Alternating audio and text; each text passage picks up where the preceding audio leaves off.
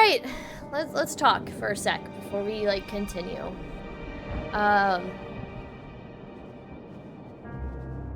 I've been sitting here for the past, like, couple of days just thinking about MSQs and my time in Elpis. And I feel all sorts of emotions. Like, I feel angry and I feel... Okay, I say all sorts. I feel two different emotions, angry and sad. I'm angry at Hermes for what he caused. And... like, he's the reason all of this shit is happening. He's the reason. He's the reason that Emmett can't see his best friend. He's the reason that Venat took such drastic measures. Became Heidelin.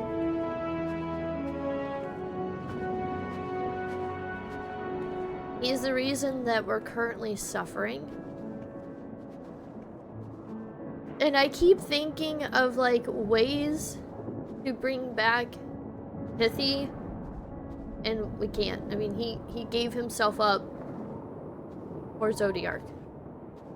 Like, he's gone. No, like, there's no soul going into the rift and can find another body and come back in a different body. There's none of that to my understanding.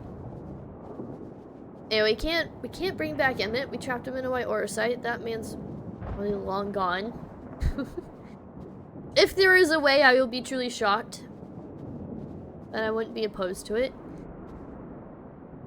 And I do take comfort in knowing that Venat, aka Heidelin, has done her best to visit us. It feels like I'm down to one friend. Like, I almost feel like what Emmett is feeling when he lost Etheirys.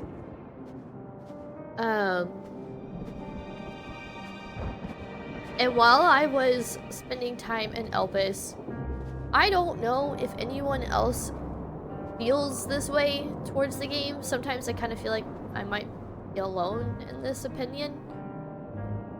But I felt more at home in my time in Elpis than I ever have with the Scions. It just felt so natural to be next to Emmett and Hithy and Venat and talking to the other Ascians and even Hermes to an extent. I want to be in that friendship. And I'm not saying I hate the Scions, but right now when I'm with the Scions, it's just constantly like, you're the champion of Eorzea. What can you do for us? What can you do for the world? Can you save the world? You gotta save the world. But when I was in Elpis, I didn't have to worry about that. I mean, I did to an extent. I was literally there to get answers, you know, on how to stop our final days. But it was like a moment of peace. I wasn't the champion of Eorzea there. I felt like kind of like equal amongst my peers in a way, kind of thing. And I really, really, really liked Elpis a lot. Ah, damn it, I'm crying again.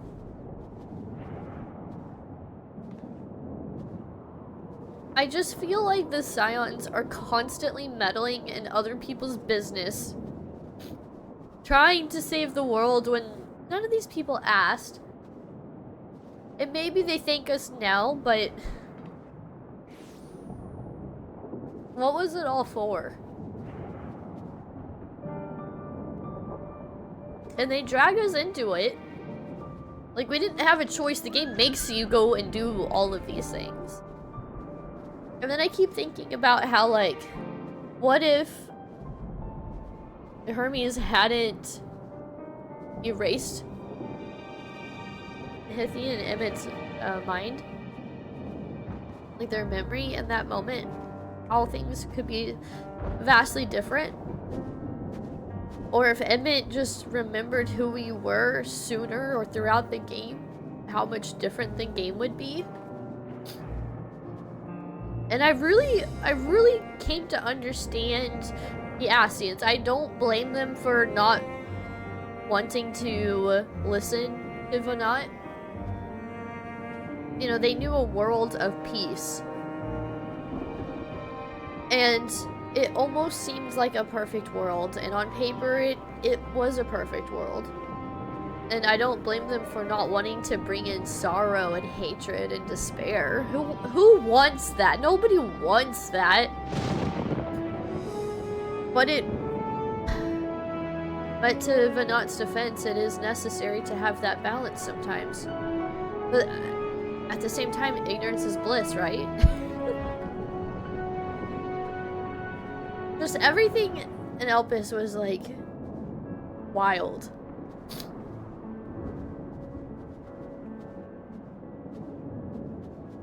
And hearing answers just kind of being played out over everyone.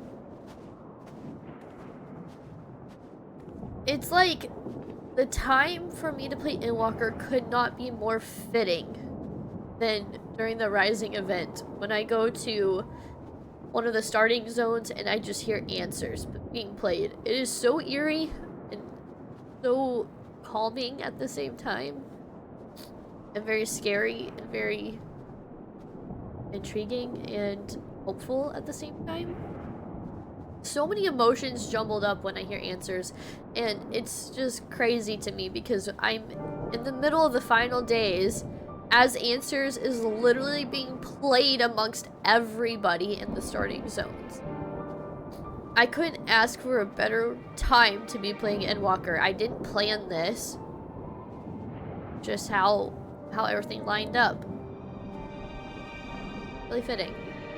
I also thought it was fitting that, and someone actually brought this up in chat yesterday, or Friday, I guess, when I was playing, that, when I completed Elpis, it was my 14th Endwalker stream. It's fitting because, like, we housed, like, the soul of Azim. Azim was the 14th seat on the convocation. And on my 14th day in Endwalker, we are working with a previous Azim, which was Venat. We're currently housing the soul of Azim. And it was my 14th stream, and I just thought that was really fitting. Really, really fitting. Also didn't plan that either. I'm just wiping off my makeup. Like, I push back my tissue off my face and I just see more foundation coming off. Like, this Power Grip primer from e.l.f. can't even stand up to Endwalker feels. Can stand up to the Texas heat, but it cannot stand up to the Endwalker feels. Anyway, so this is kind of just where my mindset's at, why I keep crying. I felt really, really connected to Hithy. And I don't mean in the sense that, like, he is very attractive or anything like that, but, like, it's so crazy how we spoke to him for, like, 2 seconds in Emmett's recreation of Amarat. And those 2 seconds were so impactful to me that I just was desperately trying to find this Hythlodaeus again. And then we get to the moon, and I don't know, what you want to call it, the ghost, I guess, of Hythlodaeus. We see him for just a tiny moment, and I felt like, yes, we're getting closer. Not realizing that he's actually long gone. Kind of like in denial kind of thing. And I had made a comment a while back saying it would be so cool if after Endwalker you go back in time and you could see what the world was like for the Ascians before the final days. Little did I know that I would be traveling to Elpis, and I got to see that. And that's where we met Hithy. We actually got to spend some time with him. Like, Elpis is, like, my favorite part of the game. I don't think there's been any part of this game that really just hit me. Plus you get, like, so many answers to, like, questions that you've had lingering throughout the game, like, answered to you in your time in Elpis. So, like, that's also really cool, too. I think that also plays a huge factor. And then, the other day I pointed out that, like, we fight Hermes twice in Endwalker. First as Fandaniel, and then again as Hermes. But Shrimp brought up a good point that in total you fight him 3 times technically in Final Fantasy XIV because you fight him in Crystal Tower as Amon. You just don't know that yet. You don't know that yet. I'm like, my goodness, this boy just really likes to get his ass kicked by us, doesn't he? I call him Fandingus and Hermy Wormy, but anyways.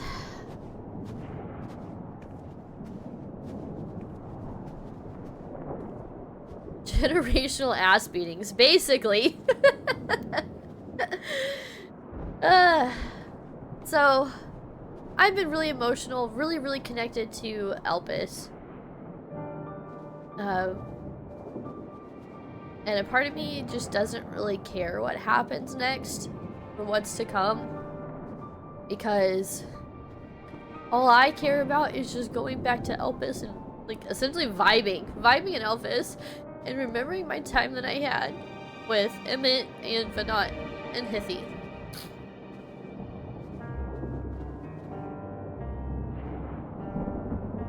But that doesn't mean that I don't not care about what's going to happen. It's just not my top priority right now.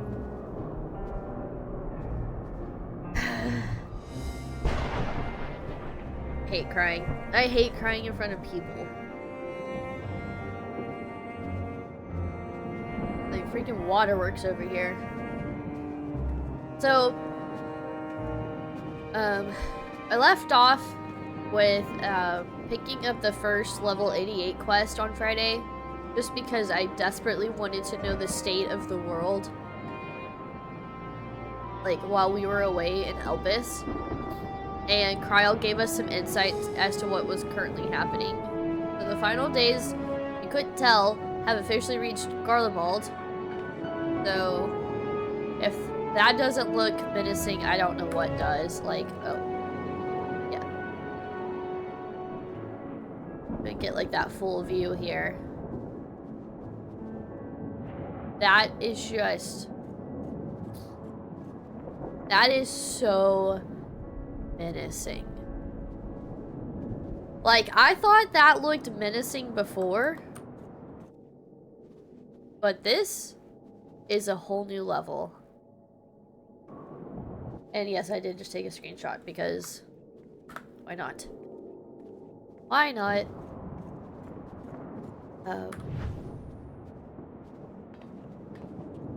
So that's where we left off.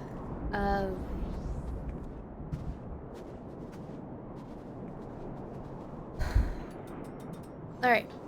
Let's just, get going with it.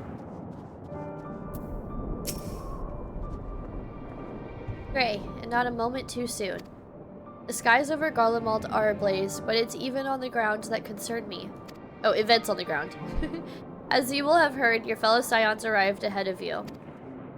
We cut the customary greetings short after we received word from our troops on the Magna Glacis that the Forum's airships had landed. It was then that the heavens began to burn. I dispatched your friends at once to ensure the refugees come to no harm. I would have you join them immediately. Additional support is en route, but we will discuss them later. I trust you are ready to depart? I can't handle cutscenes right now! They're already gonna drop cutscene sequence? Already? Can I just go back to, like, my Ascian friends? I want a whole arc where I'm just an Ascian. I vibe way more with the Ascians than I do, like, anybody else. don't want to be the champion of Eorzea anymore. Okay. Well, let's just get it done. Please let the future battle, blah blah blah. Okay. Ugh. Whenever I cry, my eyes get really...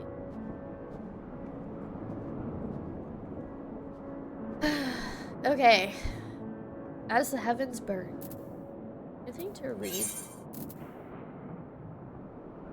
Okay, so as the heavens burn, much and more has occurred during your sojourn to the First. Kryle and Tataru offer a brief summary of the forum's recent activities. Of particular note, the plan to relocate Thavnarian refugees to Garlemald. Having learned of the device within the Tower of Babel, the forum intends to utilize it to teleport them to the moon. Several of the Scions traveled to Camp Broken Glass to serve as an escort for the refugees, but have fallen out of contact since shortly after their arrival. Kryle fears that the final days have come to Garlemald and your allies have come under attack, and so she urges you to rush to their aid. God. Thanks for all the Hitler-deuses. I know, I love him too. And when I say that, I don't mean like a husbando level. I just like everything about him. He was so gentle and so kind and so sweet. And also very beautiful. Okay. He is a bro. He's like a, man. Like the entire time throughout Elpis, I just felt like Emmett and Hithi were like college bros. Like they're like just best friends. And then Vanat like shows up, and I feel like she's a part of the friend group too. She's like the girl in the bro group, you know? She's like a bro too. Like it just felt like we were all like, I don't know why I got college vibes, but I did. Maybe because in college you're still like kind of innocent to the world. You haven't hit full level of adulthood yet. Like you're out with a career job, trying to adult, trying to pay bills, trying to take care of yourself, trying to potentially take care of kids and a family and you know, putting food on the table and a roof over your head. You're not dealing with that shit just yet. Not necessarily. Some people are, but not necessarily. Like in your early 20s, you're still got a tad bit of innocence to you, and I think that that's why I felt that way. So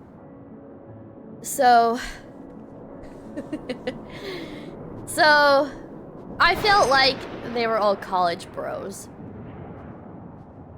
And they accepted me into their circle. I'll be honest, I'm 35 and still not properly dealing with it. I mean, I turned 30 and I'm not either. I didn't say we had it figured out. I'm just saying we got a lot more shit on our plates. You know, this is why we like cope with things, right? Like I cope through playing video games. Other people choose other forms of methods to cope with things. I'm also a severe workaholic, which I've gotten so much better at over the years. But yeah, we're all coping ways. We're all empath ways and coping ways. During today's stream and tomorrow's stream, you guys are the empath ways. The whole Greek theming doesn't hurt that perception either. I know, right?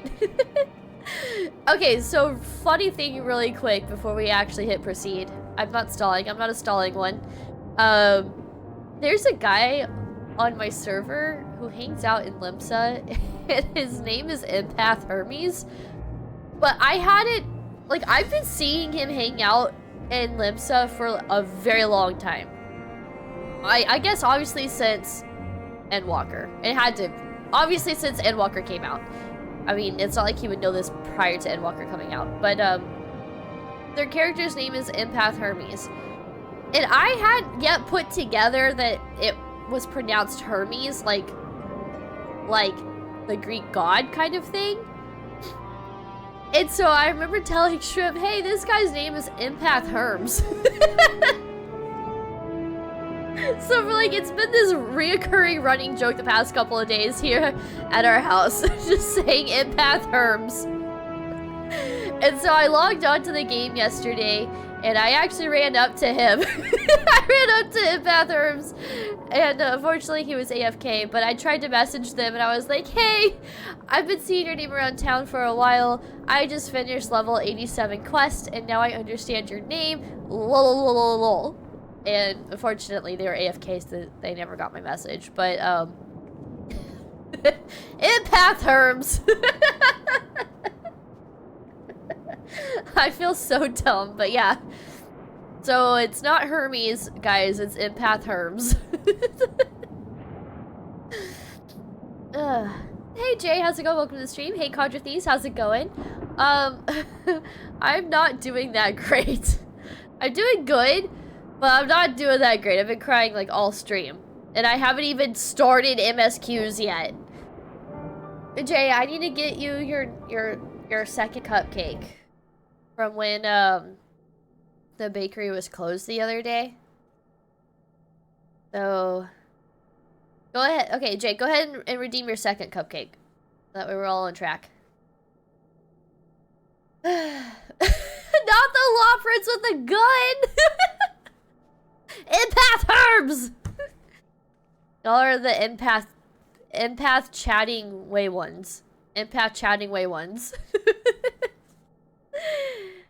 Okay.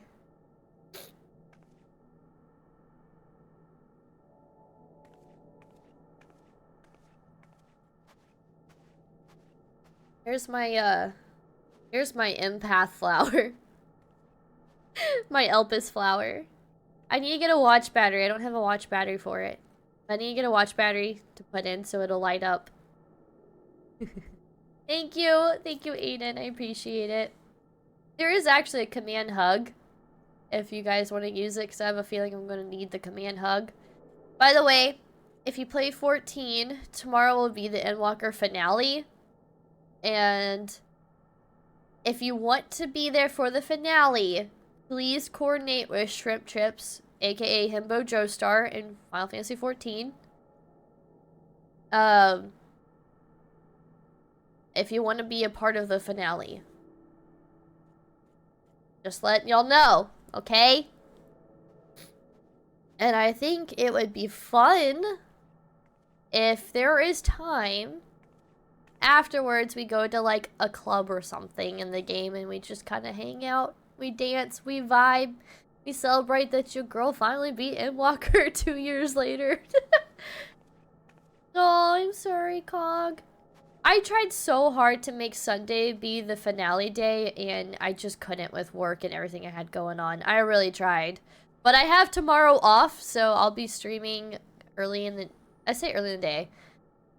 I have to beat this before 8:30, because that's what time movie night starts. So, I don't know. Maybe like around noon or something, I'll try and go live. Ugh. Try to round up everyone for a proper reading spot time. Okay, sounds good. If I'm a little late, it's okay. Yeah, I haven't thought too far ahead yet on stream tomorrow, other than like I sat down to put on my makeup. Oh, Jay, by the way, I don't know if you did, but Jay, please redeem your second cupcake. But I sat down today to do my makeup and I instantly started crying because it hit me that I only have 2 more days left of Endwalker streams. And I don't like that. I don't like that. Now, granted, we have post-Endwalker content to do in November after Minnow Madness. But I can't even focus on Minnow Madness right now. I'm so hooked on this game. Hey, Catlord, how's it going? Welcome to the stream. How are you? Okay. Y'all let me know when Jay gets back, I guess. In case I happen to miss it, or if I'm busy. Just let Jay know that he can redeem his second cupcake. Okay.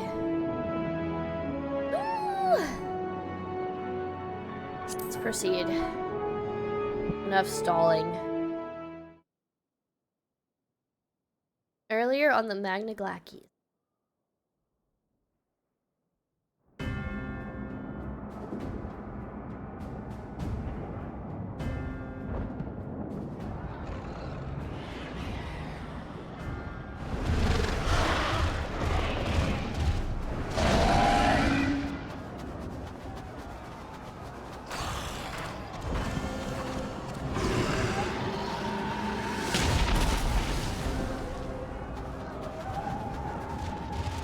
No. Oh, man. No. We were promised an escape. Not the same doom we fled.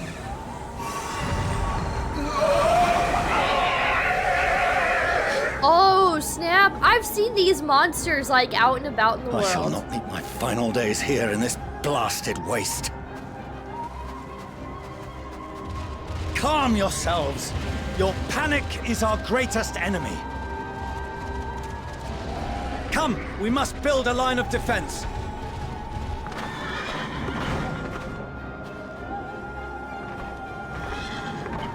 Oh. Not the kid! Huh? Oh, a Stydian. How? Leave the fighting to us, Father. You must lead the people to safety. This is such a weird change in pace coming off of Elpis.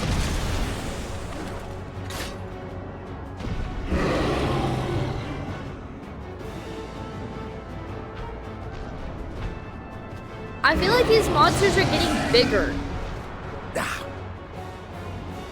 I can handle this pair. You shall tend to the refugees. Let us be about it.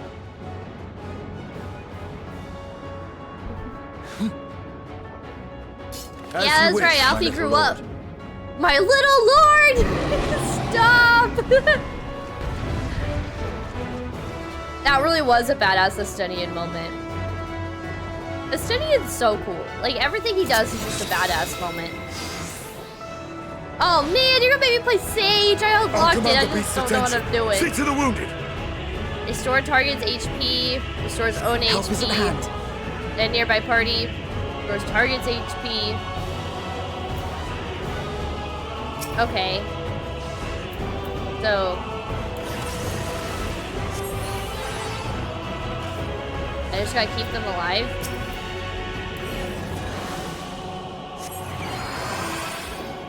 That's not enough for this guy.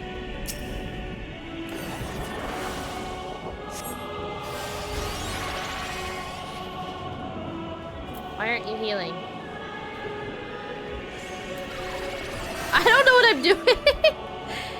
Okay, there you go.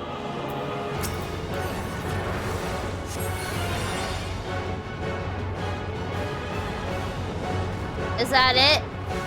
Now what?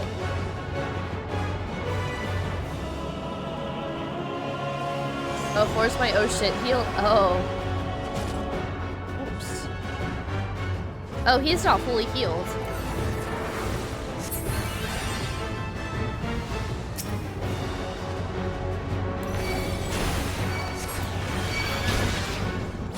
Leave it to me.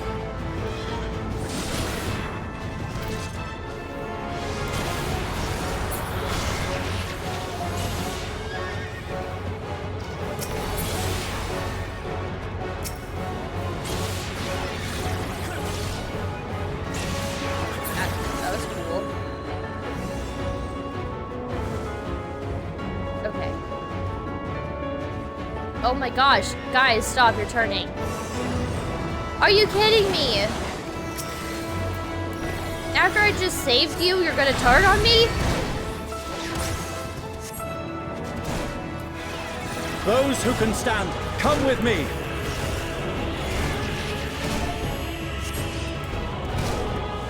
Oh, that's on cooldown.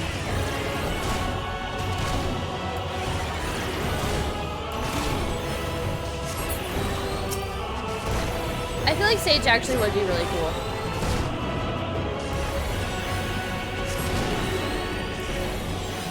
But I don't want the stresses of keeping a party alive. Like, I die way too much to be healer class. Look at Stydian go.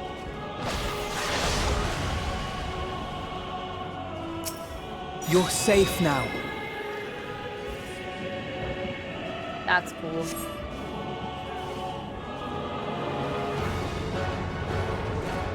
Yeah, if I were playing with friends, I probably would like it. I think it would be fun. Easy now. Deep breaths.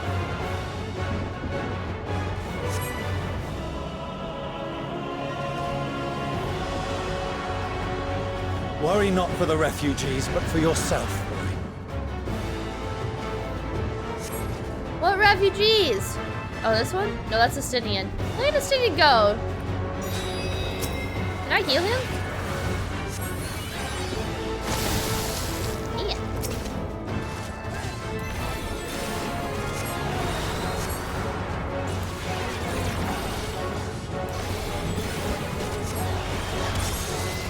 The Stydian. You gotta watch your health. Be careful out there, okay? I need to watch my health too, though. What am I talking about?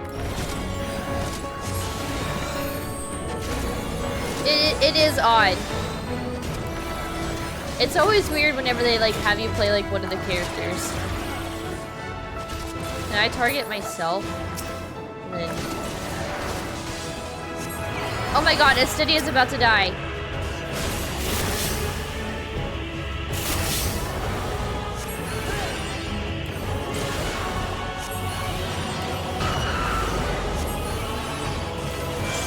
I'm used to DPSing. I don't like having to keep people alive.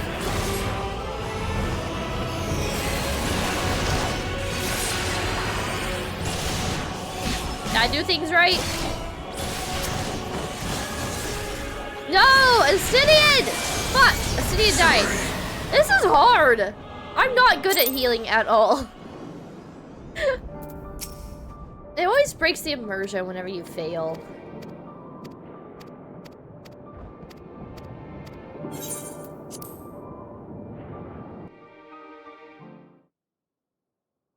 The number 4 for juicy heals. Oh.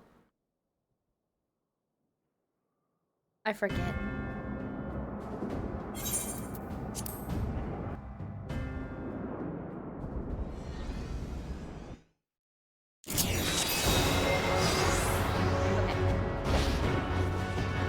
I'll command the beast's attention. See to the wounded. Help is at hand.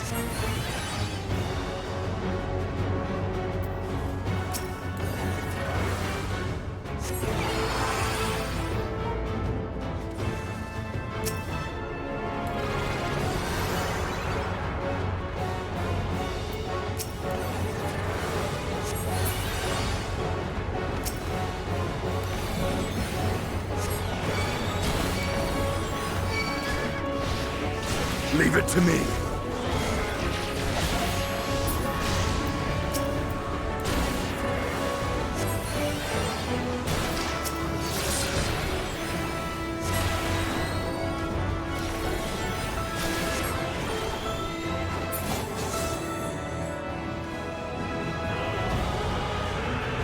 I know Stydian said leave it to me, but like...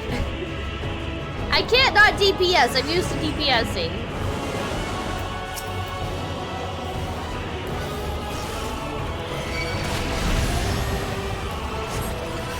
Oh god, I pressed the wrong button. Those who can stand, come with me.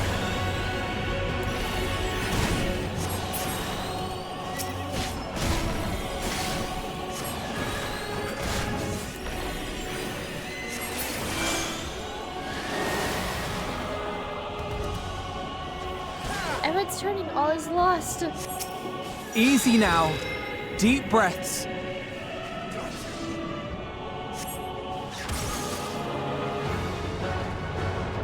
I feel like You're safe now. through all of this, we're like Vanat now.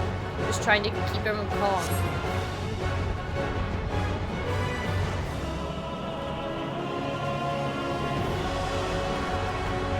Worry not for the refugees, but for yourself.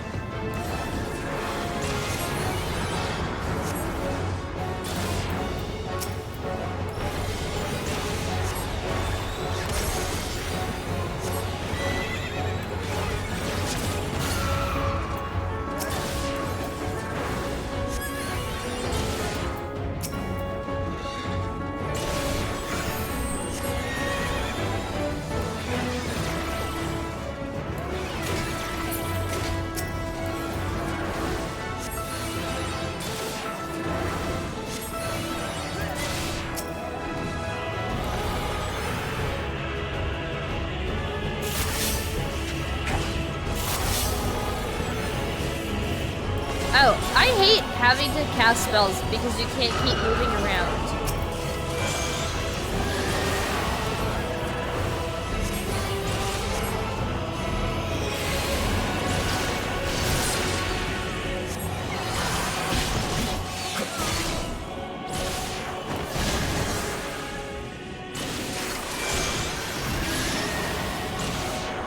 I didn't give him juicy heals at all.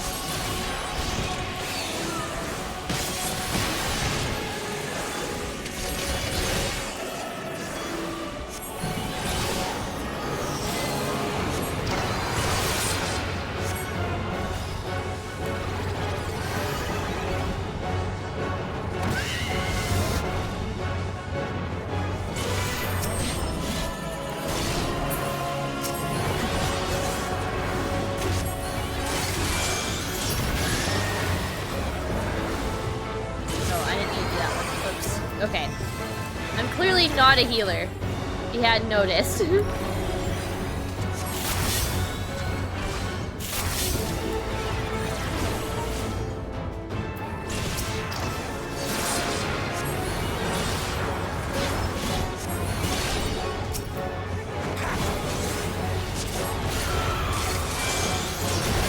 Hard, but not hard enough!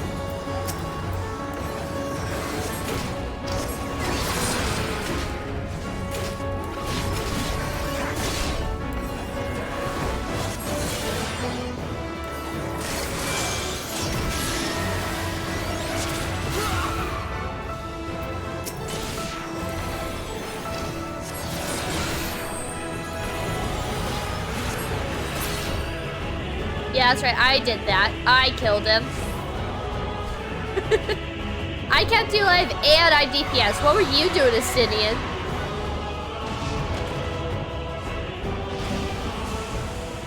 Now we're gaming.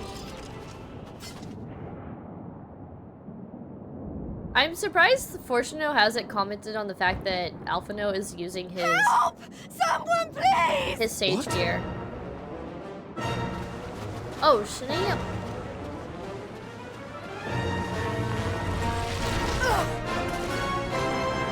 Come on, not the kid. Not the kid.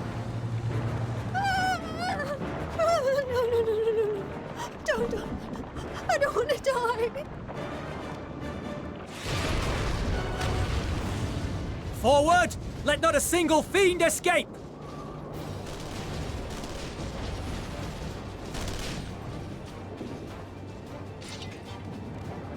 Wait, that's... Euless and the army. So, Euless! you've recovered then? Julius.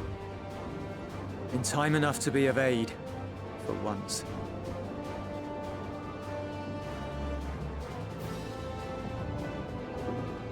We can speak of it more later. For now, we must fight! To repay your salvation in kind, or with better! For Garlemald has her pride!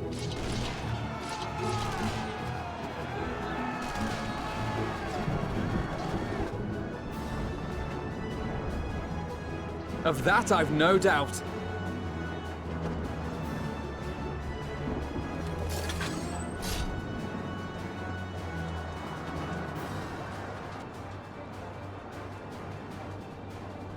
Good gods. Of all possible saviors, the Imperial Army. I know, right? I know! Oh! While we were out making amends, who knows what you were doing? I know, right? I had hoped to take all of them down at once. Think a withdrawal might be in order? Oh, sod that. You know who would never abandon these people to their fate. To be devoured by their former friends. That'd be beyond cruel. These beasts must fall here and now. I love Alice. And Grahan, too. I'd say it's high time we threw caution to the winds. Yes! Caution to the wind! So long as you spare me the heroic sacrifices. Throw wide the gates! Now, Unleash let's your go. magic!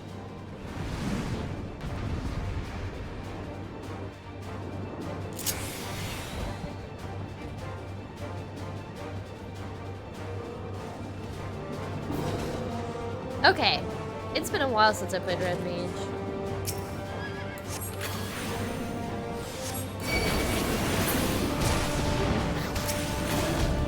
Damn it!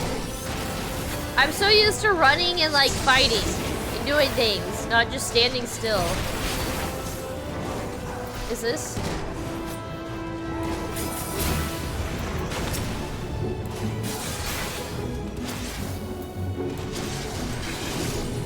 Oh, that's cool. They didn't give me like a meter or anything, so. Okay, that works, I'll take it.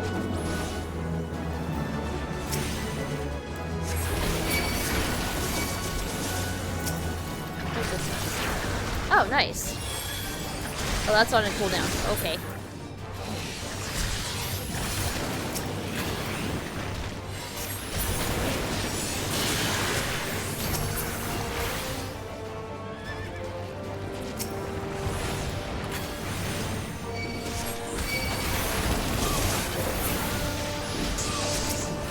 Red Mage is fun. I stopped leveling it at some point.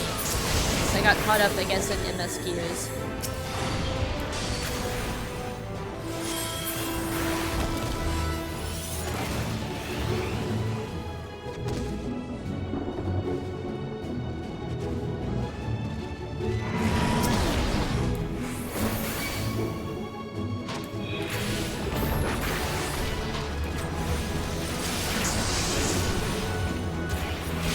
I'm fine. I'm fine. My turn.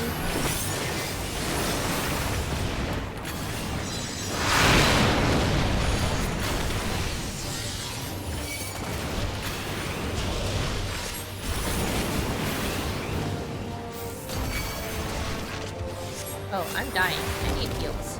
Raha, heal me. Heal me.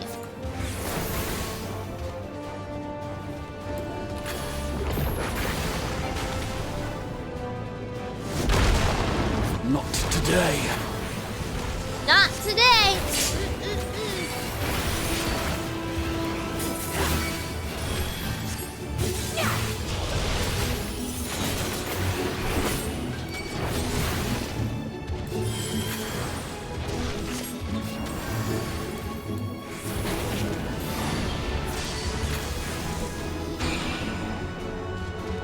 I need to stand this one.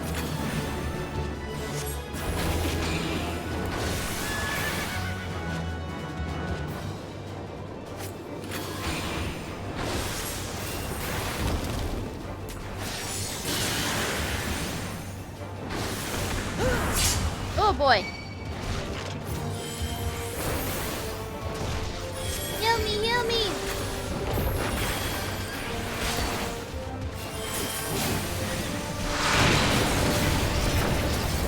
I'm not done yet.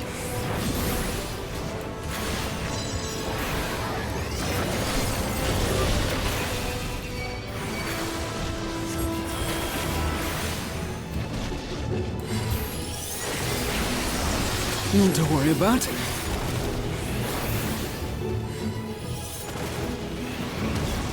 Bad. Woo. The air crackles with energy. Find cover! I hope I hit in the right one.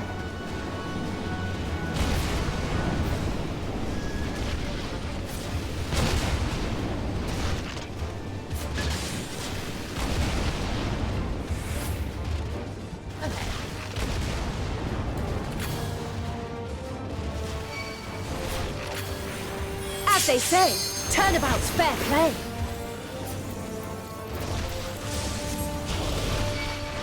On guard.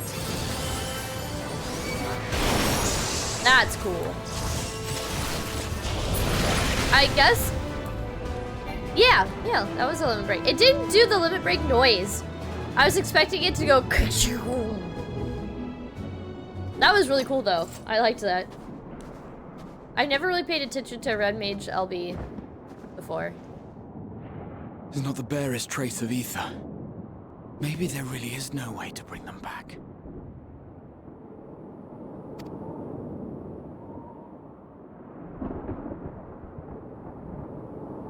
Thank you for saving our lives once again.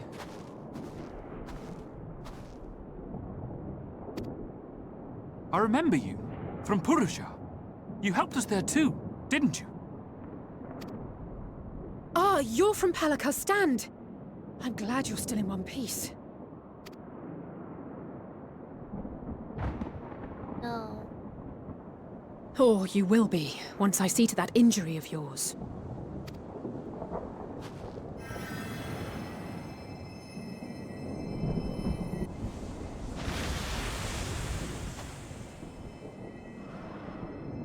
Look out! Oh no. Oh, that one's angry. Oh no.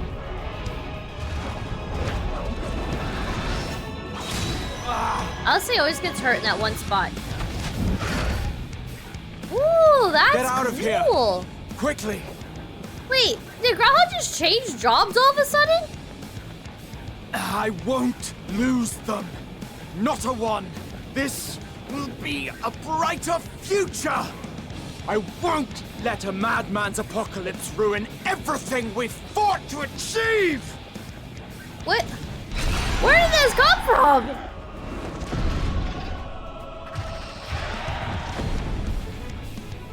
He just went from healing to tanking.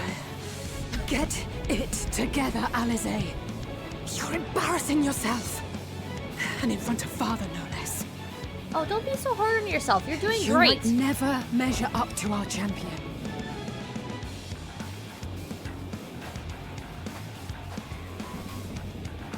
But we ask too much of her as it is. You mustn't let our sword in the darkness fight alone. Aw. Wait, hold on.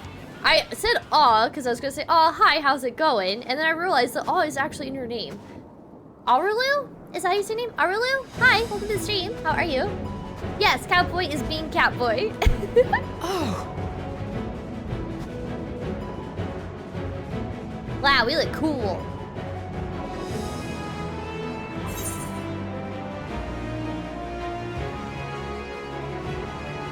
This is precisely why you should never squip your squat regimen. Okay. That would be so shit to say to Alice.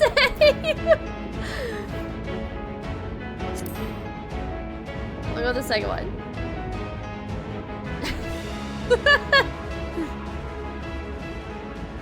I can look after myself, you know. Hey, I'm trying to boost your morals here. I'm trying to say you've been doing good. I could have told you to not skip your squat regimen. Would you rather Everything's go in with that order? answer? I trust. Sure. When are we gonna sit down with everyone and tell them all about Elvis? I've had enough of this rabble. Come on! Okay, that was pretty cool. We look pretty badass, I'm not gonna lie. You always did the last one? I'll have to go back to the unending journey and go to the end and like see what happens when you pick the last one, because that's really funny. Okay.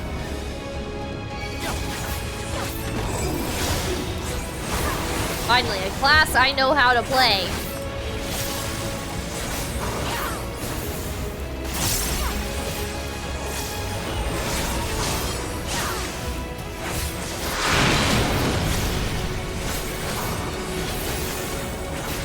Oh, I say that.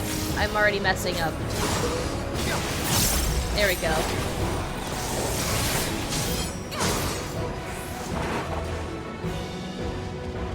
Come on, go off.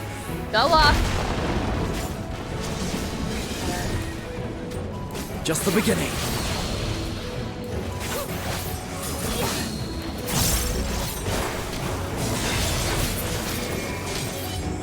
Wait, do we stand? Okay. Then, there we go. Aurelu, thank you so much for the follow. It's much appreciated. Hi, I'm Queen Minotaurus. Welcome to my lab with the swords. What is your favorite mythological creature? With me! Mine is the Minotaur.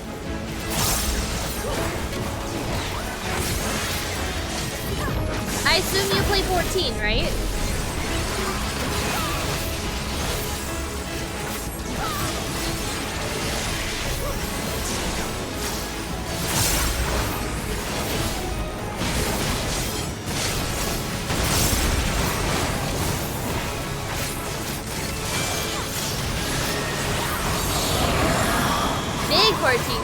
What's your favorite?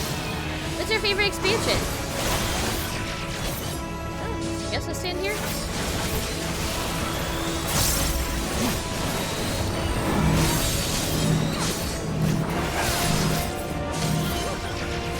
Damn you!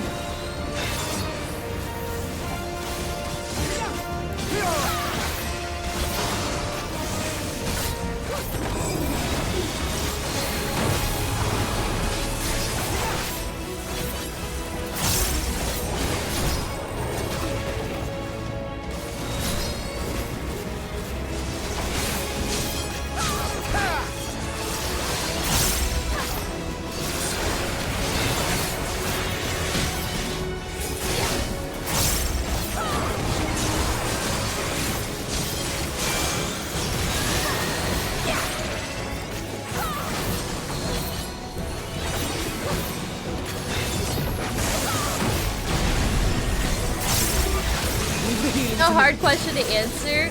I totally get that. Heavensward has had like my heart throughout like the entirety of the game almost.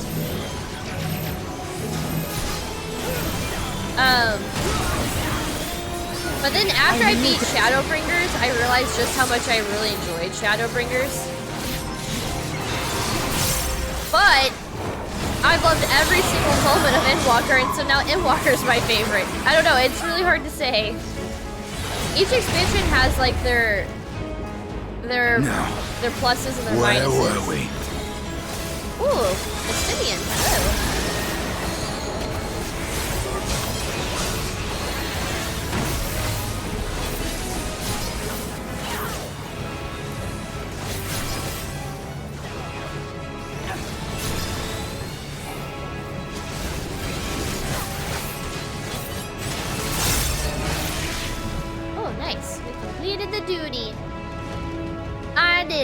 I did it, not them. I did it.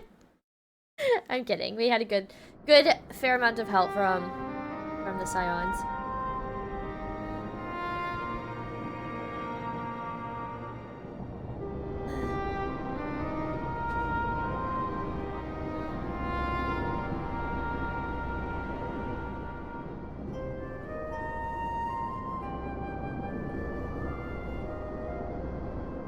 You must board without delay. The ship will depart ere long.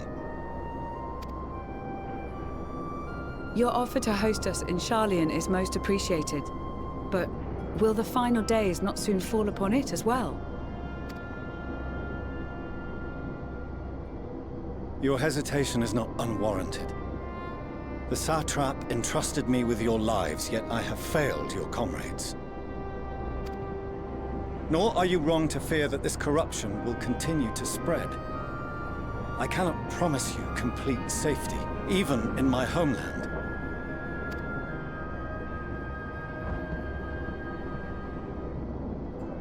What I can promise is that I will do all in my power to protect you.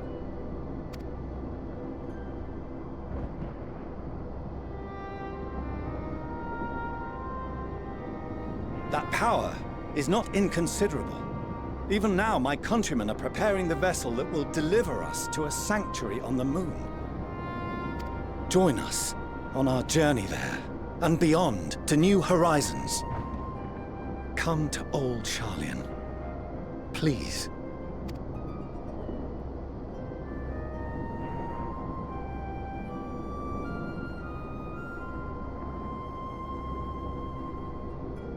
We would be fools to refuse such a generous offer made in earnest.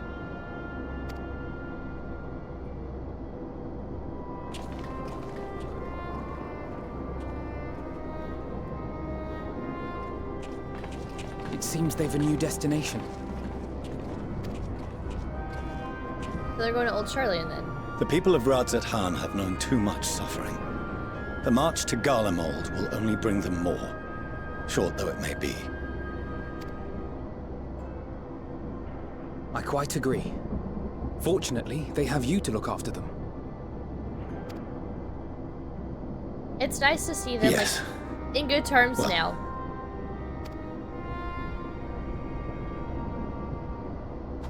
Behind you! Just there!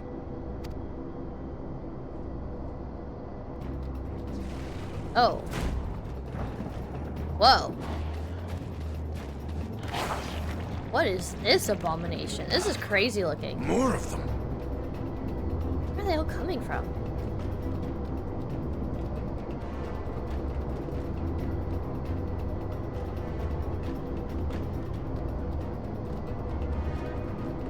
Oh, I don't know why I was expecting them to keep talking. I have to cue the next dialogue. Whoops. Oops. Oh. I was gonna say that's a Reaper attack right there. Wait, what? Why did Xenos kill it? Xenos! Here! Why did he kill it? You'll be alright. Hurry to the airship.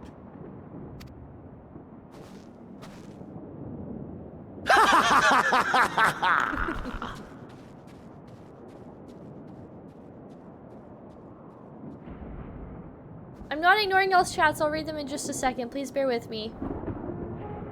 Why have you come? A heretofore unseen beast. 'Twas ripe for the slaying. Why does he oddly seem calm for Xenos? Poor sport, alas. Unfit to temper my blade. Never mind, he's back. Yeah, no, I'm ready to fight him. Is this where we fight him? For the love of... You cannot still be on about a rematch. I mean, I'm still on about a rematch. That is and has ever been my sole concern. Is it finally time to fight Xenos? This is all I've ever wanted.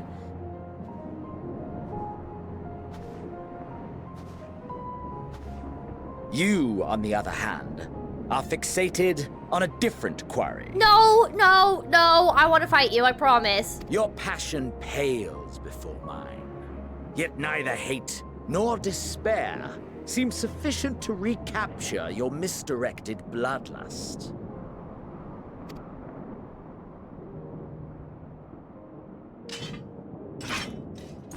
I gotta say, though, he does still seem oddly calm. I hone my blade, and I wait. What? Ugh. I don't want to wait. Come on. Size the blazon. Let's fight. I literally took up Reaper to fight you. That's all the that's the only reason I played Reaper. That's all you care about.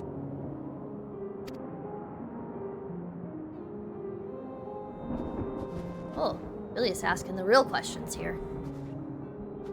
Garlemald is in ruins. Our homeland, the nation you rule, is as good as gone. Along with so many of its people.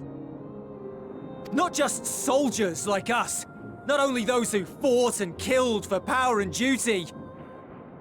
Innocent civilians. Imagine a turning point where Xenos joins our side and helps us fight the final days.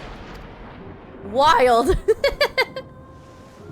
Murdered by their own flesh and blood. Lost and confused as they breathed their last. While we who survived with our lives and minds intact were left to freeze to death. The Eorzeans tell me all this was your doing! You slaughtered your countrymen! You did! For what? He also slaughtered his dad, too. This man just don't care. For nothing, in the end. So much wasted effort. I like how he's just like, for nothing. Just because I felt like it. No big deal.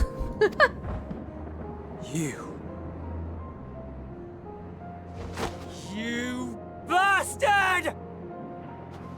For your own sake, Eulus, you must control your anger. It will serve no one should it consume you and see you transformed. What a tough position to be in. You can't even express anger. There's an anger meter. Would you be happier had I a good reason? It depends on the reason. I don't know. What? It's honestly... If my motives met with your approval, would you no longer resent the outcome? He asks a good question and puts a really good perspective on it. I'm not gonna lie, he does. If so, then perhaps a beast's skin would suit you better. Oh. Duty, honor, morality. All constructs of convenience when put to proof. Surely the war taught you how easily power becomes the tool of the self-righteous.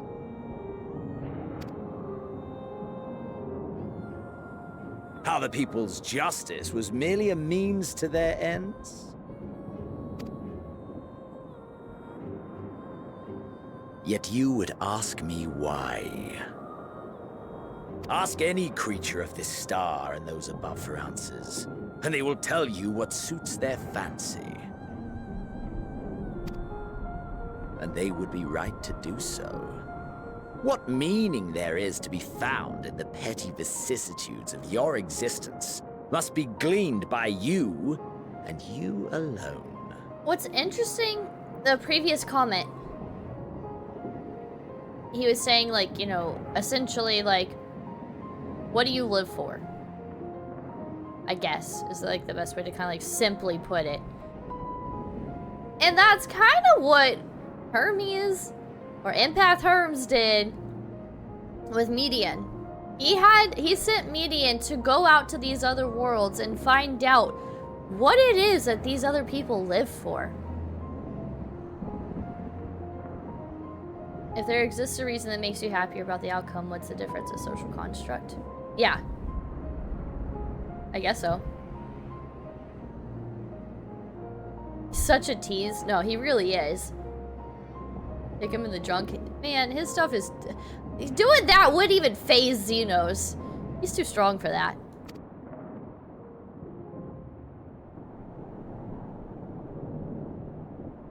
Should you seek it in battle in the fruitless pursuit of my demise, then come.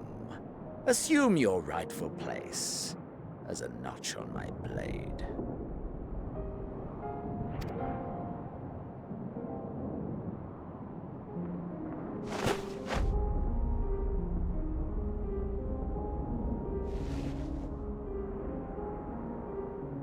You are a blight on the Garlean race, and there would be no more satisfying way to expunge it than by beating you to death.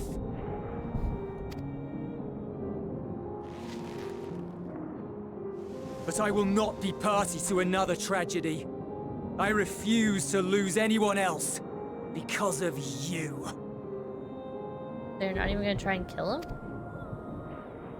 So go. Go! And may we never suffer your madness again! So he just wants to send him away.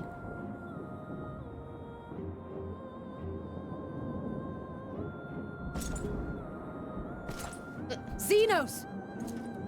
He's like, okay, I'll go.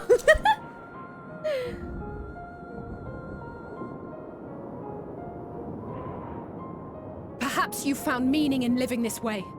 I cannot deny you found strength. Oh, I'll say, going to give him a little pep talk here. Yet if you only pursue your hedonistic pleasures and pay no heed to the plight of others, then no one will give you the time of day.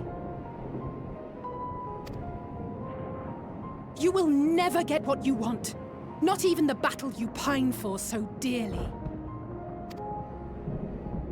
You'll be alone for an eternity, and you'll deserve every agonizing second of it. Yeah, you tell him.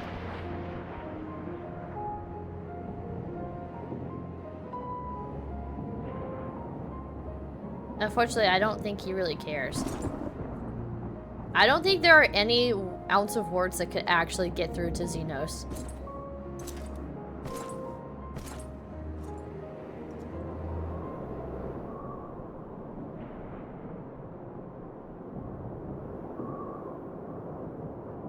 I feel like we haven't seen the last of him, but that was a really interesting cutscene. He was just so calm. He almost seemed tired. We're ready to depart. The refugee ships will be leaving shortly, but I've asked mine to remain for the time being. There's room enough for you to join me on it, if you wish.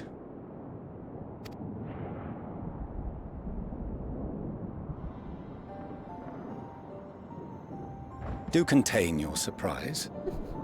I needn't agree with the Scion's methods or intentions to acknowledge that their deeds are deserving of gratitude. We appreciate the offer. Look at us working together. But might I ask why you are delaying your departure? I presume it is not solely for our benefit. I must visit Garlemald ere we return to Sharlayan. Having caused such an uproar, it is only meet that I explain myself to the Ilzabard contingent.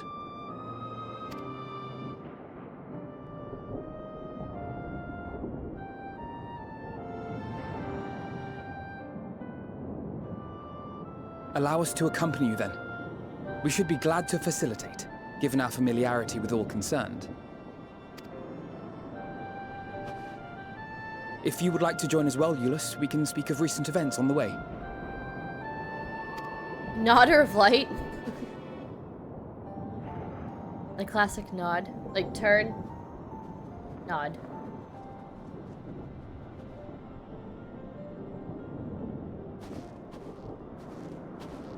He'll be after your seat on the forum next. Oh shit.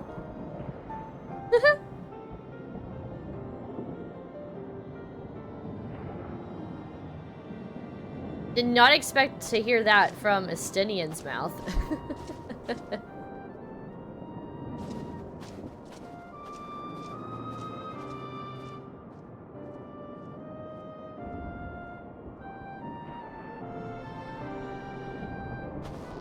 I guess in order for Alphino to even try and have a seat on the forum, we gotta save the world first.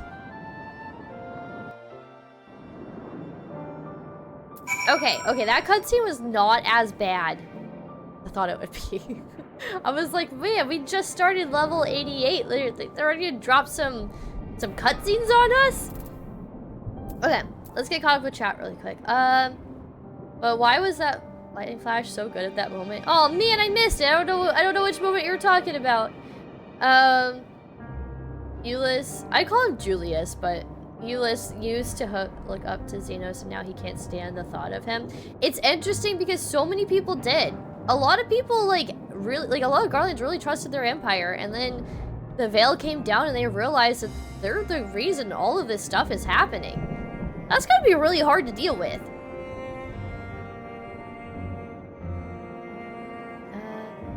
There's no rush on reading chat. Enjoy the game is important. I appreciate it, Arilu. I just have mine on autoplay, but I imagine that's harder when reading out dialogue on stream. Yeah, it's a lot harder. Sometimes I'm a slow reader. Sometimes I like to reread stuff too, just to make sure that I understand what's being said, because sometimes the way they word things is a little confusing. So yeah, it definitely helps when like streaming. I like the patch content of Heavensward the most, I think, but I like the base game of Endwalker the most, but the Tempest is my favorite zone and music in the game in both parts. Yeah, I could see that. Like, I really like Heavensward, but I think it is because of the post content. Like, I guess same kind of goes for Stormblood too. Like, the post content of Stormblood was so good. Post content seems to be really, really, really good. Like, I really enjoyed all of Shadowbringers and the post content, but I didn't like realize just how much I enjoyed it until after I beat it though. Like, if that makes any sense. Like, I liked it, but I didn't realize how much I liked it. And then, but Endwalker though, every single moment from like the very first step I took, from the very first quest I accepted for Endwalker, I have loved every moment of it. And I haven't felt that way about any of the patches or expansions at all. Talk to everybody. That the final days should manifest here too, after everything these people have suffered, is a fate cruel beyond words. Nevertheless, all allies old and new at our side, there is yet reason to be hopeful. It makes sense that the final days came here next because of how much the people have suffered here in Garlemald. Like, it makes sense. There's just a lot of despair in this world, in this part of the world. Whereas we've pretty much united nations almost everywhere else that we've been to, so there's not as much despair there.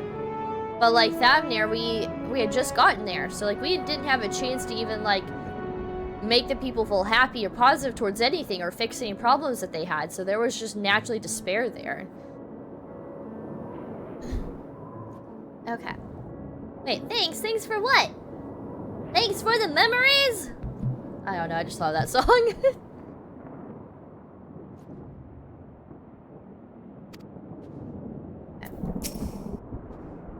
It's been a while since last we spoke. For some time, I was not myself. That's okay, totally understandable. Lucia and the others told me what happened that night, and about the events that took place while I was receiving treatment. It was only then that I realized the lengths that you and yours go to. I know I might never be able to repay you, but I'll be damned if I don't try. Most of all, I want to thank you, all of you, for everything you've done and continue to do for the sake of my people. I mean, I guess we're definitely better leaders than Xenos. At the very last, I am glad our own members are accounted for. This is a contingent space of operations, I take it? We couldn't save them all, but if we'd arrived any later, it would have been a massacre. Things were looking bleak until you and the first turned up. Though there'll be time to discuss later your journey to the first. Man, we were on the first for 2 seconds. I can't wait to tell everyone about our journey to Elpis and how we met our best friend, Hythlodaeus, aka Hithy. Melody, hi! Welcome to the stream. How are you? You're actually able to watch. Hi! I guess this is what happens when you stream early, right? How are you? Okay. Though there'll be time later to discuss your journey to the first, there is one thing I must ask. Did you perchance speak with our friends in the Crystarium? Briefly. Very briefly. Lena and Becklug both warned me against overexerting myself. Strange that they would express such similar sentiments, identical in fact, but their advice is duly noted. I call him Hithy. That's my nickname for him. Apparently, I'm the only one who calls him Hithy. But yes, Hythlo is goals, aka Hithy, aka Hythlodaeus. I love Hithy so much. I don't think anyone in this entire game has connected with, like, or I guess I haven't connected to anyone in this entire game the way that I felt with Hythlodaeus. And then also, just a quick, short little, like, adventures we went on with Venat and Emmett and Hithy. Like, I loved every moment of Elpis. Like, I feel like I said Elvis. I'm trying to say Elpis. Eldipis. Elpis. I loved every moment of Elpis. I'm really struggling to do 88 right now because I'm not over our adventures in Elpis. I want to find a way to get Emmett and Hithy back. We got to reunite the besties, and there's no way for us to be able to do that, and I just... Seeing that moment as Venat was walking down the streets in Amarat, and she turns, and you look, and you see the last conversation Emmett ever has with Hithy. My freaking god, that was rough. You knew in that moment Emmett felt so much pain knowing that he was going to lose his best friend. And I too could feel that pain. It's just, every moment in Elpis was just so beautiful. Don't get me started, I'm gonna start crying again, damn it. It was great until the incident. Okay. You shall walk. No, stop. You're gonna make me cry. To see Xeno standing there, so uncaring and unrepentant. Gods, I don't know what came over me. I just blurted out the first thing that came to mind, but looking back on it, I stand by those words. I would say I hope they won't incite him to further villainy, but to be honest, I doubt he even remembers what I said. Yeah, if it's not about fighting us, I don't think he really cares. Anyway, enough about all that. It's good to see you again.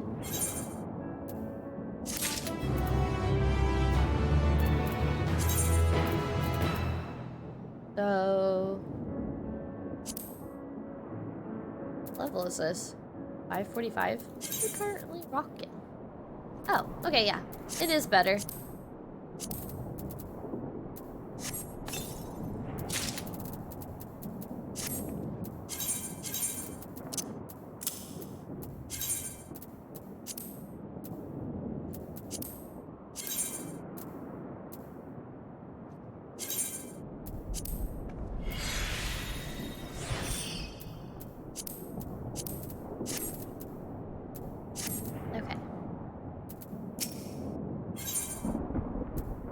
Outside help.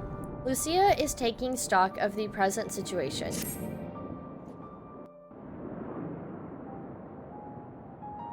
No major injuries then. Good. I briefed the recovered soldiers and sent them on their way as quickly as I could, but nevertheless feared they would not make it in time.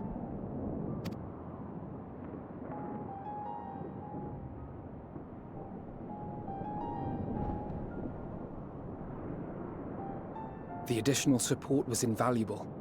Your men saved more than a few lives.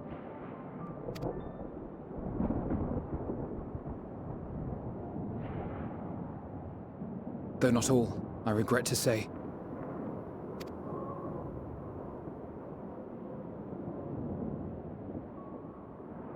I take it that I'm addressing Lucia Junius. I'm the Forum's envoy, Fortuneau Leveilleur. And you are owed an explanation for these most dire developments.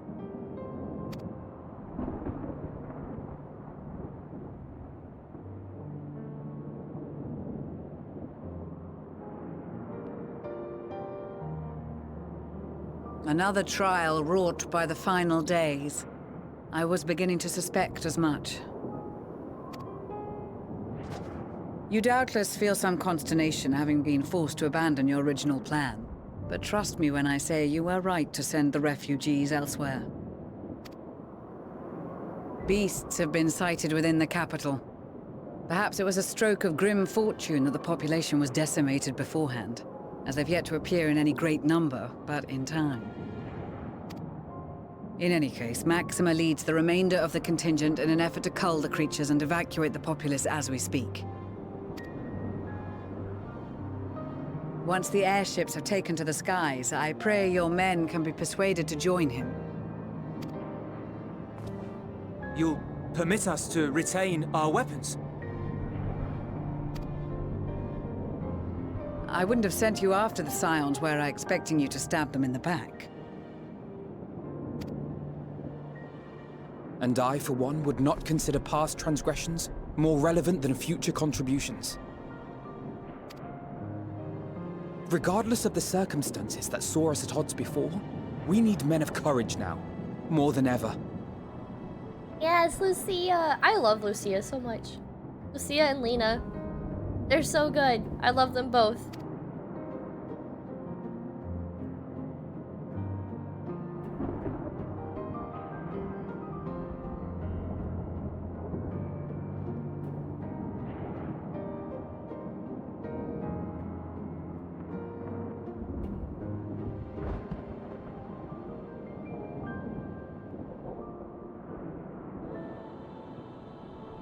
We swore to defend Garlemald, and so we shall.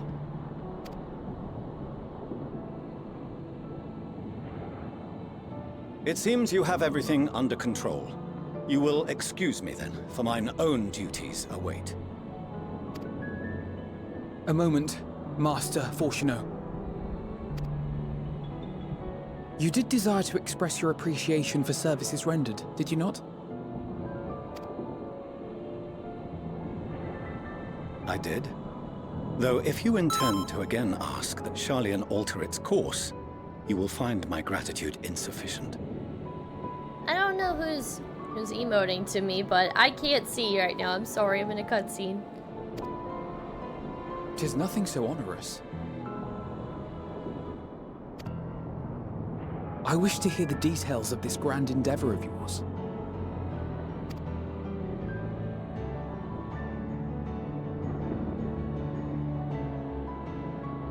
Yeah, I Do want you to know swear how to they're listen gonna get and to everyone out of learn, this. and not to embark upon some scheme to impede us. Okay. I hate when I, like, try to say something, then I end up talking over them. I hope that, like, I want them to, like, tell us what their plan is, and I hope that we can, like, save as many people as possible. So do you swear to listen and to learn, and not to embark upon some scheme to impede us?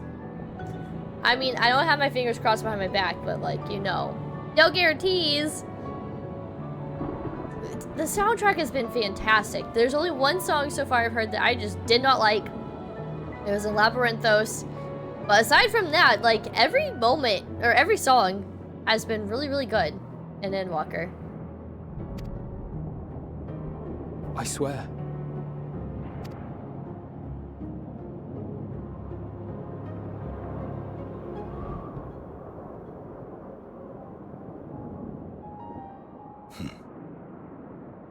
Any other I would doubt, but you I trust to keep your word. For not once have you broken it. Very well. I will request that the Forum make you privy to our plans. You may await our summons at the Baldessian Annex, assuming the decision is in your favor. Does that suffice? It does. You have my thanks.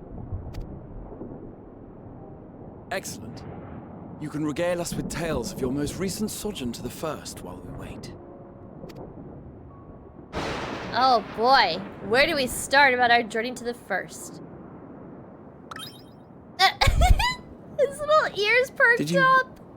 hear something just now?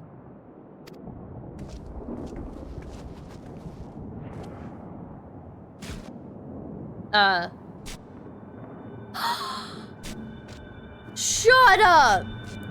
No! Wait, what's happening to the Loporrits?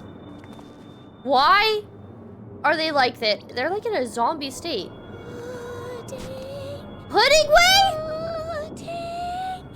Pudding way? I'm sorry, what? Where is this stars blasted pudding? How the hell did Pudding Way end up on our star? Wait, how are the Loporrits here? I did not ask for the march of the Loporrits. Okay, hold on. Do I have time? Okay. Dawn may banish. Alright, Ajay! Night. How did you bring the And to Loporrits this here? bitter climb, bring warmth and comfort.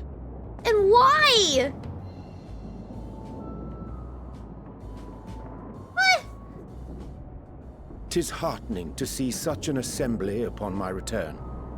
I thought often of you whilst I looked down upon our star's brilliance from the moon above. Okay, one moment. I didn't think that I'd have to bring up my Loporrits doll again. Not anytime soon, at least. Okay, we have a little Giving Way with us now. Giving Way, do you know where the pudding is? It's heartening to see such an assembly upon my return. I thought often of you while I looked down upon our star's brilliance from the moon above. Yes, but what are you doing here? And dressed like that? Aren't you cold? Shrimp got this for me. I have a little Loporrits and I have a little Elpis flower. And then we actually have the same Final Fantasy shirt, Melody. I saw you wearing yours in a picture you posted in my Discord. I was like, oh, I have that shirt too. I have a Loporrits and then, wait for it. I'm just knocking everything over. I have a little Delivery Moogle.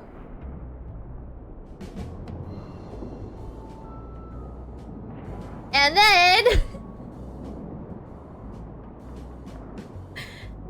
and then I have a little fat cat. But wait, there's more. And... I have the little Renda Ray. Little Renda Ray. One thing I love about Bard is, one, Renda Ray. And two, freaking Hitler Deus is a Bard too. It's so freaking cool. Yeah, I love it. I have to get a watch battery to put in it so it lights up, but the Elpis flower is really pretty. You got the Froggo! Shrimp pre-ordered a lot of Final Fantasy merch and has been slowly surprising me with them as I've been playing through Endwalker.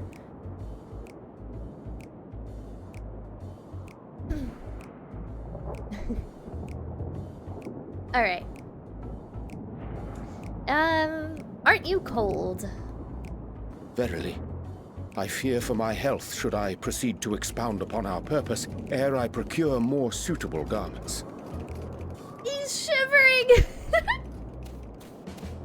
Then allow me to summarize. We're here because none of you lot are up there. Nor has anyone deigned to send word about any changes in the plans. I'm sorry, I've been away. I went back in time. It's rude, is what it is. At least that's what I thought at first, but then folks got to wondering if you weren't in a spot of bother, so we decided to take matters into our own hands. Come down here and help, if our help be needed. If they had a way... If they knew how to get to our planet this entire time, how the hell did they not come down here for freaking research on building their ship? I do too. Living Ways VA is so nice. I would love to be a voice actor for a Loporrits. That would be so fun. It's rude is what it is. She's so cute. So she says, but it's also something of a convenient excuse to visit Etheirys. But Urianger made it sound absolutely marvelous. More so before the impending doom, but still. Funny choice of words. I titled my stream Impending Doom a while back. Not because I was thinking of the metal band, totally not.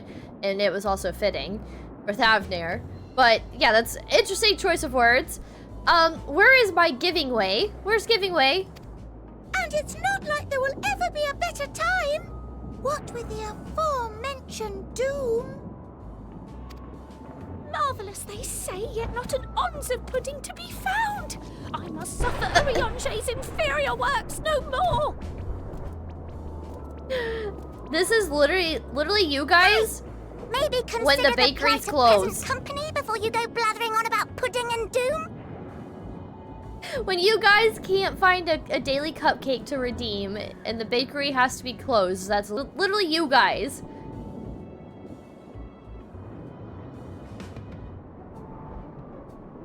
Now that the recording is alone? Really? I mean, that makes sense, but that's still sad. But that makes sense. Doom! Impending doom! Hey, maybe consider the plight of present company before you go blathering on about pudding and doom. Well, maybe I like a side of doom with my pudding. As I was saying, should you require any assistance with whatever, we are at your disposal. Aww.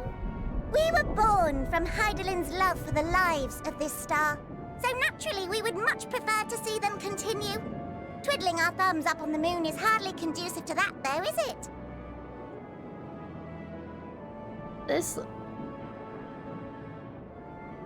That first line just has a lot more, like, meaning to it all, now that we know where Hydaelyn came from, how she came to be, who she is. It just, I hear, or if I see the word Hydaelyn, it just has a different meaning to it now.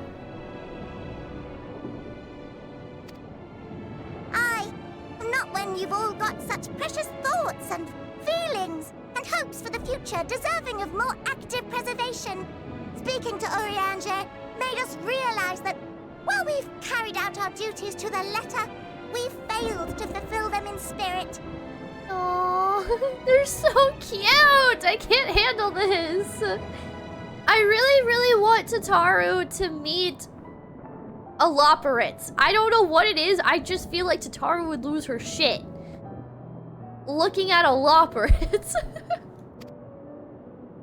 From there, it was just a hop, skip, and a jump towards resolving to do better. So please, show us how. Help us help you.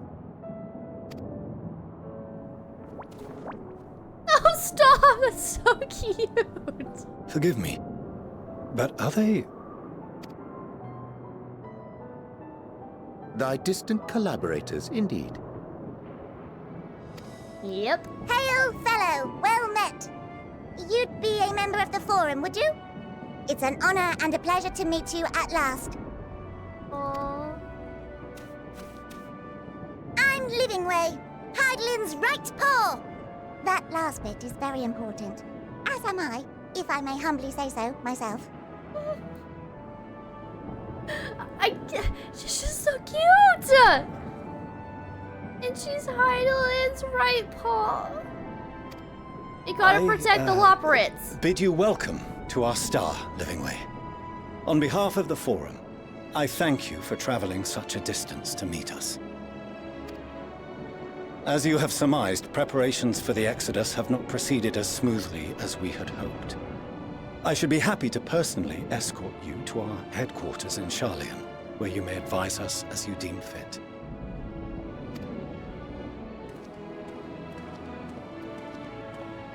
'Twas with reluctance that I set aside the great work of readying the moon for habitation. Be assured that I did so only after the Loporrits made plain their earnest desire to come hither, and I myself felt a growing certainty that their contributions here would prove invaluable. 'Tis trite, perhaps, but I followed my heart. Very nice of you to do. You didn't hide anything from us this time, Urianger. Not that I'm aware of yet. Good to haveth you back. Oh my god, imagine responding in the way he talks. May thy disciples... May thy disciples banish the darkest of nights. Oh, the first one, that's too funny. When you meet your online friends for the first time. Yes! Exactly! For a time, at least. Nevertheless, 'twas worth the journey to find present company well. One day we'll have a Minnow meetup and all the mythicals will get to meet each other and it'll be swell and we're gonna be acting like the Loporrits.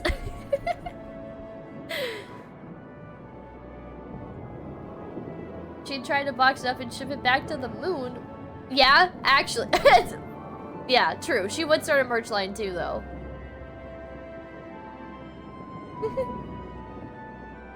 I just want to see Tataru's reaction to the Loporrits, that's all. That's all. Exactly like that when I got to meet my online friends IRL for the first time and having to be like... oh, I'm X from Discord. Dude, that's the toughest part. So like, when I met Shrimp Chips and all of his friends for the first time in person, I had already been talking to these people for like a good few months on Discord, so when I met them in person, it was exactly like that. I was like, oh, you're, okay, this person from Discord. Oh, okay, you're that person from Discord. And, like, it's like having to remember two people's names. A lot. Same with, like, meeting Runzi. When I met her back in April. That was wild. I mean, now granted, we'd only been friends for, like, a couple weeks, but, like, boom, instant friends. And it was really cool, to meet her in person. But, yeah. A few months ago, I met a bunch of my FC and Static members for the first time. Oh, that's really cool. We're getting married, so we went to the wedding. It was so good. That sounds like so much fun. I can only imagine what that would be like. That sounds so cool. I think the most awkward thing is suddenly calling them by their IRL name and not the that is also awkward. Like, a lot of my IRL friends just call me Minnow because they're used to my Discord name. That's kind of how they, like, met me. And, I don't know. It's just easier. Plus, like, also trying not to dox me in certain situations, too. So... I just get called Minnow a lot, and I'm so used to being called Minnow now that, like, it's really weird when I hear my actual name. Like, if I go home and, like, my parents say my real name, it's weird. Or, like, at work, someone will say my real name because they don't know my Twitch name, and so it's weird. Because I'm so used to being called Minnow. It's, like, become my identity, almost. The bride prefers her 14 name. The groom prefers his IRL name, so we call them 14 name and IRL name. I love it! I love it, that's awesome. A crossover between IRL friends and gaming friends, sadly. Hey, you know what? That's okay! That's okay! You got us! You got us! They're all boring professionals who think gaming is for kids. Tal, you need new friends! You need new friends! They should support your hobbies whether they like it or not! No, I get it though. I get it. Like, my family still feels like they don't understand the concept of Twitch and gaming and all of that, and so they have a similar mindset. A lot of my friends are gamers though, and then yeah. My coworkers are not though. So they always try to ask me, like, they'll see like something come up in like an article that involves gaming, and then they're like, oh, hey, did you see something about this? You like playing that game, right? And it'll be like League of Legends. And I'm like, no, I don't like to play League of Legends. But I try to be nice because they're just trying to connect with me, so like I appreciate the effort. Y'all are online friends before? Oh, that's really cool, Cog. Despite using it for years, it's really strange. Trying to explain it to my family is weird. It's like, yeah, people watch me play video games, and they're like, what? And I'm like, yeah. And sometimes I make money, and I've built up a community, and it's really cool. What? Yeah, and like they'll type in like a chat box, and it's real time, so like we're having like in real time conversation. It's really cool, and they're like, what? And I'm like, yeah. Like, I don't know how else to explain it. I hate when they ask, what did you do this weekend? Oh my gosh. Yeah. Yeah. When my coworkers ask, like, oh, did you have a good weekend? What did you do? I'm like, what I always do, I play games.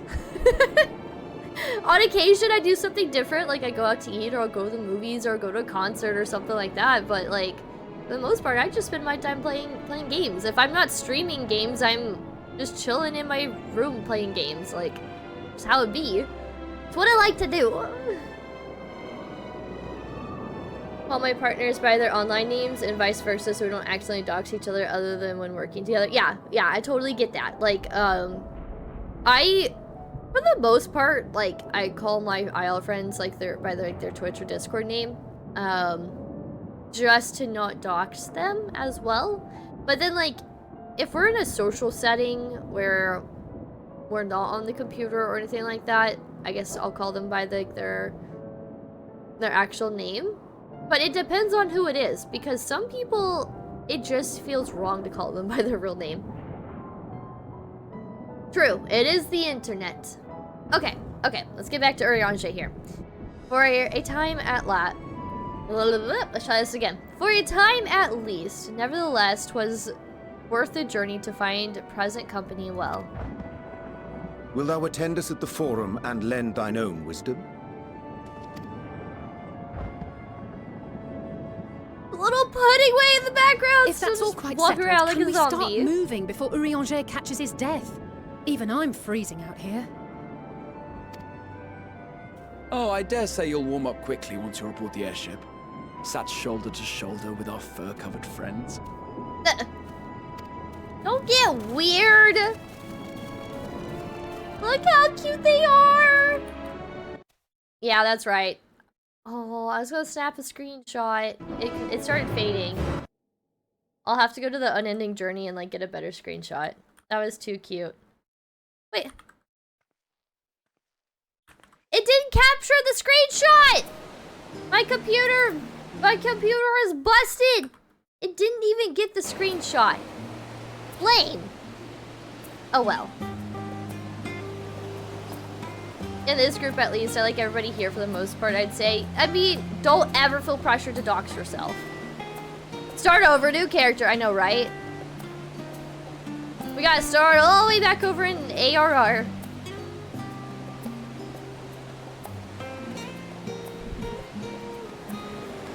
Some people don't mind and some people do. who your best boy and best girl is, but realized you kind of already answered it with Hitlo. So, yeah, about that. My girl, I'll have you know, my girl is currently in a relationship with a lot of guys, okay? Currently, she's in a relationship with Hithy, Emmett, Emmerich, Graham, Estidian. Oh, that's 5 people. Xenos, 6 people. I like all the guys, okay? No, yeah, I guess Hithy is probably the best now. It was Emmerich. And it recently changed to Hithy. But if anyone in chat can do art, I want to commission an art piece from you where it's like the Last Supper. And it's like me in the middle and all my husbandos around me.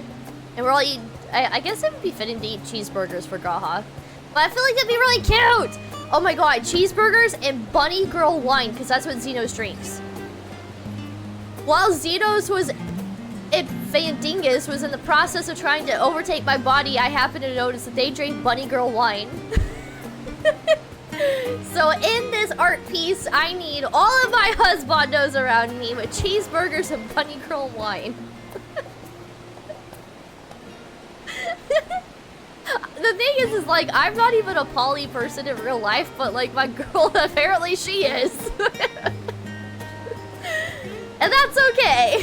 That's just how it be. They're not a couch and a husbando standing behind you. I mean, yeah, basically. The Graha cheeseburger. I love the Amber guys. It's so funny to me. Oh my god, it's a Loporrits. I love it. Shrimp, look at that emote. They just sent our asses straight over to Charlian. I wanted to show you guys while I was in Garlemald that I finally have this emote. Hold on. I finally have it, but you know, it doesn't make sense to do it in Old Charlian because it's not cold here. Concern. Look, I'm just saying, if anybody here can draw, like actually draw and be artistic and things, I want to commission that art piece for you, okay? True. I guess it could be cold, you know, the wind coming off of the water. Okay. I dare say Master Fortuno was as nonplussed as we to learn the identity of Heideland's lunar custodians, as he will soon discover they have much and more to offer the Forum. Might I suggest we return to the Annex forthwith? We may yet have time to discuss thy recent adventures ere we are summoned to the Rostra. Oh, I didn't answer Best Girl. Oh my god. I'm so sorry. I didn't answer Best Girl. That's also tough. I really, really like Lena. I think Lena might be Best Girl. But I do like these two. And Ystola. But I think Lena might be Best Girl. Oh. I like her outfit. She has a koala on her shoulder. How cute! Oh, I thought she was like looking upwards for a second. Oh, look at her rings. Those rings are cool. They're like, the rings are glowy. Okay.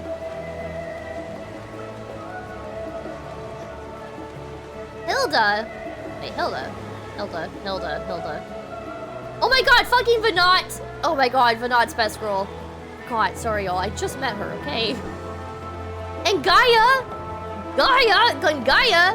Shit, do I need another art piece too? But this time, it's me, Last Supper.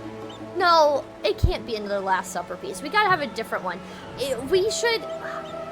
Girls trip. I need a picture of me on a girls trip adventuring through somewhere with my girls.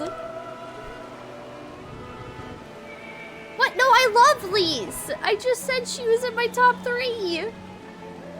Well, I didn't really mention top 3 specifically, but I did mention her. Oh, that's right. I forgot about Hilda. Green's awesome.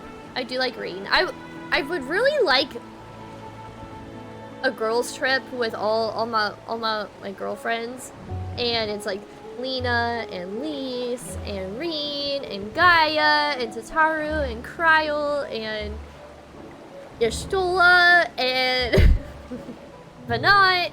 She could come now too. She's joined the crew. I don't know where I'm going actually.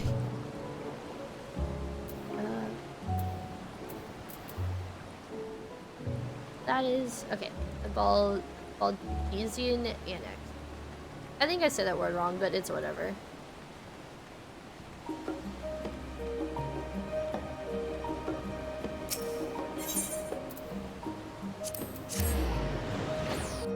Yeah, it'll be a beach episode. We'll go on a trip to the beach.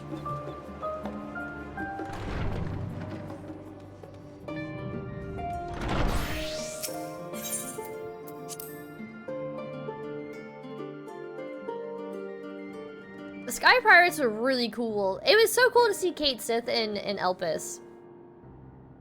Okay, cutscene time.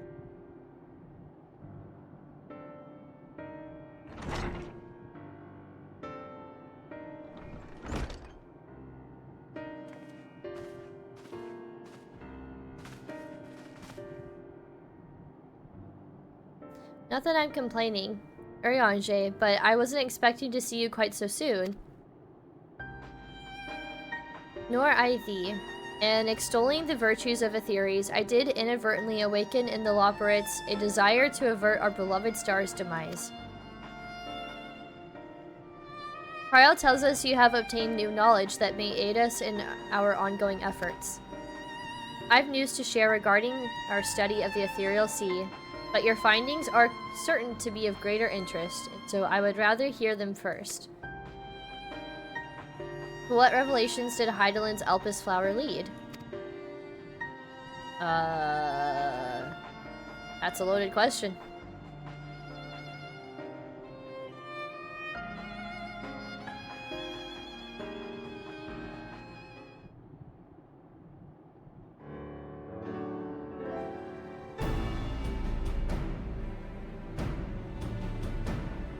Then this dynamis is what drives the final days. If it and Akasa are one and the same, this all proves Nahana's theory. For an entity through sheer force of emotion to channel this vast dormant reservoir into a raging river, its powerful might surpass even that of Aether.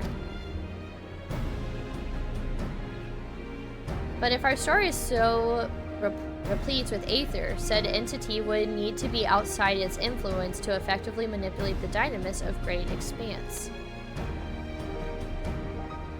Median. Do you recognize this name, Graha? Or rather, the sorrow and suffering of fallen civilizations that she has been hoarding for millennia.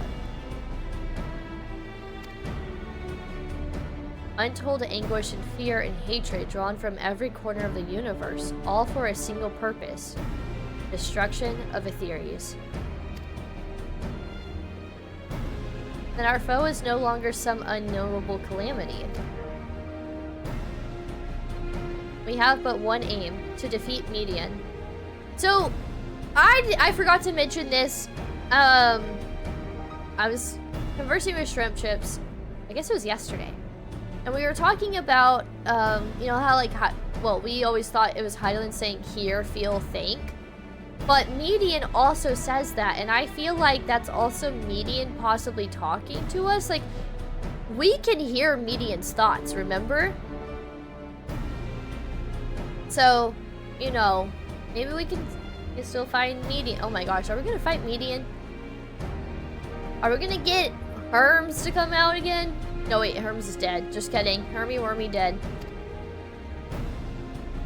You make it sound so simple, but you're not wrong. Vanquish Median, and we deliver the world from the final days. But to even attempt it, there are two conditions. First, we must determine her location. Before Median escaped, an enchantment was placed upon her by Vanat, the woman who would become Hydaelyn. The implications of temporal magics are not entirely understood, and so we cannot assume that our Hydaelyn and the Venat you met in Elpis are one and the same. Nevertheless, due to her intrinsic qualities as an all-powerful being, I'd wager that Hydaelyn possesses the knowledge we seek. Whether she would share that knowledge with us, however, remains to be seen. Yeah, Hermy Wormy! It's Fandingus and Hermy Wormy. After all, she intends for us to flee Etheirys, not to stay. Do you suppose she has abandoned her pursuit of Median? The Venat I know would never give up. No, but Median is still out there?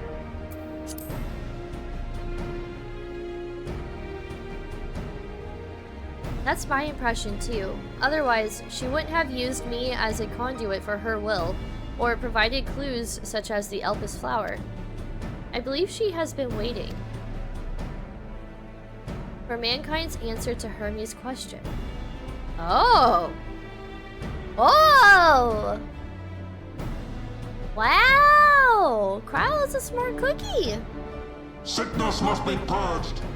Sickness must be purged! I still keep going back to, the first time we approach Hermes, and he stands up, and the second he turns around, King redeems filthy rats, and so it looks like he's calling us filthy rats. That is one of the best clips ever. I like keep rewatching it and just end up laughing really hard every time. It deserves more screen time. I do like Kryle. I like Kryle and Tataru. See, we need to go on a girls' beach trip. So, what's the second condition? We must find a means to reach Median.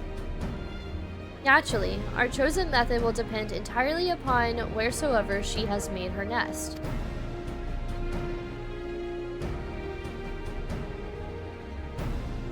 Then communing with Hydaelyn must by necessity come first. Did you and Master Matoya have any luck with your investigation into the Ethereal Sea? Sadly not. Though we enlisted the help of Arenvald and other Echo-blessed allies, we couldn't detect so much as a whisper from Hydaelyn, even from within the antitower. Master Matoya is of the opinion that in the years since abandoning it, the Forum has found some other method of receiving instructions from Hydaelyn. If so, it would most likely be some form of apparatus for observing the Ethereal Sea built closer to home.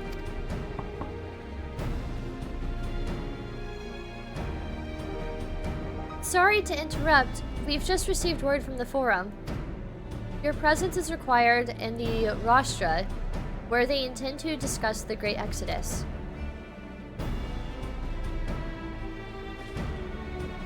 Then Father was able to persuade them. They're finally taking us seriously. Let's hear what they have to say. Oh, is that the clip, Shrimp? Of the filthy rats?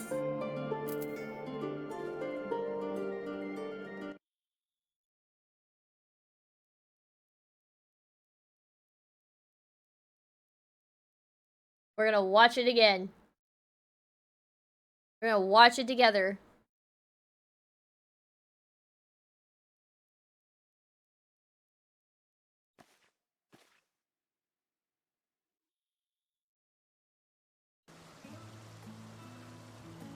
Filthy rats! You are... I thought he was calling us a filthy rat for a second. That caught me off guard. I was like, that's the first thing he's gonna say to me is filthy rats? He's on to us. He's on to us. Filthy rats! One more time. One more time. I just love it. Filthy rats! I thought... You are... My facial expression to that reaction is so good. I honestly thought he was calling us filthy rats. I was like, okay, well that's fair. I keep calling him Hermy Wormy, so... I call him Hermy Wormy, he calls me filthy rats. It's a mutual thing. I was caught off guard. It was... God, that was so good. So good. Okay.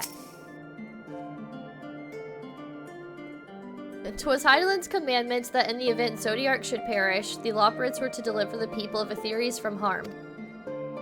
Though that be the limit of their duties, they possess knowledge unparalleled of the great expanse and the means of its traversal. Should they be persuaded to assist in our efforts to reach Median, we would do well to heed their counsel. At first, I wasn't sure what to make of Hermes and his motives. But it's like we discussed at the Great Work. When faced with the harsh realities of life, some seek the release of death. Others grow defiant, they fight. Either way, it is our right to choose. Well, that was a much quicker response than I was expecting. Nice to know our efforts on the Magna Glacies didn't go unnoticed. Father has granted us the opportunity we've been waiting for. Though we know not what information, if any, they intend to reveal, there's only one way to find out, the Rostra. I hope you don't mind me staying behind while you attend your big meeting. The Rostra reminds me a bit too much of the supremely scary tribunal in Ishgard. Forgive me if I keep my distance. Oh, Tataru. After you left for Garlemald, I went to Labyrinthos and tried to reach Hydaelyn using the Elpis flowers. Alas, my attempts were in vain. I can only assume that she spent a vast amount of her power in the confrontation with Fandaniel and is presently unable to communicate. Indeed, as her presence left my body, I could feel how faint it had grown. Master Matoya has suspected for some time that the Forum has been constructing a new facility for the purpose of surveying the Ethereal Sea. Of course, as the custodian of the Antitower, which would presumably be rendered obsolete as a result, she has a few things to say about that. Nothing that should be repeated in polite company, you understand. After sending Graha and Estinian back to Garlemald, I stayed in Locus Amonis for a time. Being an imperial province, it was already in turmoil before the onset of the final days. You wouldn't believe the difficulties we had overseeing the evacuation of the villages we visited. I have faith the detachment we left behind will continue our work and shepherd the people to safety. But what safety can be found in a world coming to an end? I know, I just imagine Matoya like just cussing up a storm.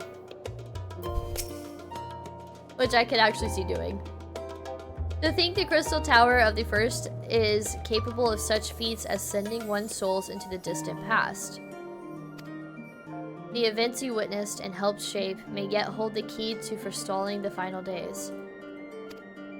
I'm reminded of dear friends in a future I unmade, whose selfless efforts saw the 8th Umbral Calamity averted, and this time at least, too much has been sacrificed for us to abandon Etheirys now. Okay. That was a lot of talking.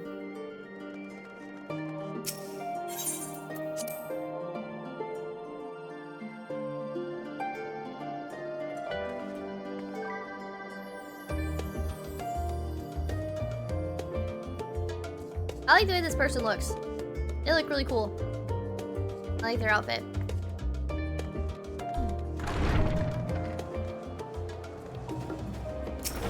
Oh wow, it's snowing. It's snowing. I'm so cold. You're right. It does get cold here. I should have never doubted you.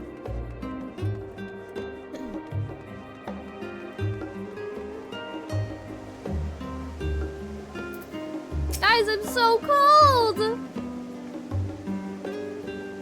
The forum is in session, and as such, the rostra is closed to visitors. Aside on the 7th dawn? Very well, we may wait in the corridor. Of course, entry will only be permitted on the condition you leave your armaments at the door. Lest you forget, the sacred institution holds rational discourse in the highest. The implements of war are expressly forbidden. Well, I'm gonna waltz in with my scythe anyways. What are they gonna do? I can't get kicked out for this. I'll put it away.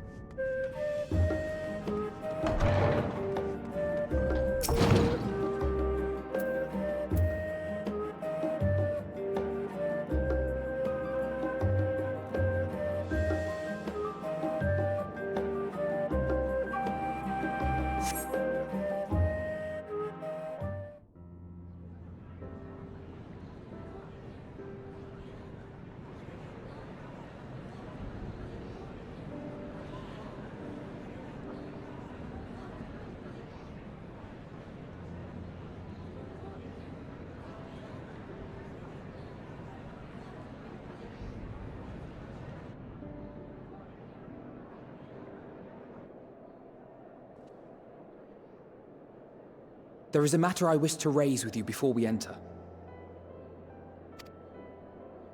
We are here to listen and to learn. But if the Forum's plans are more or less what I expect, then I should like to make a proposal that will serve our ends. By your leave, of course.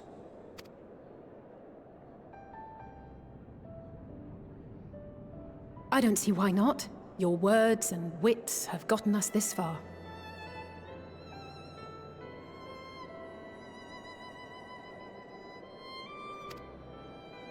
Agreed. I will present our queries so that you may consider the most advantageous way to advance your proposal without distraction. Thank you, everyone. If I may have your attention, the ad hoc session will now commence. The purpose of today's assembly is to brief the Scions of the Seventh Dawn, at their request, on the Great Exodus. You may enter. Wow, it looks so cool.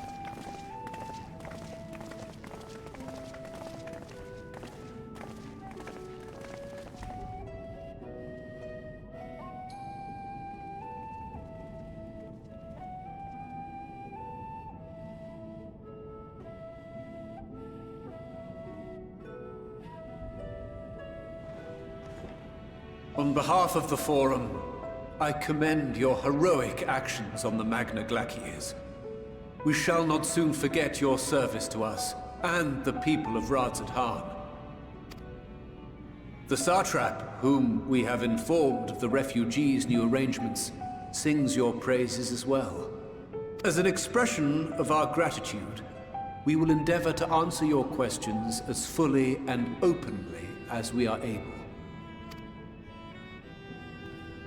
Then let us begin. Really curious to know about this First, Exodus. It is the Forum's objective to ferry the life and knowledge of this star to the moon. Am I correct? You are. It is for this purpose that Sharlayan has labored these many long years. We have collected biological samples and scientific records from across the star. When the time comes, they will be moved from their places in Labyrinthos and Numenon and conveyed to safety. Once that critical task has been accomplished, we will begin transporting the Sharlayan citizenry, which has been categorized into groups. The earliest arrivals are to ensure hospitable environs for those who come after. Following our people, we will send those of other nations in turn, beginning with our allies. Radzat-Han was foremost among these, but since the final days have already come to Thavnair, we saw fit to include the refugees with earlier groupings. That's actually really thoughtful. I always feel like the Forum hates You have accounted Thavnair for the some safety reason. of all nations and tribes, then? I say Thavnair, I guess Radzat-Han. I feel like I always felt like the Forum, not Sharlayans, but just the Forum hated the people of Radzat-Han and Thavnair. But I know that's not the case, but for some reason I just always felt that that's how they felt. So I think it's cool that they like are including them in earlier groups. An ambitious plan. You have accounted for the safety of all nations and tribes then? As many as we can. And how, pray tell, do you decide who to leave behind? To journey beyond the sky is an unprecedented and immeasurably difficult endeavor. Introducing sources of inevitable conflict would condemn all to certain death.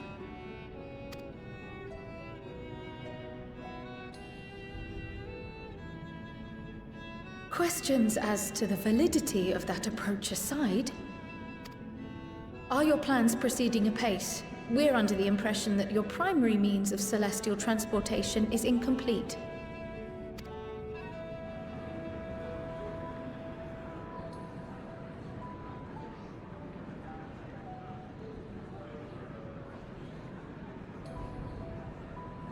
If only in that it does not meet our optimal parameters, that is correct. This Ark, as some have taken to calling it, is fully operational, and could be launched even today. However, the final days have progressed more quickly than we anticipated. At present, the ship is incapable of attaining speeds sufficient to meet our evacuation targets. Should we put the vessel into service, as it is now, we will be unable to travel to the moon and back quickly enough to complete the necessary number of trips. Precious lives and knowledge will be lost. Seven hells. Is there anything to be done? The ether burner, the primary means of propulsion once the craft is in the space between stars, is undergoing testing to determine whether it can be made more efficient. I'm sorry I'm not talking. I'm listening. I'm like really intrigued. So, I guess they're not gonna be able to take everybody, which is really fucked. I don't fully understand Fortuno's answer to, like how to choose who to leave behind. I don't fully understand his answer, other than like if he means something like the Sahagians might need to be near water and there's not water on the moon. Something like that, maybe? Is that what he was getting at?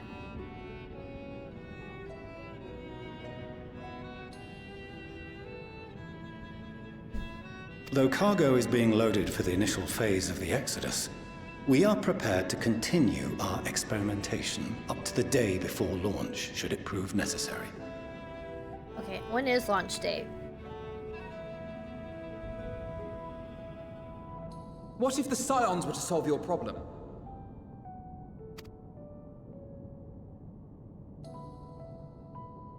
We shall help devise a means to improve the ether burner's efficiency, on 2 conditions.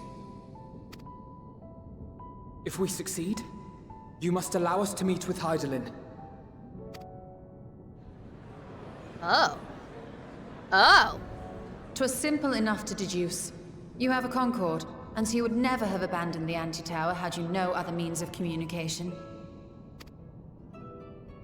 One far more convenient, I suspect.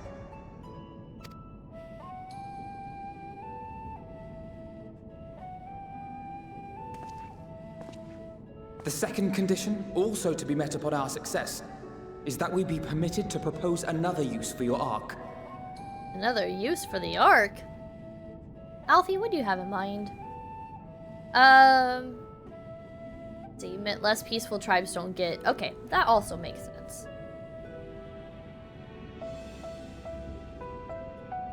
They get left behind. Okay, that makes sense. You seem to be up for Guardians aboard in this case, though. I guess just because Gremlin has to teleport. I would be surprised if they're okay with it for, like, some use of, like, means to gain.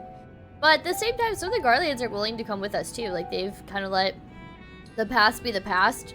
And some of the Guardians have come to realize that, like, it was their government causing a lot of problems, and it wasn't us, necessarily. So some of them have come around. The second condition, also to be met upon our success, is that we be permitted to propose another use for your ark.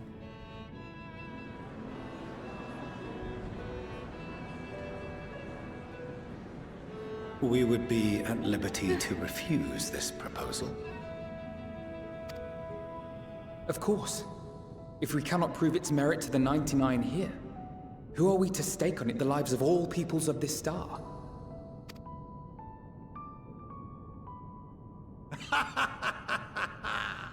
Delightful as always, Master Alfino. Montashane.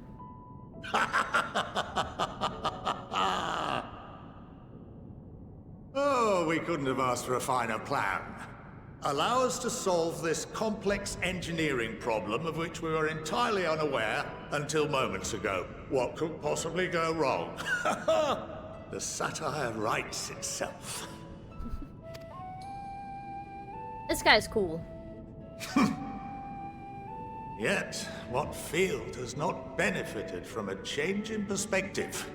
When we are at wit's end, what we need is not the same dry theories recited ad nauseam, but fresh inspiration.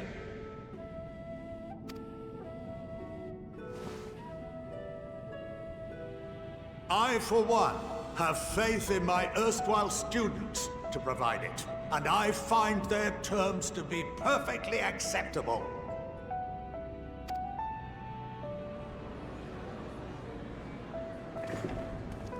Order! Order! We have no time to waste on debate.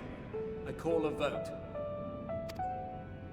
All in favor of agreeing to the Scion's terms? It is like One Piece thinking.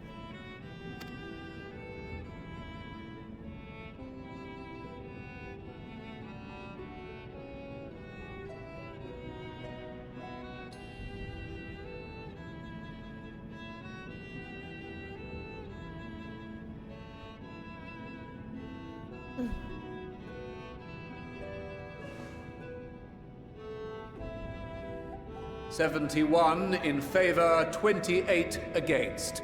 The ayes have it." Wow. Alright then. Fortuneau, as the architect of this project, you are the best candidate to show them its current state. And bear in mind that regardless of your personal misgivings, this is the will of the Forum. How crazy. He voted down, and now he still has to go through with it. Because majority won. Very well.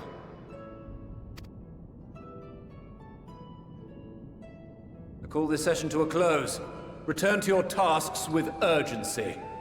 The final days wait for none.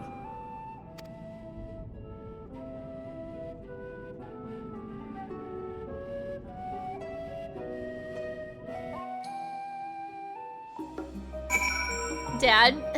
Madge. Oh wait, no. My dad. I like that. Okay. While I very much take issue with the Forum's approach to selecting whom to save and when, they're not wrong for wanting to minimize potential conflict. Fortunately, if this plan of ours actually works, the Great Exodus itself will become entirely unnecessary.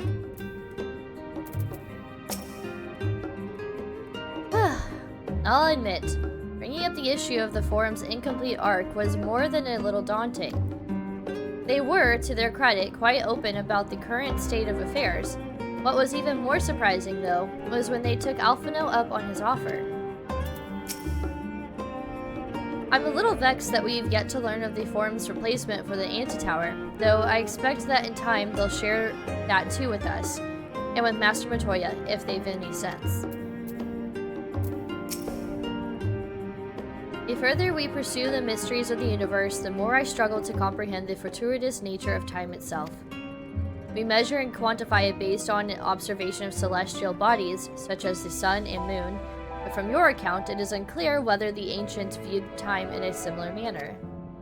I mention this because while Venat knew the final days would reoccur at a defined point in the future, she presumably had no way of knowing exactly when. Even so, The completion of the forum's preparations to escape the moon, aligning so closely with the advent of the final days, is surely no coincidence. Good points. Perhaps if Midgard Sommer were still alive, in the traditional sense, that is, he could have offered to help the vessel attain the necessary speeds. Then again, there's no guarantee his contribution would make enough of a difference to matter. Of late, I have seen no sign of the Loporrits. This being their first opportunity to experience the wonders of Sharlayan, the potential for misadventure is nigh infinite. My affinity for his espionage may have earned me the title of Archon, but I was completely unaware of the forum's plans. There may have been clues here and there had I been of a mind to look for them, but contemplating that possibility only serves to further wound my pride. Not that anyone could have realistically surmised that their brilliant stratagem was to build a giant ship, fly to the moon, a still larger vessel in truth, and use that to travel to another star. Even now, the whole idea seems positively absurd when spoken aloud. Rest assured, I have every intention of honoring the forum's decision. Good. Sorry about not letting the rest of you in on my plan. I was admittedly thinking on my feet for the most part. But since we require both a means of communing with Hydaelyn and reaching Median, and the spur of the moment I saw involving ourselves with the completion of the Ark as a way to work towards both objectives simultaneously. However, we must first keep our end of the bargain by solving the problem of the Aether Burner. I'd like to think it not a challenge beyond our combined expertise, or at least the expertise of our extended circle of associates.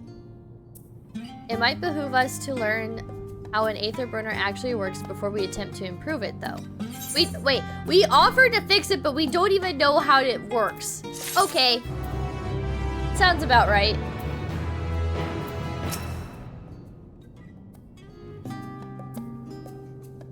The city of napping? No!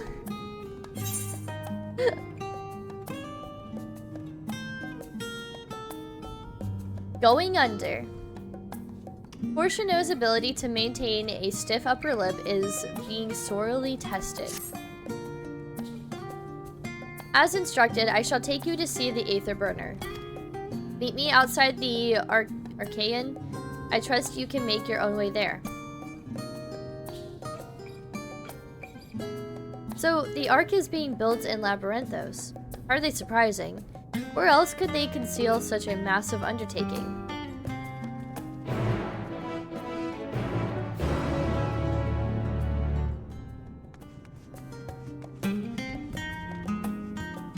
I'm not going the right way, am I?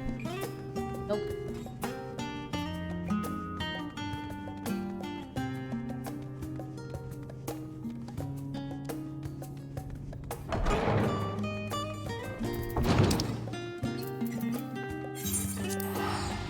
I can just travel there. Cool.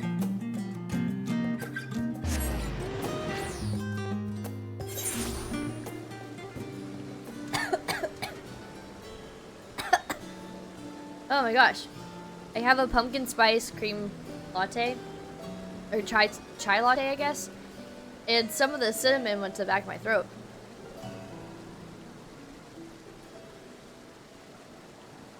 Yep. Going into Labyrinthos.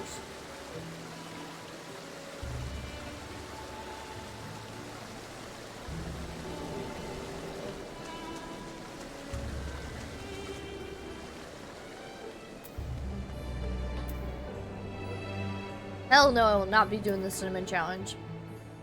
Definitely not. People have died doing that.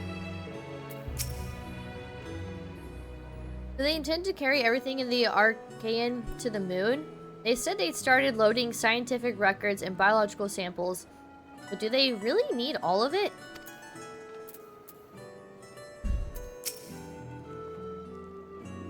Some would surely object to the forum allowing foreign elements to have the run of their secret facilities. We should count ourselves lucky.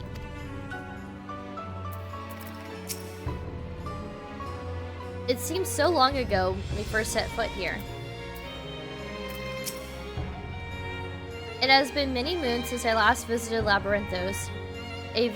As vast as the archives were back then, they've only continued to grow in the days since. I don't understand the appeal of reshaping it to look like the world above. Make your peace with it, with what it is, or go outside if that's what you prefer. True! Estinian's telling them to go touch grass, real grass. That we have been granted permission to enter the lower levels as proof of our increased standing. Would that they had been willing to confide in us sooner. Among the many and varied documents sent to the moon, I did chance upon several inventories made in the Archaean. Mayhap the Forum believed such records would provide insight into the intricacies of clerical duties. Regardless, the Loporrits did not consider them worthy of more than a cursory glance. Among the many and varied documents sent to the moon, I did... Wait, did I just read this? I did. Oops. Oops! Where once we were refused entry, we are now welcomed as guests.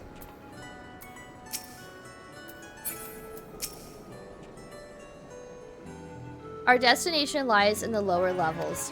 The Forum, in its wisdom, has granted you access to the Archaean's lift. Step inside and have Opheline take you to the medial circuit.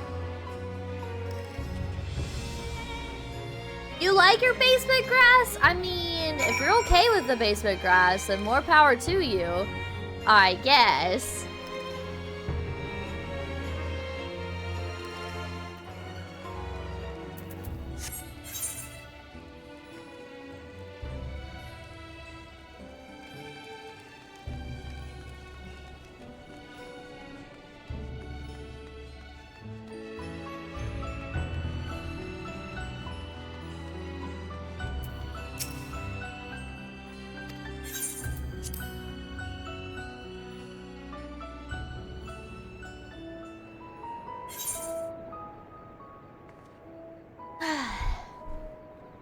Yeah, that nice little stretch there. I have sent your associates ahead to Logisticon Alpha on the other side of Miral Ergonomics. Actually, there is something I have been meaning to... No, never mind. It can wait. Let us attend to the matter at hand. A zone of blue grass and blue trees would be really cool. It make me just think of the song, I'm blue, dabba dee dabba die. I have a blue house with a blue window.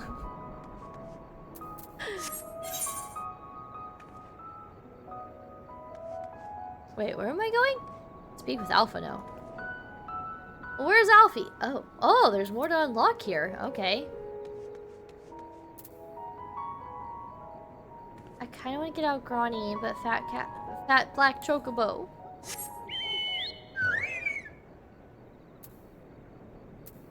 I just wanted to see it, but you know what? I have to do Granny. I gotta do Granny for Emmett.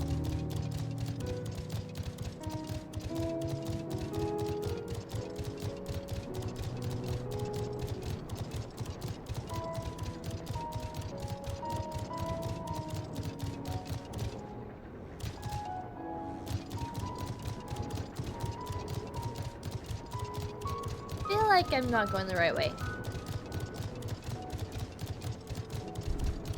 The leveling achievement top of D? I do think it'd be fun to unlock Blue Mage at some point.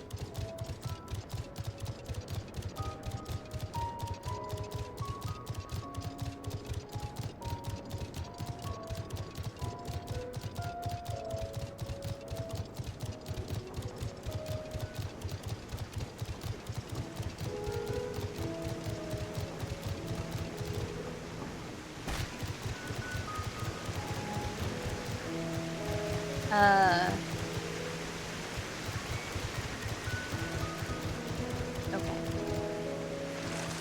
It won't let me go down the waterfall.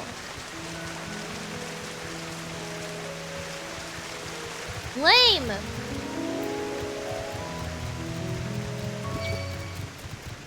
Would death be an off-stream thing, I'd say, since it's not like all of the... Yeah, oh yeah, definitely. I don't know if that would be like an on-stream thing at all.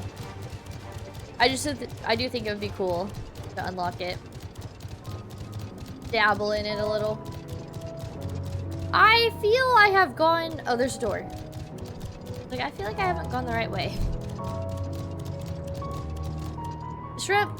The outside of this building makes me think of our base that we built in Conan. Wow.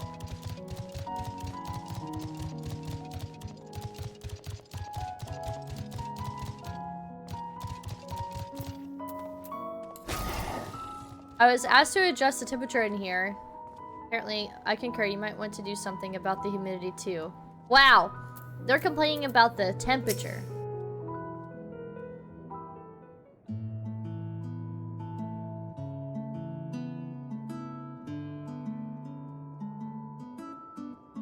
I don't know why I keep yawning all of a sudden.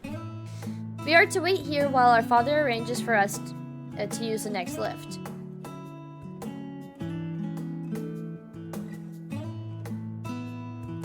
Here, being Logisticon Alpha, where the atmospheric conditions of Labyrinthos are regulated.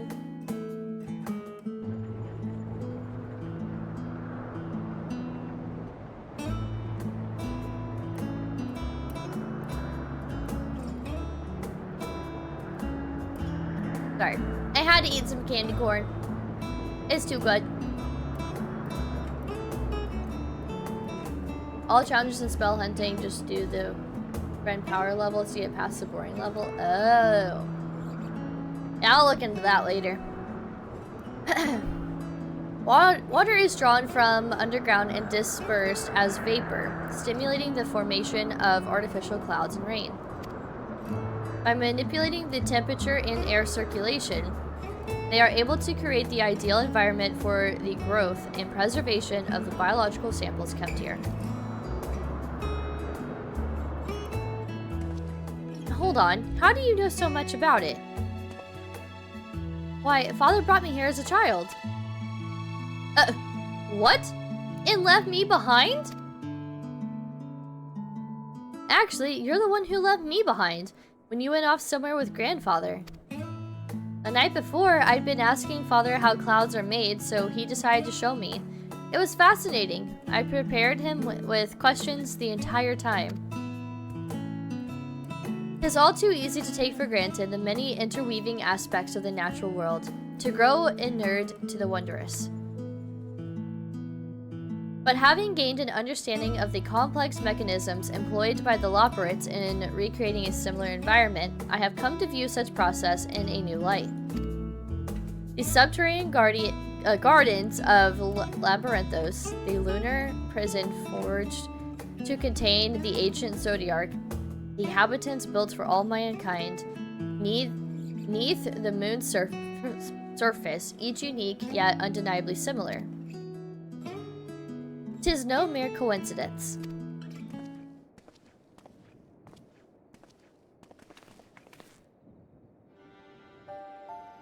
Ever since Hydaelyn unfolded to us the grim fate that awaits Etheirys, every essential resource we could spare has been delivered to Labyrinthos in preparation for the Great Exodus. That is not all. It is also a testing ground for the technologies that will allow us to settle on distant stars. Interesting. Though the Loporrits have endeavored to make the moon inhabitable, that is not our final destination. Mankind must learn to propagate life where there is none, to thrive where all is barren. I mean, I guess there are plenty of worlds out there that don't have people on it per median. Welcome back, Cog. Alas, time is not on our side. I have arranged for you all to enter the Central Circuit. It is there that most of our preparations for the Great Exodus are carried out, the construction of the Ark amongst them. Though our plans have been made public, access remains highly restricted. You, however, will not be subject to said restrictions and will have free reign to come and go as you please. Such was the will of the Forum after all. We will prove ourselves worthy of their trust. Your trust.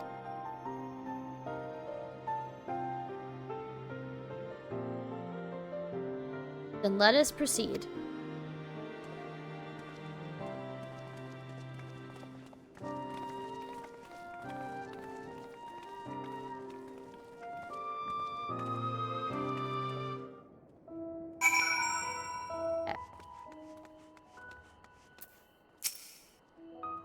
I love salty sweet.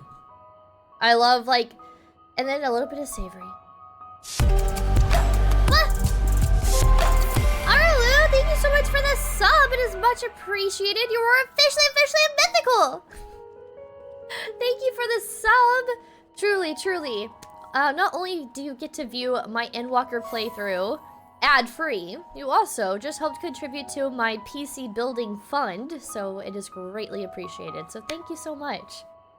Bon Jovi, how you doing? Welcome to the stream. Okay, by decree of the Forum, the Scions of the Seventh Dawn are permitted to enter the Central Circuit.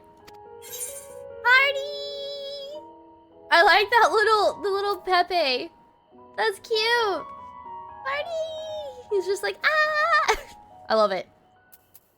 Okay. There's like something on my glasses. And it's really driving me nuts. Hold on. I think it happened when I was crying. Every time I cry, like, these are the worst glasses to wear when crying. Because I think like my eyelashes get wet and then my eyelashes will hit the lens and then the lens gets all like gross.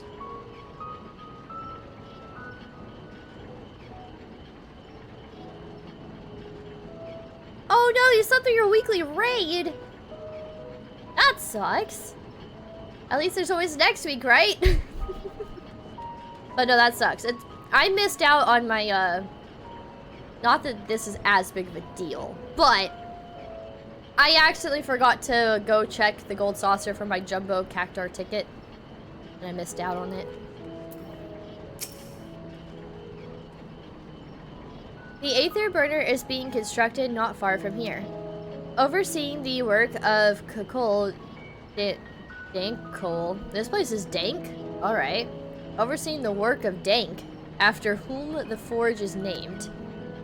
Once the necessary introductions you've been made, I shall leave you with him to discuss the particulars. This way. Oh. Whoa. This place looks wild. It feels like they built their own Amarat. That's what this feels like. Here.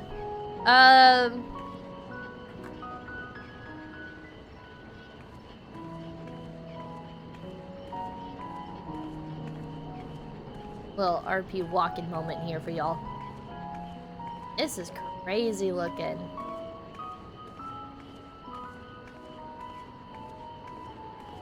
I don't even know if this is the right way, but I like it. I feel like I'm on a loop, like I'm walking in a loop. From this angle at least. You'll never know if it— I know! I'll never know! I highly doubt that it was, but I'll never know!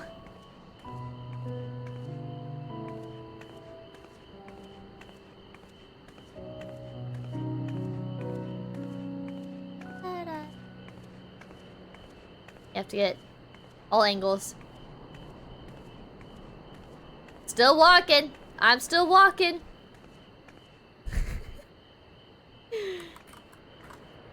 Okay.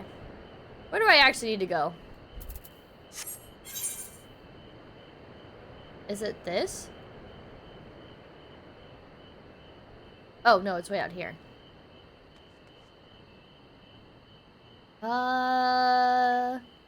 Well, you all know the Minnow way. It won't let me jump down?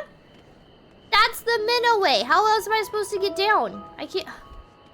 You're gonna actually make me take a path? Why take the path when you could just jump down?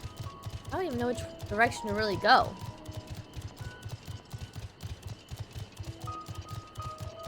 Can me and Givingway go on a walk in this area, please?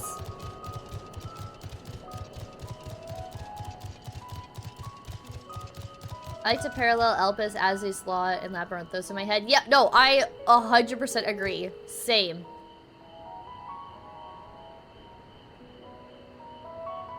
Do you or any of chat have a blue ski, by the way? I saw your socials say Twitter looking for more 14 peeps to follow. Wait, what is blue? Oh, blue sky. I read it as blue ski. What the fuck is wrong with me?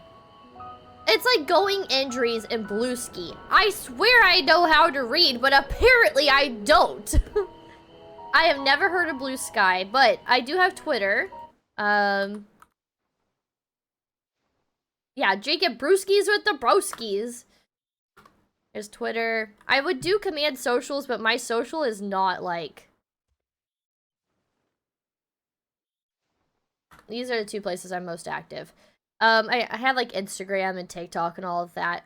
I don't keep up with that as much. I'm very, very, very, very, very active on YouTube, but I'm not gonna like just throw like 3 links at you.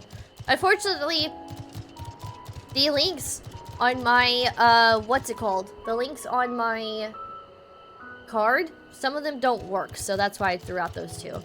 I don't know what blue sky is, though. What is blue sky? I feel old all of a sudden.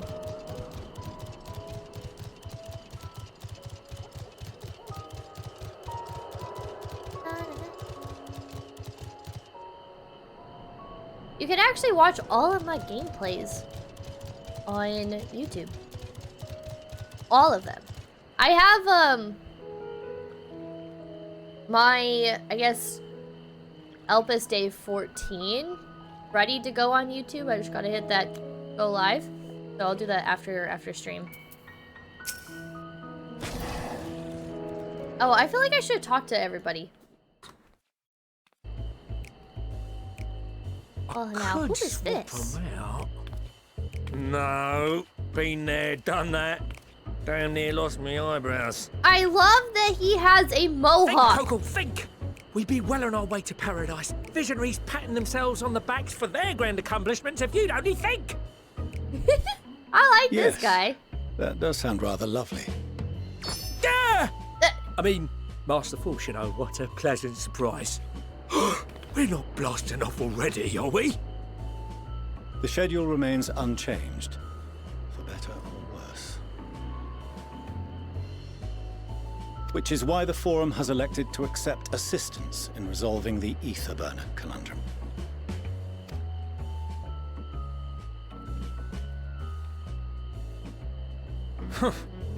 Not seen you lot down here before. Because we were banned from this place. There are Archons among their number, but engineering is not their expertise. Nevertheless, the Forum concedes the slim possibility that they may have insights to offer.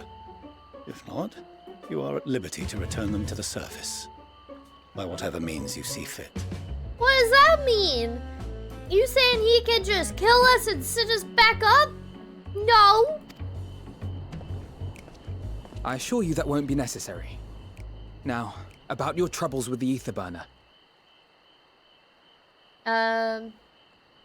Blue Sky is another Twitter alternative. It's an invite-only website. It feels very like Twitter with cool new features. Interesting. If you want to code whisper me, I've got enough if Minnow wants one too. Yeah, sure. I'll check it out. I'll see what it's all about. I assure you that won't be necessary. Now, about your troubles with the Aether Burner. Aye, aye, I'll walk you through it. Suppose I could do with a change of pace. As the name ought to tell you, the Ether Burner burns ether, ambient or otherwise, and transforms it into motive force. Think of it like a giant bomb that never stops exploding. So how are they getting this Aether to burn? If the, if the world is being depleted of Aether right now, well, parts of the world, because of the final days, where, why are we not conserving? I guess we need all of the rest of the Aether that we can get to, project this thing into the sky. I don't know, it just seems a little wrong to be burning Aether when other parts of the world don't have any Aether. Just saying. Even out in that black void where the ether's right sparse, it's strong enough to move our arc. And it probably won't kill you like an actual bomb. They're gonna take us to Dunscaith, aren't they? But it ain't perfect. Oh. According to my calculations, to travel to the moon and back fast enough for the forum's liking, the conversion rate needs to be 6% more efficient. A measly 6%, you say? But if I could have squeezed even another 0.6 out of it, don't you think I'd have built it that way in the first place? We need Sid. Hast thou consulted with the Loporrits? Yes, they too are conducting their own research, for lack of a ready answer. The moon's propulsion systems are considerable, naturally, yet they are commensurately massive. It is no easy feat to convert their technology into an efficient means of propulsion for a teeny tiny toy boat, as they say, and as I most certainly do not. Teeny tiny toy boat. That sounds like a tongue twister. Teeny tiny toy boat. Teeny tiny toy boat. Teeny tiny toy boat. Teeny tiny toy boat. This is hard to say. Chat, you try. You try. Teeny tiny toy boat. Teeny tiny toy boat. Yeah, that's hard. More 14 accounts to follow. I exclusively only invite 14 players because want more on there. I got 2 codes spare at the moment if needed. Hey, I feel that. As long as, well, okay, never mind. I was gonna say as long as there's no spoilers. However, I'm pretty much soon to be out of spoiler territory, so that may not be a problem for me. But I won't be able to do the post content for Endwalker until November because we have Mental Madness coming up a week from today? Ah! Mental Madness is a week from today. No pressure. Totally not done filming what I need to do and not done. I haven't really touched Mental Madness stuff at all. That's why I gotta beat this game by tomorrow. Okay. Anyways. Mental Madness happening a week from today. Yay, get ready for the spooks. It is not so easy feat to convert their technology into an efficient means of propulsion for a teeny tiny toy boat, as they say, and as I most certainly do not. Yes, exactly. Damn it all, I asked for refined adamantite and they send me uppity rabbits with inscrutable, ancient, incompatible technology. You're trying to drive me mad. Uppity rabbits with inscrutable, ancient, incompatible technology. Jesus. Do you speak of Allegan refined adamantite, perchance? Oh. You know of it? No, my family created it. Terms, I'm afraid. 'Twas an alloy of Allegan make, but the secrets of its production were closely guarded. As I recall, the record stated it was vital to Dalamud's construction and launch. Oh, that makes sense. Oi, that's the stuff. No material more conductive far as I know. Slotting some ends like blowing up a dam and watching the river of ether come rushing through. Ain't a living soul that knows how to make it, though.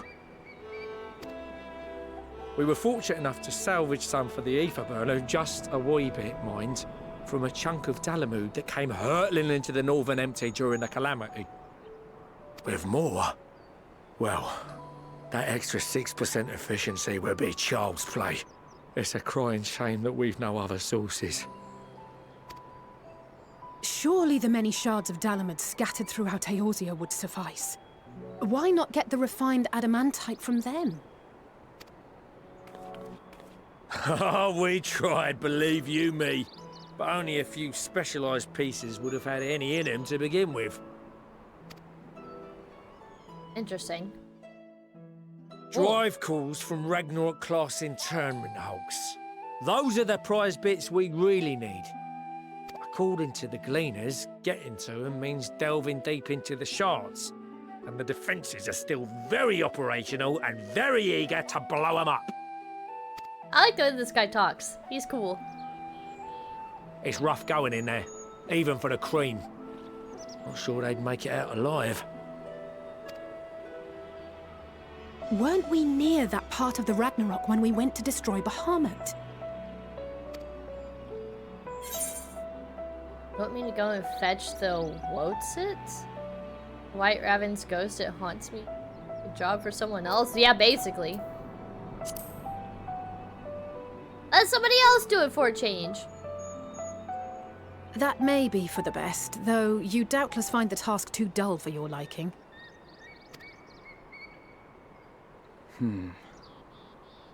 There are multiple internment hulks in Eorzea alone, so handling this ourselves may not be the most efficient option. Rather, if we could salvage adamantite from the shards simultaneously... Thancred, is the link shell we established before you went to Garlemald still active? Of course. The floor is yours. This is Thancred.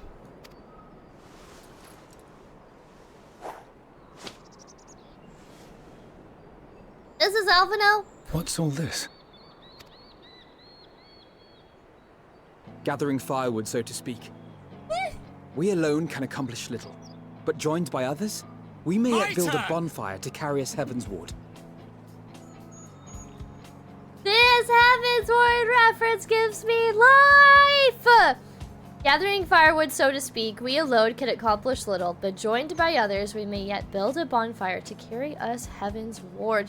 That is so craftedly, like, crafted so perfectly. I tried to say craftedly, that's not a word. That was, this dialogue right here was crafted so perfectly. This is Alphino. The Scions God have needed... damn it! This is Alphino. They really, really like the Metal Gear references, don't they? Oh my god. Coil's only dialogue cutscene stuff, right? The White Raven still haunts me. I know, they're all good. Well, okay, the last one, actually the last one was a good one too, honestly. I'm tired of doing everyone's fetch quests. This is Alphino. The Scions have need of you. Chat, we're going to continue forward with the game.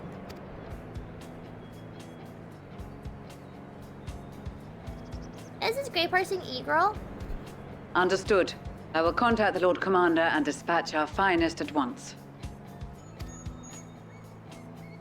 My sisters are somewhat preoccupied with the final days, so I will lead the 12-Wood expedition myself. Are you aware of any other sources of refined adamantite?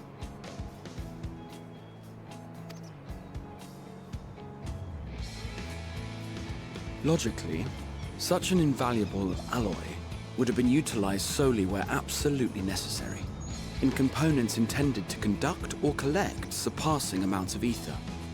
Any extant instrumentation or devices would have likely found their way into the hands of etherologists, or enthusiasts.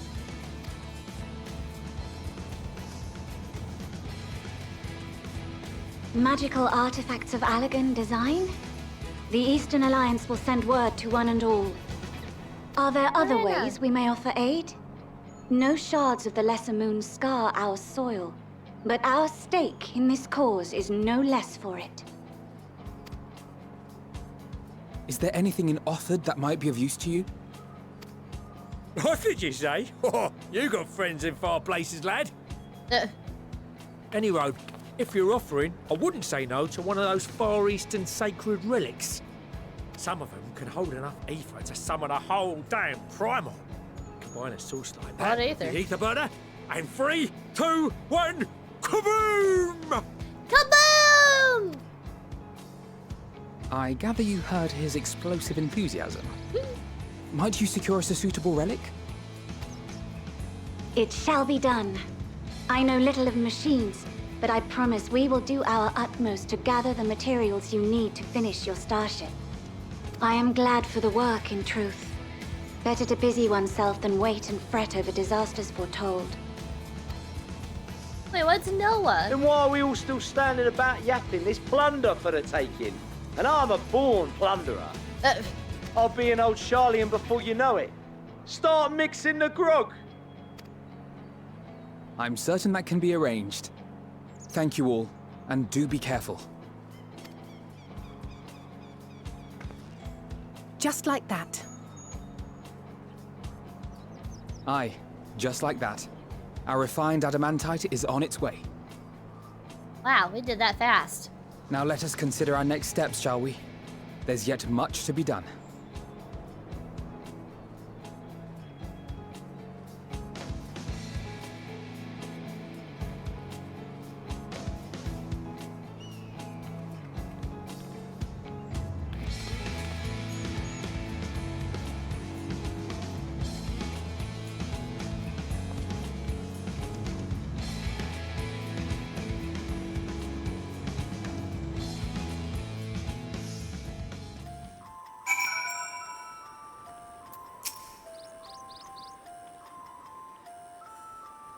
I appreciate you doing all this, but I ain't getting me hopes up just yet. God, I hate this song. There are no oaths or contracts binding the members of the Elsebard contingent, and in many ways, it was even more loosely organized than the Crystal Braves. It is starting to pick up a little. Nevertheless, I knew none would refuse this call to arms. Truly, we have been blessed with trustworthy and dependable allies. This is the worst song in Endwalker. I hate it. Though Bahamut is long gone, the internment hulks are far from safe. It could be much worse, of course. They won't have to fight their way past Mercidian dragons, nor is there any danger the Elder Primal might be summoned again. Even so, I dare say there are still a fair few elegant creations and contraptions remaining to bar our friends away. I only hope that Grandfather watches over them. Is absolutely going to take his death. Yo, yeah, definitely. Definitely. We gotta save the world first before he can do that, though. Time and time again, it seems that Alligans something or other are either the cause of or the solution to our problems. To think the self-same materials that once launched Dalamund will now be used to help ferry mankind to the moon. There's a poetry in that. I'm confident that even the deadliest of Allagan defense mechanisms are no match for our allies. At this rate, some of them might soon have as many accomplishments to their names as a certain warrior of light. First the Telephroi, and now the final days. No one can accuse the Elsebard contingent of backing down from a challenge. Of course, they weren't all so committed to the cause when we first set out. But after seeing the example set by you, Alphino and the others, the change was palpable. They couldn't help but believe. Considering how much of a fuss he made at this time, I don't see why he takes every opportunity to bring it up. It was just firewood! This is so funny! I'm screenshotting that. It's too funny. I love Estinian's lines so much.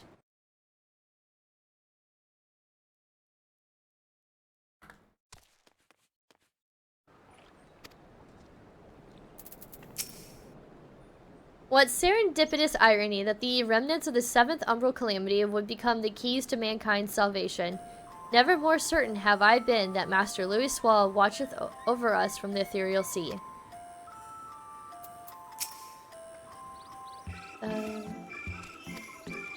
Okay, I read that. I couldn't remember if I clicked on her or not. It's times like these we remind of how famous or infamous Alphino has become. Who'd have thought he could achieve so much with a single link pearl conversation? As we're expecting rather a lot of visitors in the near future, I'd best return to the surface and inform the relevant parties. I also have a contact of my own that might be worth a try.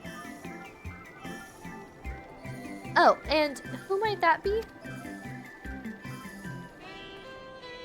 That's for me to know and you to find out. Wait, is this her chocobo?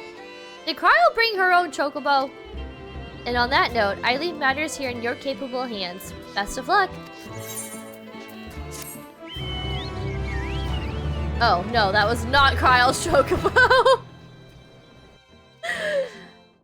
When they said, and who might that be? I thought suddenly maybe she brought her own chocobo. Meanwhile, in Ulda.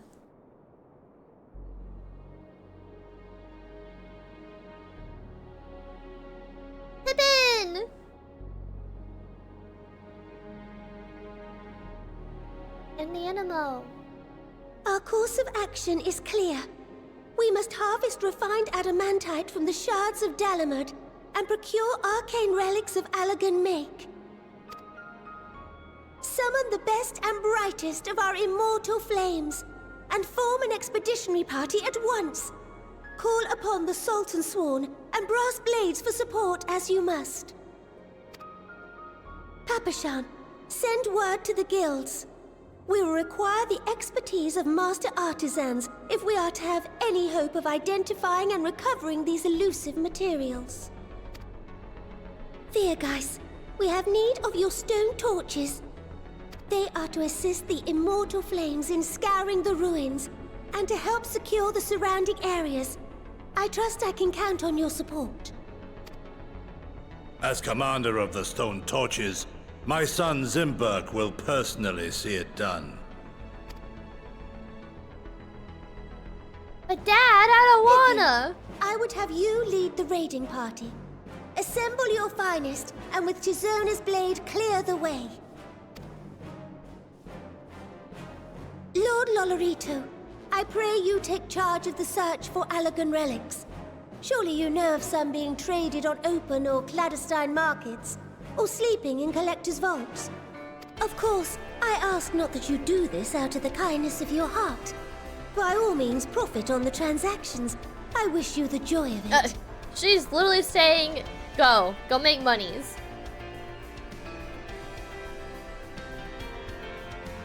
This is, is this Answers being played?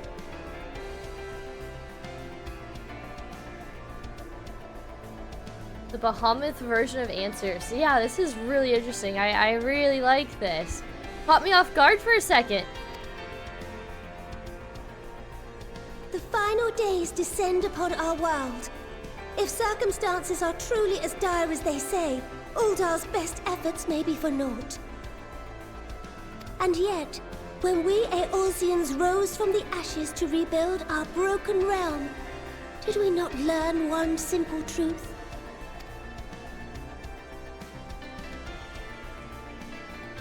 That which seems all but impossible to overcome alone may yet be possible if we stand together. It was the Scions who united us then, and it is the Scions who call upon us now. Uldar will answer that call. We will summon our courage and join the fight for our world's future. You know your duties. I, Nanamo Ulnamo, 17th in the line of Ul, bid you good luck and Godspeed. I love Nanamo. Man, she's so cool. Yes. Aye, aye, Nanamo. Meanwhile, in the Black Shroud.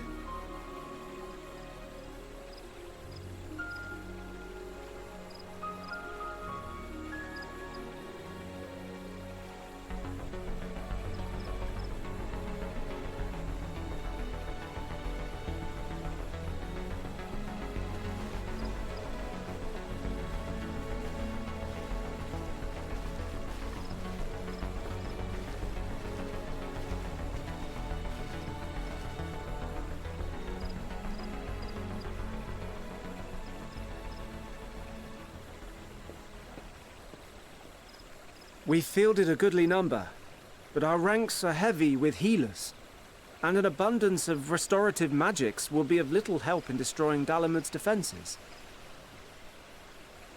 Still, it has ever been thus with Gridania. We must steel ourselves for a protracted engagement. Please! In that case, might I suggest taking us along?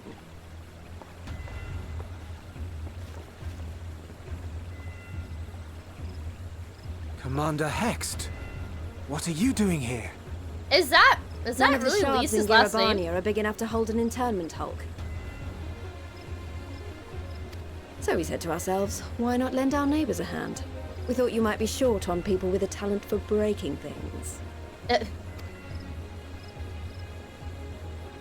While it pains me to admit it, you are right. Are our deficiencies so plain to see? It might have been a lifetime ago, but I was once one of the Scions assigned to the Shroud. Wow, Lise recalling back to her Scion days.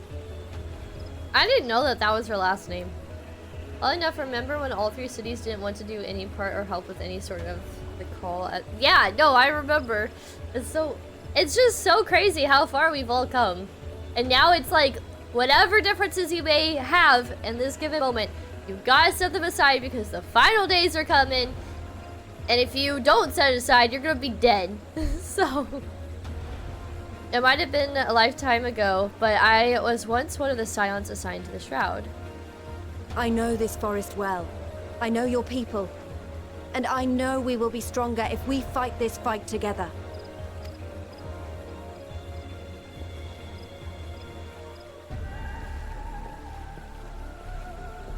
Then I will impose upon you with a clear conscience. Come, let us speak of how to integrate our forces. I like this version of answers.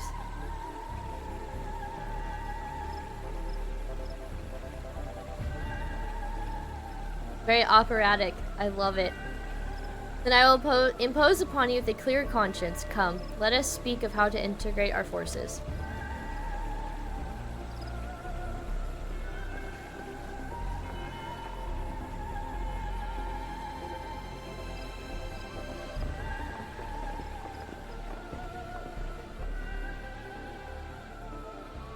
I won't let it all be for nothing.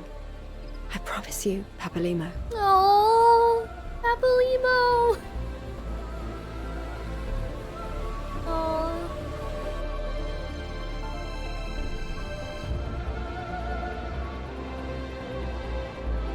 All these different versions of answers are just, it's so beautiful.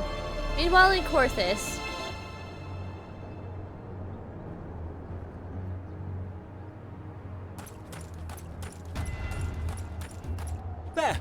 There you are!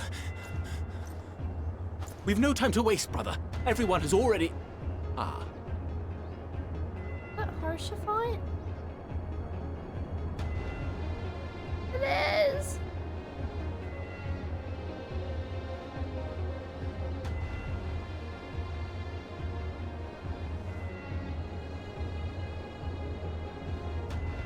Paying respects. I miss Harsha-font! Oh.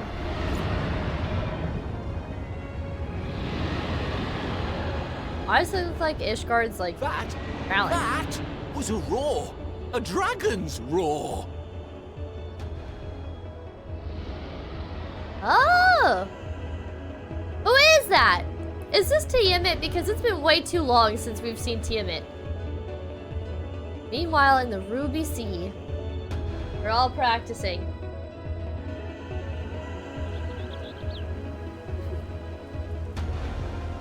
Hancock!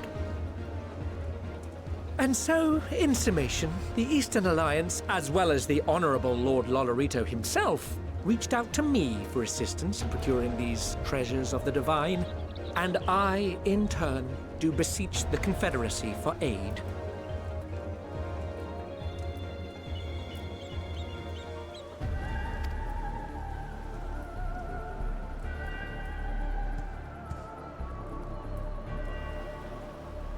Hmm? Is that... Hancock? Sword What a Man! surprise this is. I And a summoned him! fortuitous one at that. I have a favor to ask, you see.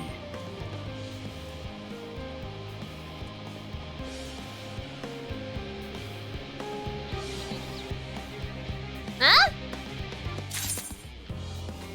I summoned Soraban! I did my little practicing thing. From the auspicious encounter. Dare you? Yes, thank you. I was like, I know I recognize this, and I'm sitting there like, huh? Drawing a blank here. No, we saw Soraban! Day made. No job too small. Alphino is resisting the urge to pat himself on the back. Okay, Alfie. Though our friends are searching for refined adamantite and sacred relics, we will only know if they meet the requirements once they have arrived. Oh, is stream lagging? Hold up my stream and it looks okay for me. How does it look for everybody else?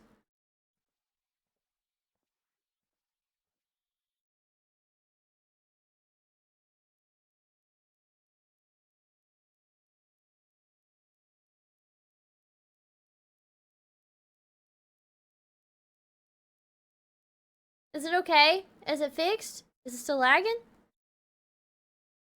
It looks okay on my end. Okay now? Okay. Though our friends are searching for refined adamantite and sacred relics, we will only know if they meet your requirements once they have arrived. In the meantime, is there aught else we might do to be of service? Ha! You've already done more than enough! If I had to say though, I could use someone who knows a thing or two about Allegan technology. You there, the lad with the red eyes and matching hair. You seem to know more than the average scholar. That's because he's Allegan. Ha! Holy Master Kokol knew how right he was.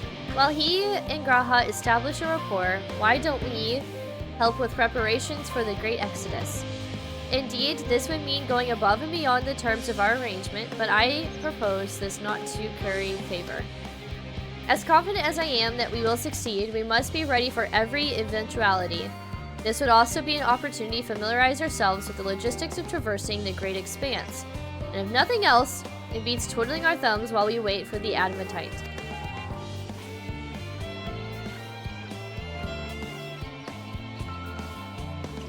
Well, ain't you a bunch of helpful buggers? If you mind to lend a hand, I know where you ought to go. Charlie and Hamlet is lousy with researchers and scholarly types, busying themselves preparing for the Exodus. Ha! That lot need all the help they can get. Well, then, off we go. Obviously, lag on your end unless I'm making this comment way later than appropriate. Nope, you're good. You're good. I don't think there's too much lag.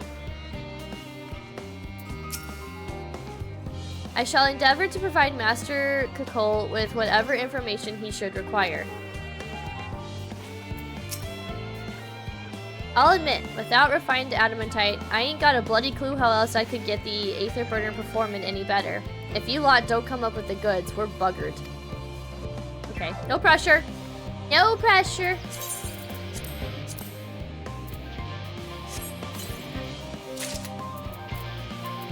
I forgot about this.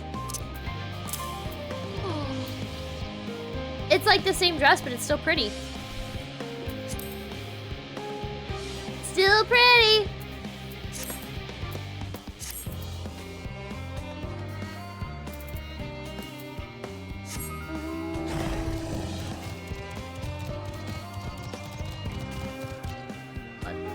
My arm's itchy.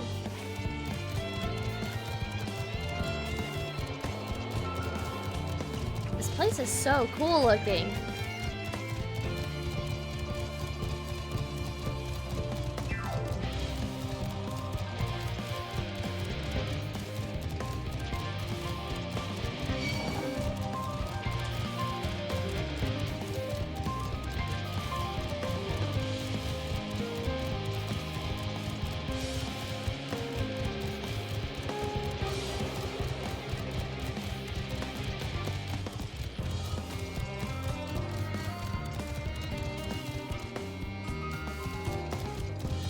Guess we keep going this way?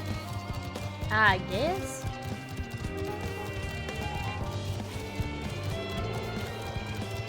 It shows that there's like an Aether crystal out here, but I don't even see it yet.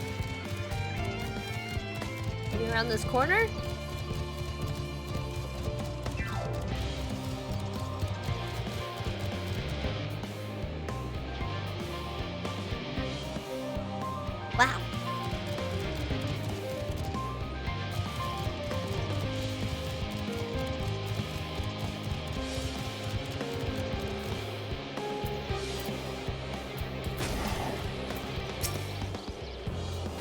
a quaint little settlement this is. A shame it is hidden underground.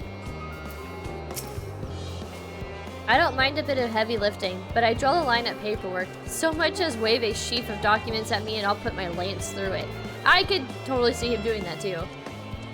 I just imagine Estinian in school and his teacher being like, Estinian, what happened to your homework? Well, I hate paperwork, so I put my spear through it. In order to protect the secrets of the Central Circuit, the researchers must navigate a bewildering maze of paperwork before they are permitted to return to the surface. I suppose it's no different than any other aspect of Sharlayan society. We do love our bureaucracy. It's very much a mirror of the city above, which is perhaps how it came to be called Sharlayan Hamlet. As surprised as I was to learn the Forum planned to send everyone to the moon, I can't imagine how the common folk must feel about it. Do my senses deceive me in the shadows of yon corner? One can but hope this leadeth not to mischievous undertakings. Should I be concerned? From what I can tell, a lot of people actually live down here. I don't know how much help we can offer, but I dare say they'll benefit from some of that fresh inspiration Scholaric Montaigne mentioned. Let's start by asking around, ideally without getting in anyone's way. Let's meet by the Etheirys once our work is done.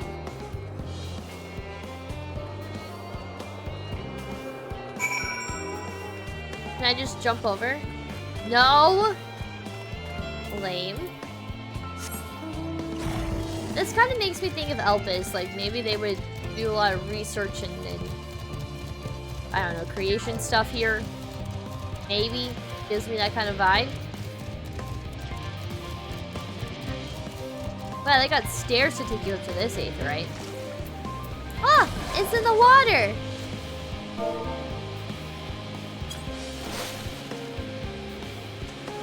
I splashed the Etheirys crystal.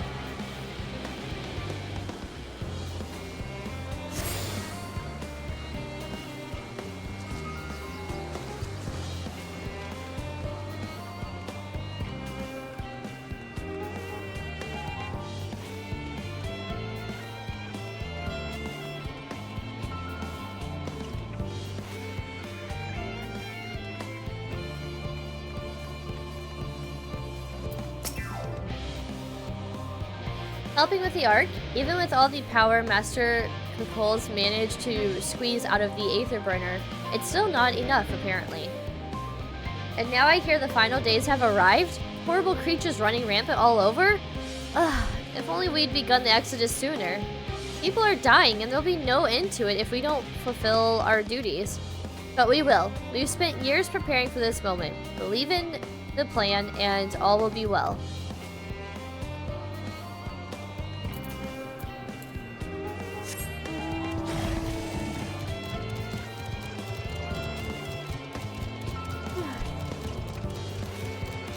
I can't stop yawning. It's annoying.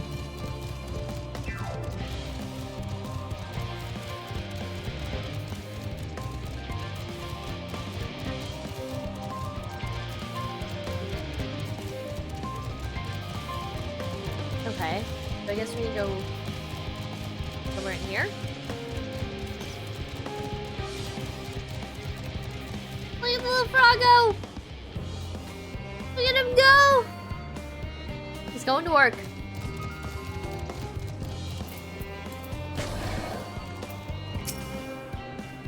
Offering to help, that's very kind, but I should be able to organize the rest of the documents by myself. It's mostly a list of the things we'll need once we arrive on the moon, and then whichever star we choose as our new home. My duties largely concern the maintenance of living conditions, so I'll be a lot busier after we depart. I hear that our lunar collaborators have come down to assist in our efforts. I'm looking forward to finally meeting them in person, after having communicated with them in such a limited capacity thus far. To be perfectly honest, I've not even the slightest idea what they look like. I do hope they're not enormous, looming giants. Why, I would much prefer something small and fluffy, like that bee-hatted rabbit that ran by. Well, you're in luck! Loporrits, they are rabbits. And not big rabbits.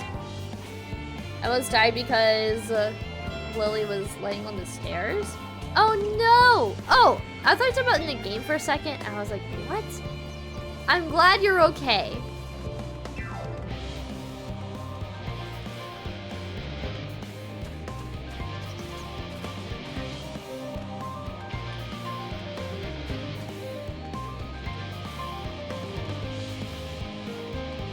And I almost dropped my bowl too. No! Why are cats like this?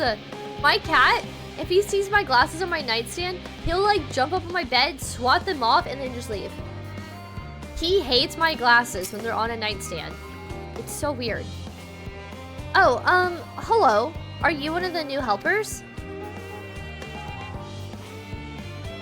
Working on the Aether burner. Oh dear. I hear things have come to a standstill on that front. Even so, I choose that over my current duties. Checking and loading samples day in, day out. The tiring, thankless work. Still, no one will be cross if I misplace a few legumes or what have you. The forum's got enough on their plate as it is. With that, deciding who gets to board the Ark and when. A lot of powerful people have opinions about that. My heart goes out to Master Fortuno and the others. Hardly get a moment's rest, I expect. They do even have time to sleep. Oh, do they even have time to sleep? Jeez. Jeez Louise.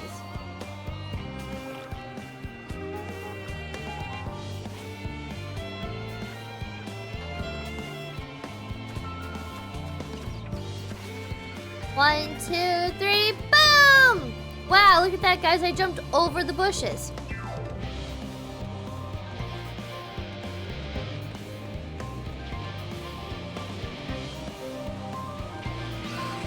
Living way! And cooking way? Growing way! Ah! I missed you! How are you, little one? Crikey, I wasn't expecting to see you here, Gray.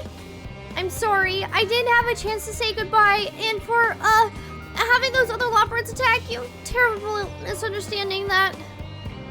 Not to worry, though, as we'll have since recovered from the rather savage beating you administered. They bear you no ill will. Well, perhaps a little, on account of the savagery, but time heals all wounds. Most anyway. This little giving way!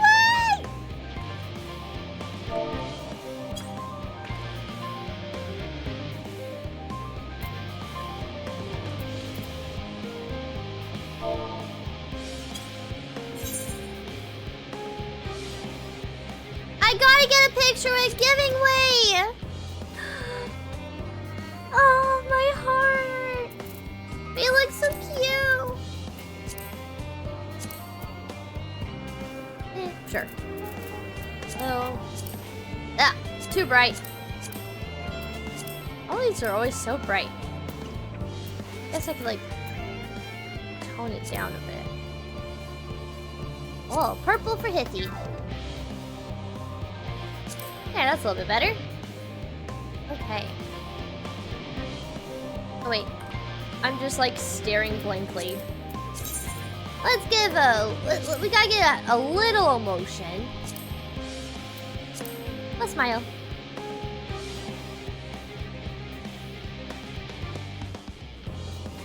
Back my camera. Wait, what? Back your camera up a little and then click a like button. Huh? If I zoom out, I mean, I guess I could get rid of that NPC.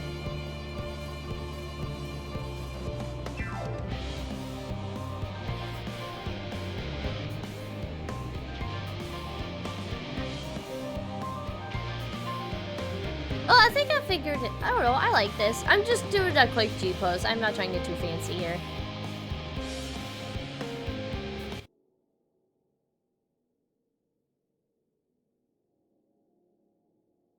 Living way.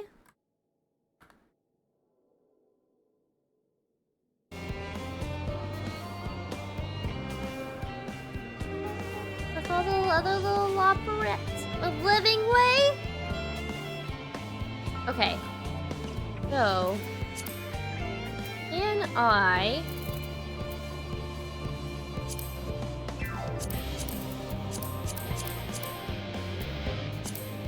Dang it.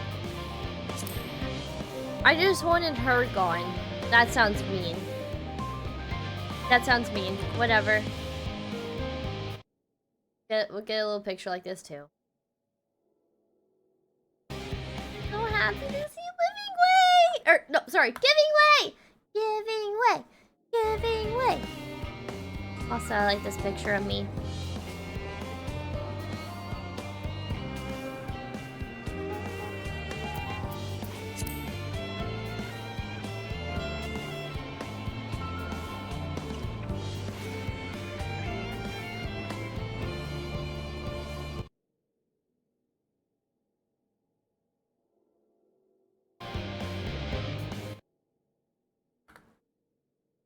Okay.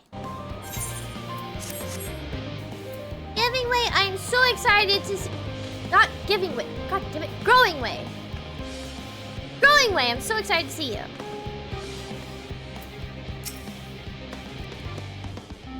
No. What a joy to sample the delights of Etheirys.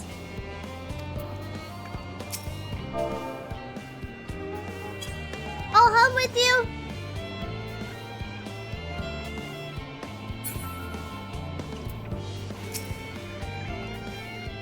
How marvelous it is to see you again. You'll be pleased to hear I've learned much since our fascinating discussion at the Curatorium. It's all thanks to Urianger, you see. He's taught me the finer points of cooking, which, despite my name, I knew very little about. So many dishes, so many hard-to-pronounce words. Actually, I was rather hoping he'd show me how to bake an Archon loaf. They're quite popular, I hear, though it does sound like it contains any flavor to speak of. Still, if that's the sort of thing your kind enjoys, I shall make enough that lasts the whole journey. No, don't make any of those, no.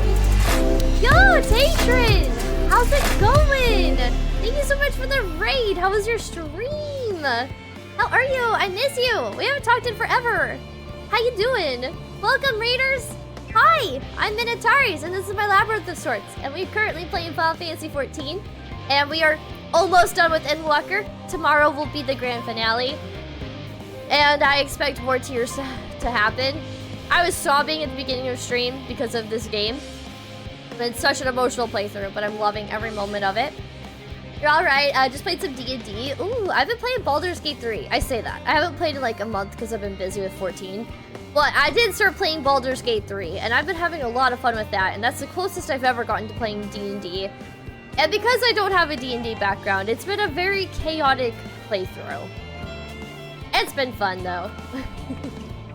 I hope you had a good stream. If you need to, dip out and go take care of yourself, whether it's hydrating, grabbing some food, go, rest, things like that, I totally understand, but you're, of course, more than welcome to stick around. But I hope you had a good stream. Welcome, raiders. And, yeah, we're just playing 14. And we're obsessing over the little Loporrits down here, these little bunny peoples. I have my very own Loporrits, and it's so cute. It's so cute. I love my Loporrits. Okay. So basically, if you're new here, the world that we are in is about to die. It's called the Final Days. And we're trying to save the world right now. In the most simplest of terms to put it in. Yes, Cog. Fancy meeting you here, Gray. Our friends in the forum brought us to see their teeny tiny toy boat, which was quite impressive considering they didn't use any creation magics. What we're really interested in is Etheirys itself, though we now find ourselves in a sort of a funny underground miniaturized version of it. By the way, guys, really quick, before I get back to the story, because I don't know why I just thought about this. I don't know, I'm really awkward.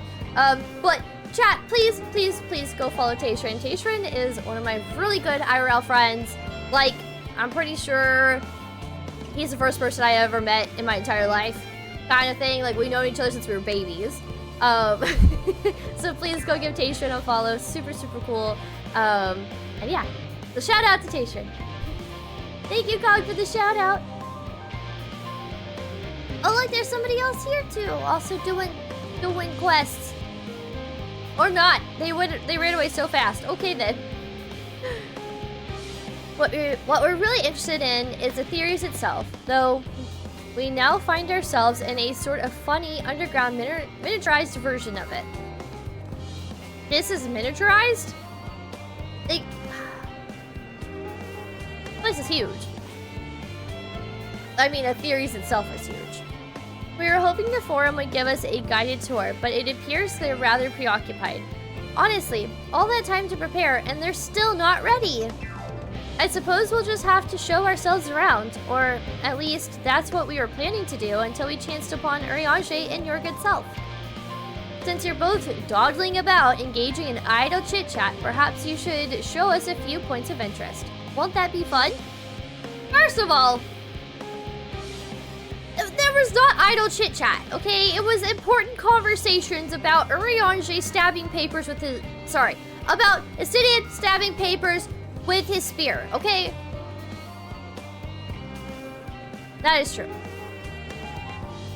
But I feel like to them, Labyrinthos would be, like, huge. But I wasn't sure if they meant Labyrinthos or if they meant Etheirys in general, because the way it was worded was kind of weird. I thought they were talking about Etheirys.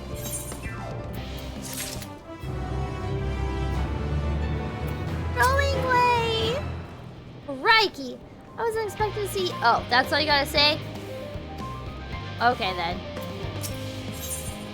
Wise guides. Try as he might, Urianger cannot free himself of the Loporrits.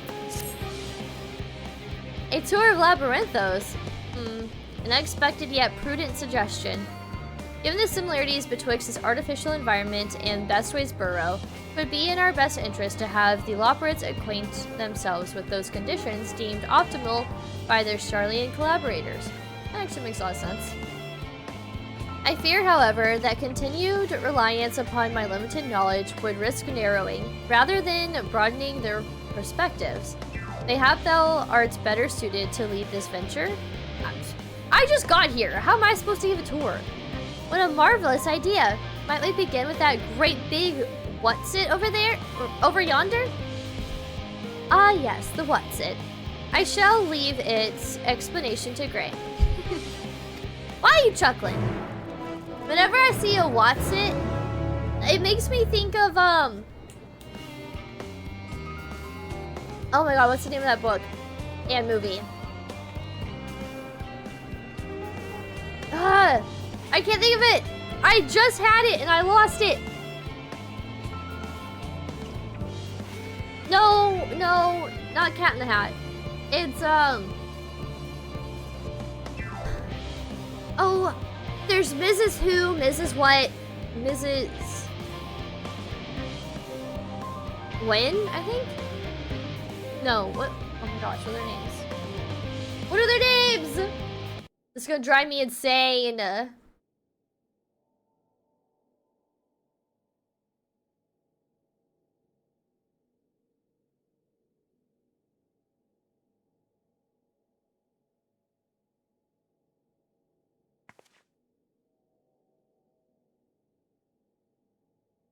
Yes, A Wrinkle in Time.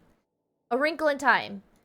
I was so obsessed with that book as a kid, and the movie was really good. Not the remake. I haven't seen the remake, but the OG movie, I loved it.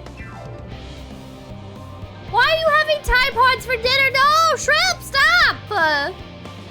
Don't give in to the old school TikTok trends.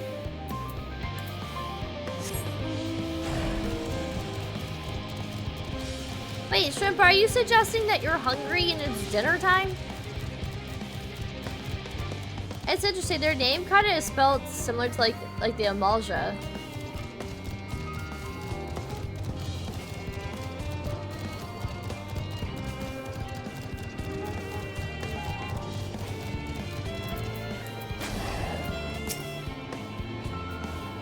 Goodness me, to build something so large without creation magics is positively stupendous. Perhaps you could direct our attention to its most important features? Why am I tasked with this? I'm new here too. How am I supposed to give a tour? Search the apparatus for points of potential interest. You may move the camera. Okay. One of those.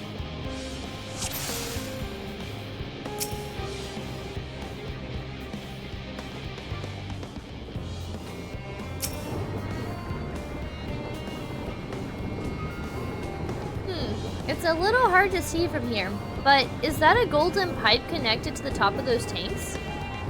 And I can see through that window another pipe at the bottom. Ah, this must be your purifying water drawn up from below. Yeah.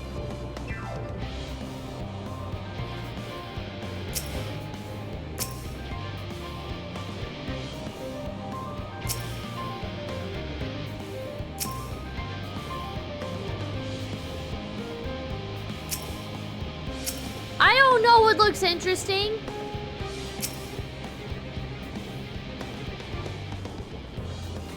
That looks like the trees in Greatest Innsville. Hold on, that's a bit of a strange shape. It's thin at the bottom but big and round at the top. Quite tall for something so unbalanced too. Now it makes sense. That's where they store the water. Oh, there's more interesting things? Wait, there.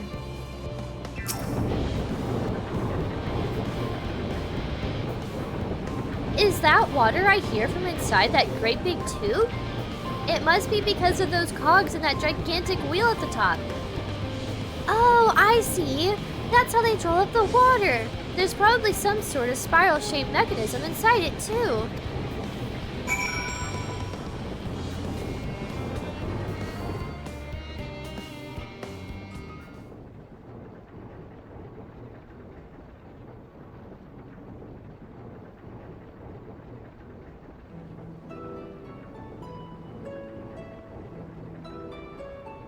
Well, if I were to hazard a guess, water drawn from underground, presumably with some other mechanism, is purified here and stored in that tower before being distributed elsewhere.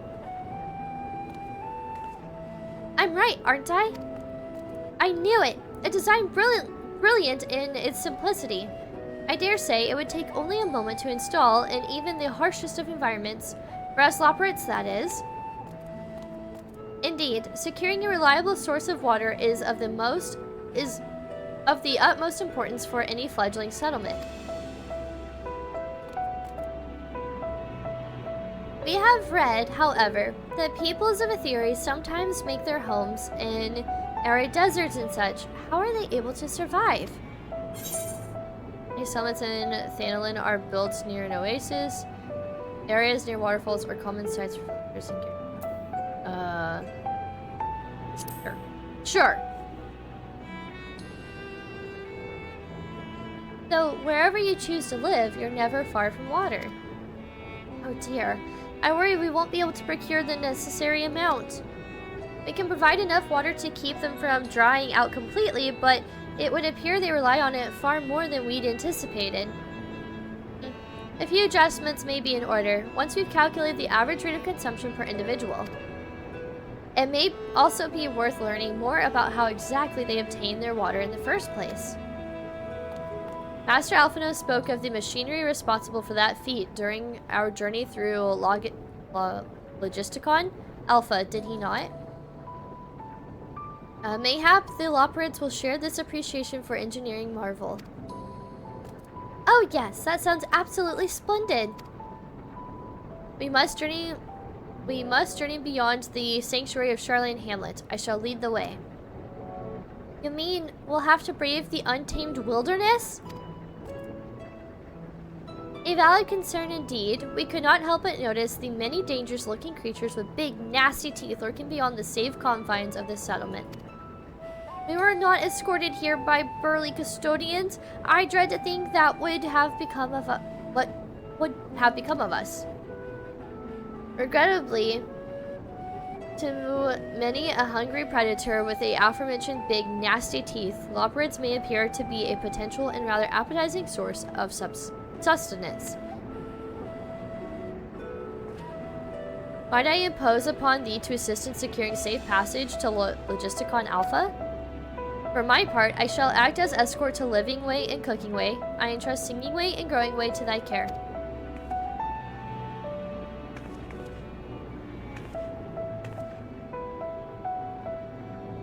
A more valiant protector they could not wish for. Godspeed.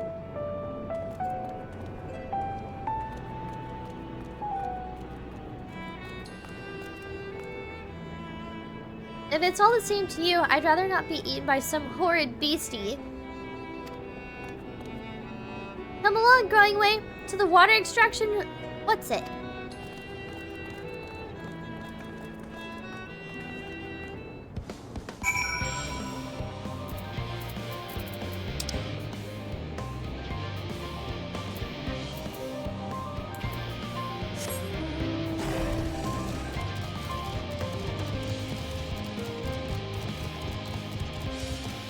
What is that up there? Oh, those are cool looking.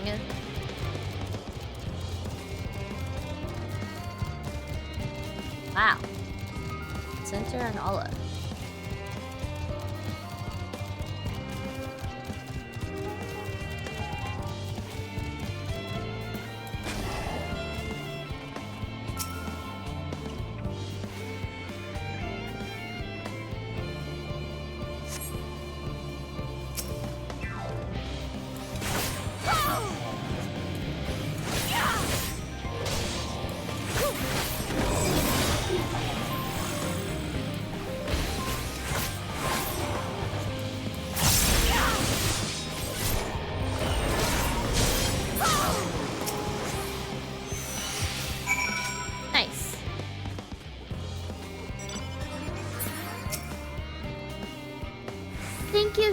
Much.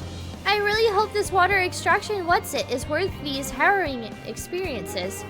All part of the fun, some might say, but I'd rather not be burnt to a crisp if that's all the same to you.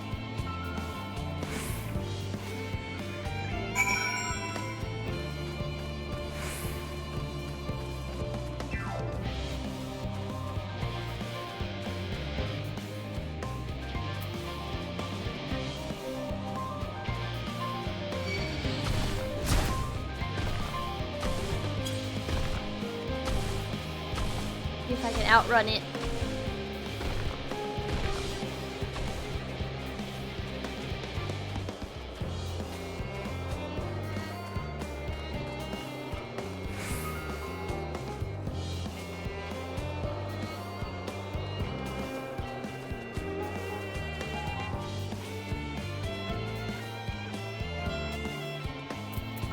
I guess I could have taken a mount. Oh well.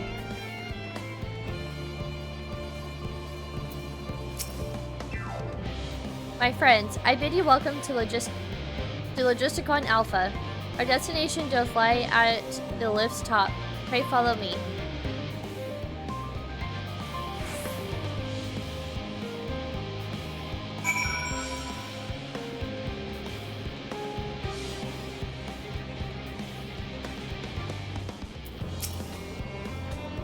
You will need to use this lift should you wish to go to the medial circuit. Let me know if you're heading that way. I think so. I didn't actually look at my map. I think I went this way. Yes. Marvelous. Simply marvelous. So this is where the magic, or science rather, takes place. The perfect environment to sustain life artificially created.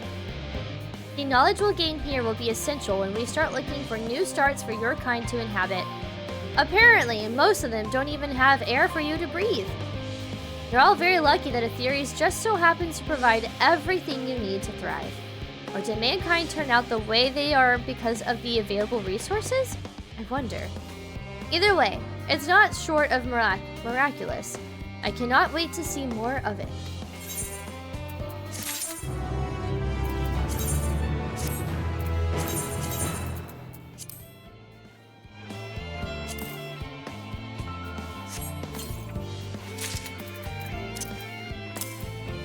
Oh, those are cool looking.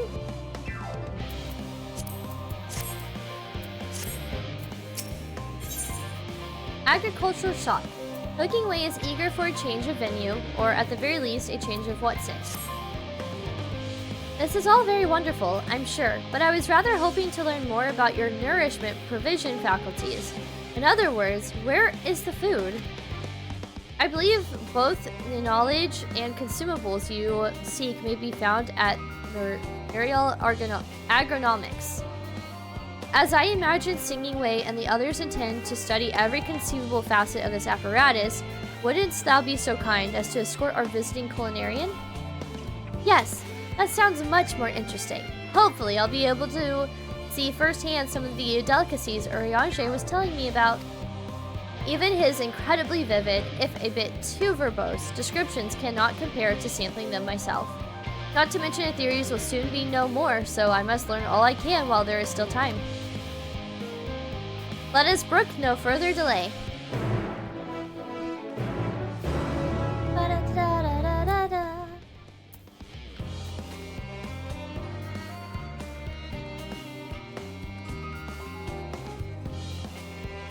This place is crazy.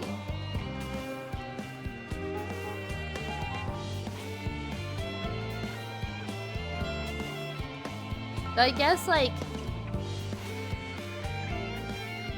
I don't know. I was gonna say something and then I completely forgot. Moving on. My brain just, like, spaced for a second.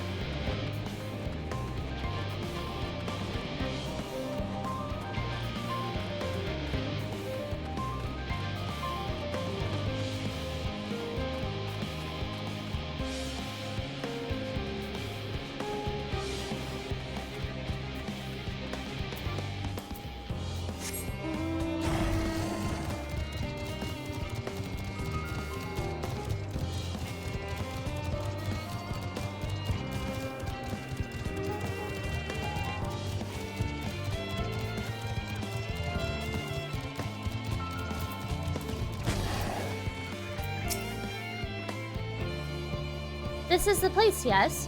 The heady aroma was enough to guide me here, and I spotted several of the fruit and vegetables featured in our compendium. I'd dearly love to try some, but I read that those who help themselves to a farmer's crops without permission are often caught and put into pies. Perhaps you could ask whoever's in charge if they would be willing to part with a few samples. Cooking Way is now accompanying you. Okay. We can't have Cooking Way be turned into pie!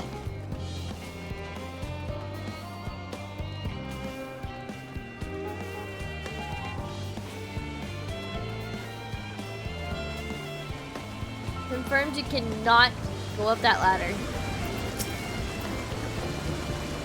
What a fine mess this is. Ah, it's you, the one who climbed down the mine shaft. I'd show you around if I could, but I'm rushed off my feet preparing for the exodus. And I'm not the only one.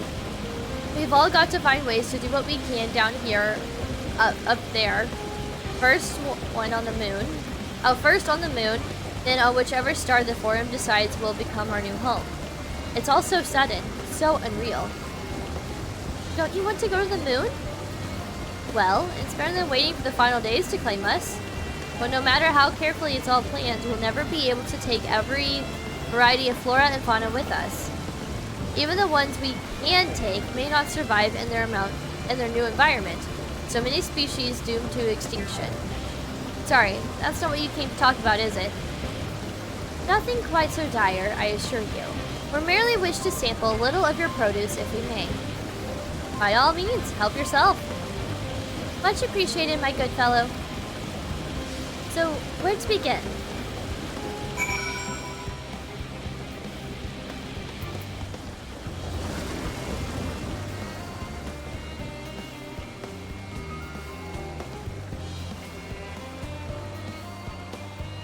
The infamous grapes! Oh, I know what these are. Grapes, yes? Let's see if they are as delicious as they look. Oh yeah, squaps. So sweet, so sour. The taste is much like a ripe philosopher's carrot, and yet the texture is entirely different. The contrast between the outer skin and the fruit within is most peculiar, though far from unpleasant. Yes, I think I'll try another.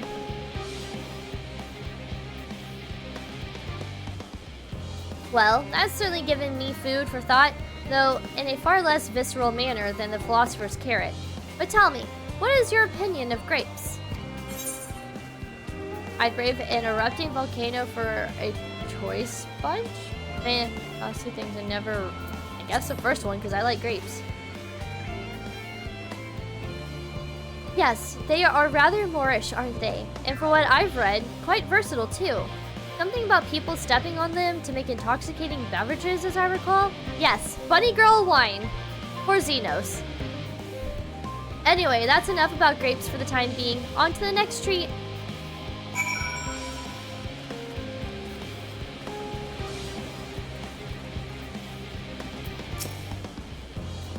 Orange by name, orange by nature.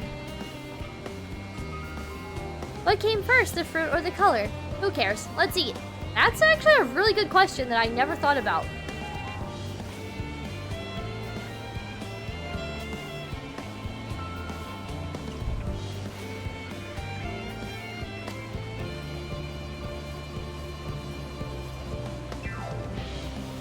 Yes, that's... Equal parts sweet and sour, as with the grapes, yet nothing alike. I may have to consult Urianger about expanding my vocabulary. I simply cannot find the words to describe it. Perhaps what I'm looking for is bitter? This is all very complicated, you know. So many flavors, so many choices, and each individual with their own personal preferences. Now I see why you all turned your noses up at the idea of eating nothing but carrots. Marvelous though they are still in my estimation, let no one say I said otherwise. But speaking of carrots, I've yet to sample any of the vegetables. Let's see what's in the field over there. Has a way with word. True.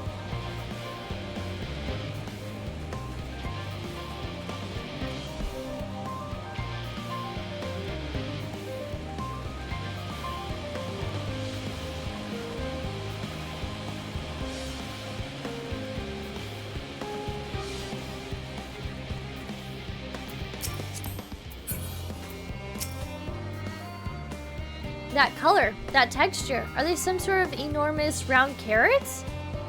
Oh, pumpkins. No, in any case, proper nomenclature is less of a concern than the taste.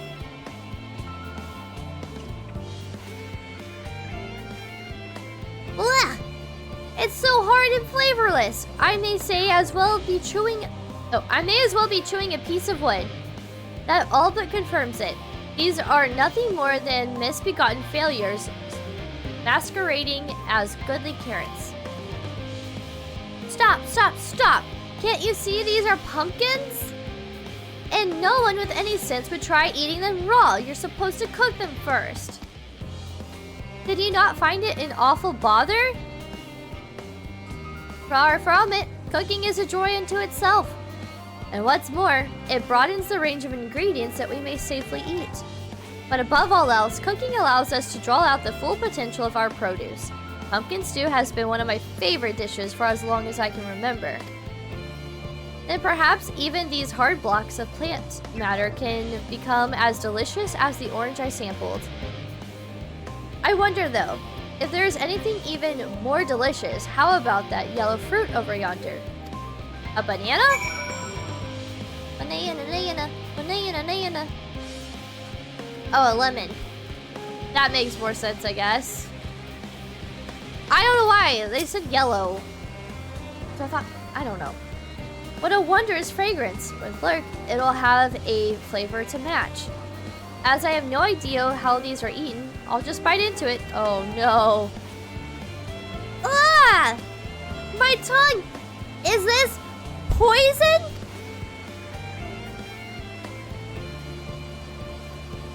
Seven hells! 7 hells? A lemon? You mean it's supposed to taste like this? How can something so similar to an orange be so revolting? Ugh! It may be some time before my palate recovers from this ordeal. As such, I had best call an end to this round of sampling. Let's say our farewells and return to the others. I know, I like lemons too.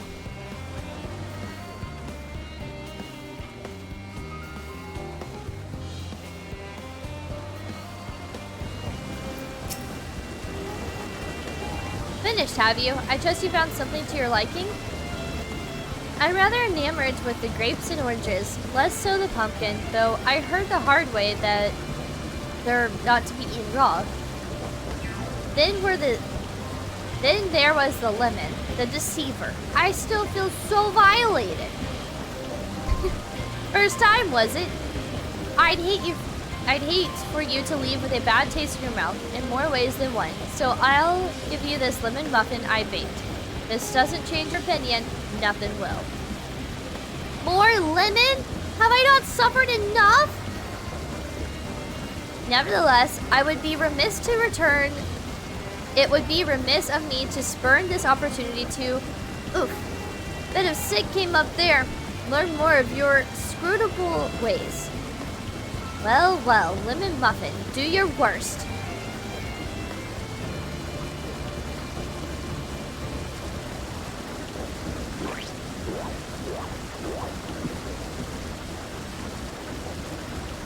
This is delicious.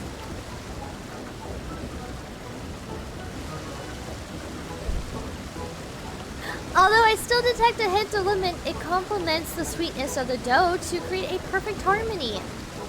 I never would have guessed its vile bitterness could be utilized so elegantly. My good chap, this is simply breathtaking. See? We rarely use lemon in its natural state, but it has a starring role in all sorts of recipes. And the same is true for many other ingredients. It comes down to making the most of the resources at our disposal. And sometimes that can even be the difference between life and death. I know we won't be able to take every species with us. No doubt the form agonized over what was worth preserving and what will be considered to history. Hard choices, but make them we must if we're to survive. Such strength of will. Now I know what Hydaelyn sees in your kind.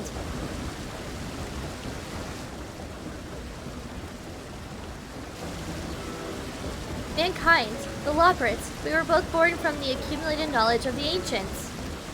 They learned all there is to learn about the nature of sentient life and the fates of the stars themselves.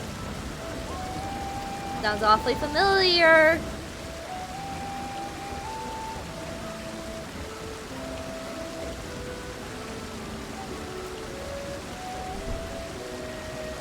Once a civilization has fulfilled the basic requirements for survival, it will inevitably seek to eliminate all forms of negativity and achieve perfection. Wait, hold on. Once a civilization has fulfilled the basic requirements for survival, it will inevitably seek to eliminate all forms of negativity and achieve perfection. True. And therein lies its falling and its downfall. For perfection is an unattainable ideal. 'Tis the paradox of the immaculate carrot.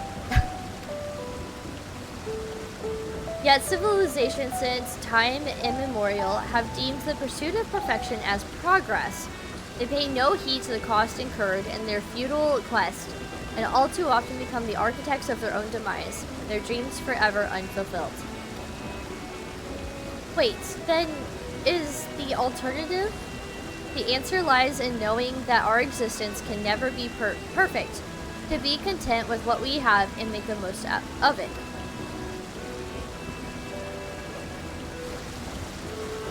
When life gives you lemons, make lemon muffins. Close enough. Yes. Pardon my Eorzean, but what the seven hells are you on about? And who are you anyway? Cooking Way, at your service. I'm here to help prepare for the trip to the moon. And once you get there, you'll be able to try my carrots. I've been growing all different kinds. But don't worry, there'll be room for your crops too.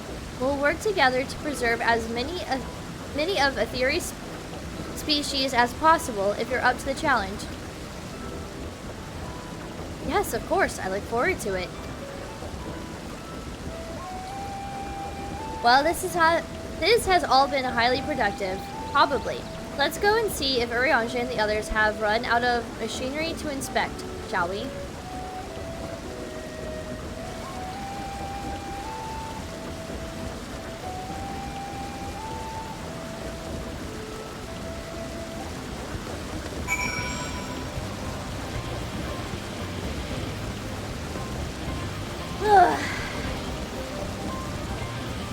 Okay. Where is Cooking Way?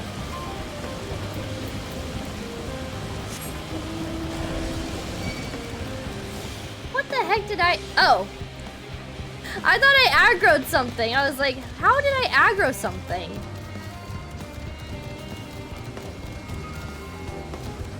Ah! I can't jump over.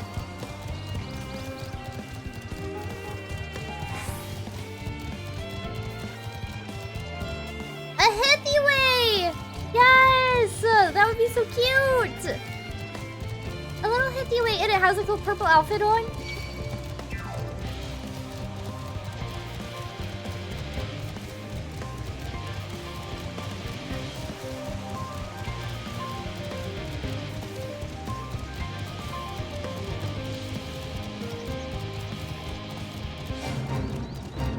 Uh-oh.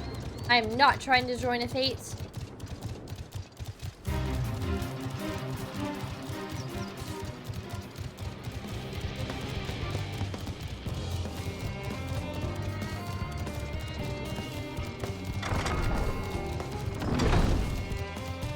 Yeah, this place definitely gives me vibes of Arconian. What's it called? Base that we built.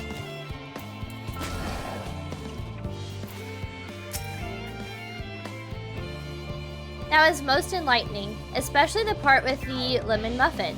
Actually, I was wondering, do you know of any other places famed for their cuisine?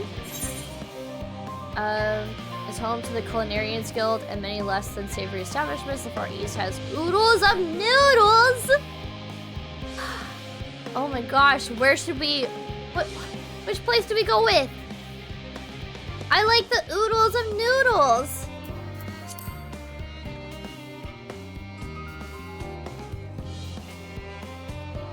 When then I have time to visit, the more I learn of Etheirys, the more I wish we could spare it from the final days. Alas, Hydaelyn's orders are to flee, not to resist. If only there was some other way.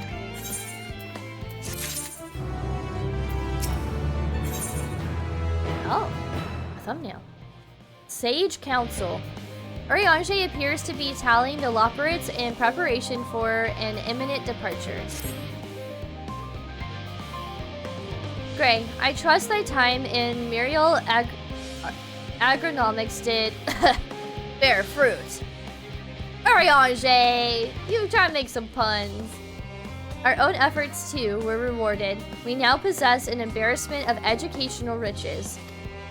No doubt for our guests, relentless pursuit of knowledge could occupy them and us for a fortnight. Alas, time is of the essence. Let us return to Charlene Hamlet forthwith. I shall gladly attend to each and every Loporrit there, should further questions within my power to answer arise.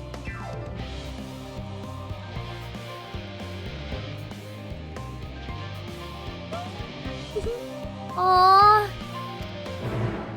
Wait, why aw? Why? Why are you sad? Oh, we're gonna find out. Make me walk all the way over there.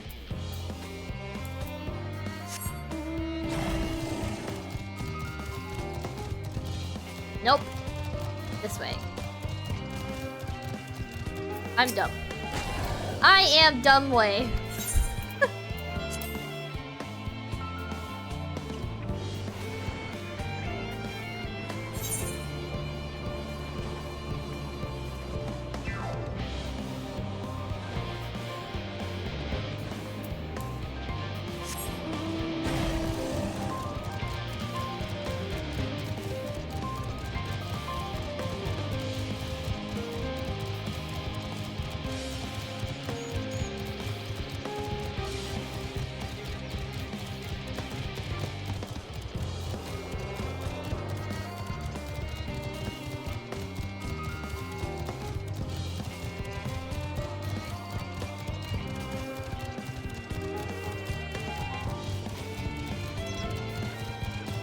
boing. Don't mind me, I'm just gonna aggro everything because I decided to take the beaten path.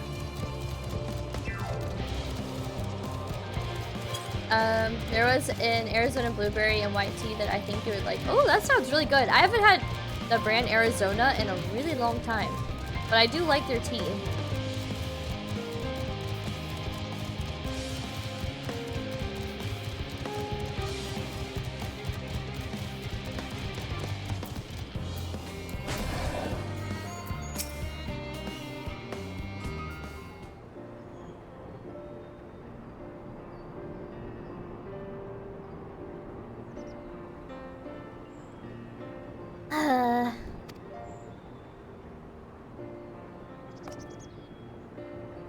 Yes, Gray. That was indeed me verbalizing aside to express my emotional state. Do you want to know why? Yes. Because I sold the reconstructed environmental data for Etheirys at Logisticon Alpha. That's why. A forest so lovely and so leafy. Are all of your forests like that? The Black Shroud is quite leafy indeed, in a place of ability. There's verdant at least. Oh, yes! You should see the forest. So the first one was purple. Yes! Ah! I say. With a star so wonderful, it comes as no surprise that you're reluctant to leave it behind. I was a fool to think otherwise, to assume that the moon was something worth being proud of. How ridiculous we must seem to you, trying so hard yet achieving so little.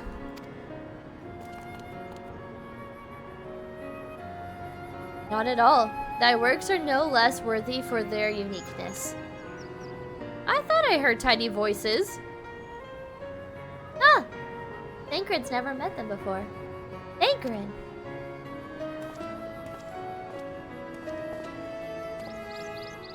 How didst thou fare?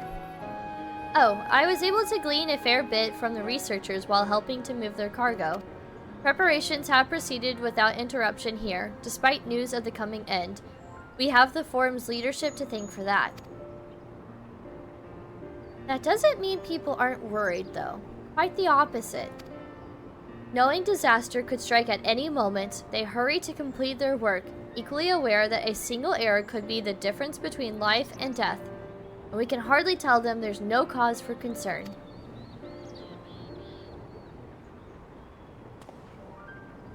Perhaps not. Though aided by our goodly growing way, we may yet find other ways to lighten their burden. Me? Be of use to people? I'm honored that you think me so capable, but I'm not sure that I'm up to the challenge. Nevertheless, I believe in thee. If you say so. I suppose it can't hurt to try. I passed someone moping in the western plaza that looked to be in need of a helping paw. Perhaps you might start with them.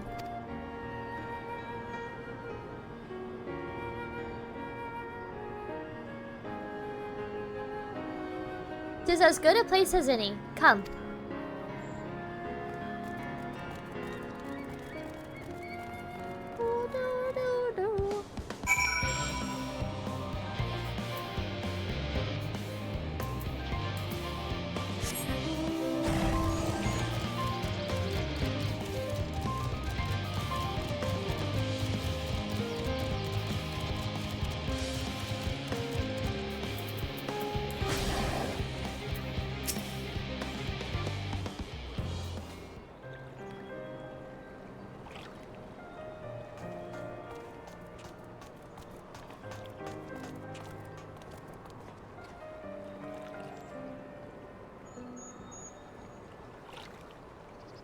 Oh, can I help you?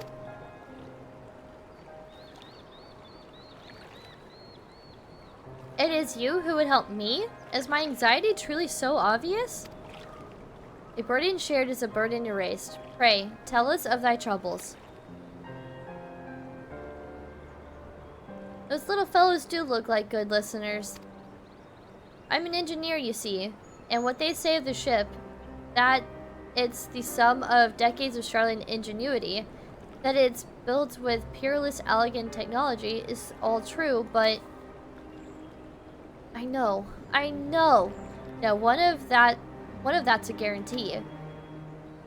We've never before launched a starfaring vessel, let alone flown it in the great expanse. All the tests we've run have been on the ground. Only operational personnel and cargo will be aboard for the first voyage, but even so, if it fails us then, what can we do? And if it doesn't, it could fall apart on the next flight, or the one after that. Dude's been watching too much about the Titan submersible. I'm sorry. We've done everything we can to prevent that from happening, but it hardly matters. We thought the Aether Burner's design was flawless too, and look how that turned out. Thou art familiar with these most daunting technologies, and thus dost thou hold the power to ally his fears. Oh, I'm not sure about that, but, well... Maybe you could tell me if there are any aspects of the ship's design that you're specifically worried about. Our ability to walk about and perform our task, for one. I've devised a means by which to employ gravity, a spatio-temporal spell, to regulate the environment. But what if it's not strong enough? What if everyone floats away and begins crashing into things and as soon as we've left the star? Gravitation. Maybe I can be a help after all. Up there is not so different from down here, you see. The same rules apply, and if you consider them as part of one great big cosmos rather than separate places...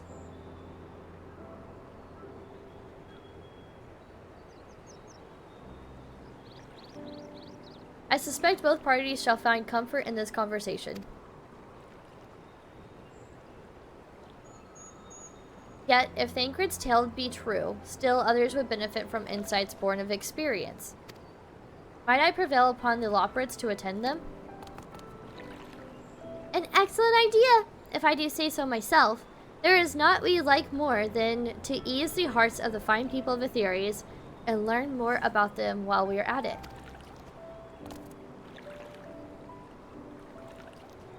Full glad am I to hear it. Gather thy companions and bring them hither. Grey, thou hast a gift for finding souls in needs of succor. Pray seek thee out Oh. Is this kind of similar to, like... I mean, not to the same degree. But similar to, like, what, like, Etheirys and Emmett can do? Like we... seek out, like, someone's... Nope, never mind. They go way beyond deeper. I'm really tired. I don't know where I'm going with my thoughts now.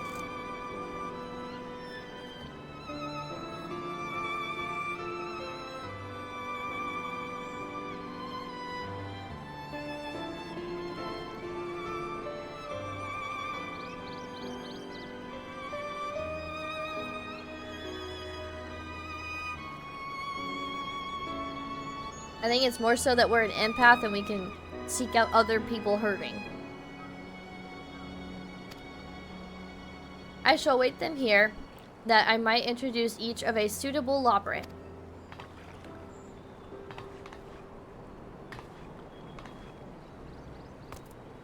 Oh, I do so look forward to that. A place for every Loporrit and every Loporrit in their place.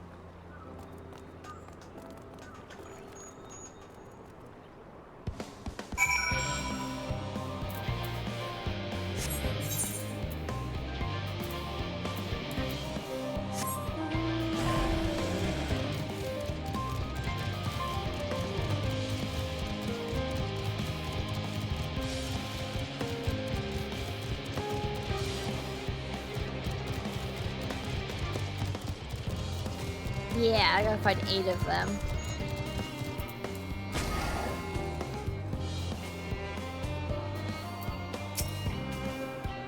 Concerns? Nay, there's no point in worrying at this stage. It'll only make the work go that much the slower. This woman seems to be coping well.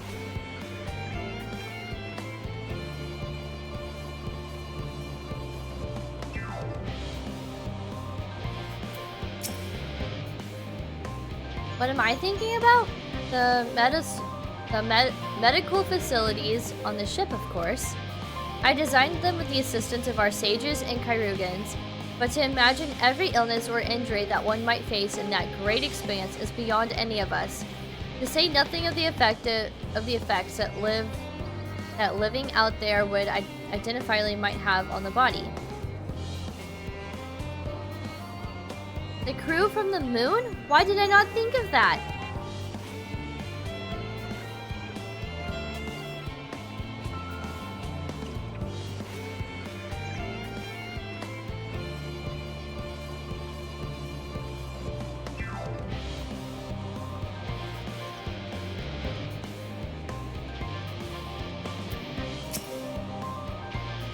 Is anything bothering me? Well, I'm unloading cargo for bells now, so my back feels like a Void Sense player. A Void Sense played it as a piano. My feet and knees has drums and cymbals too. Escalator seems fine if in need of a break.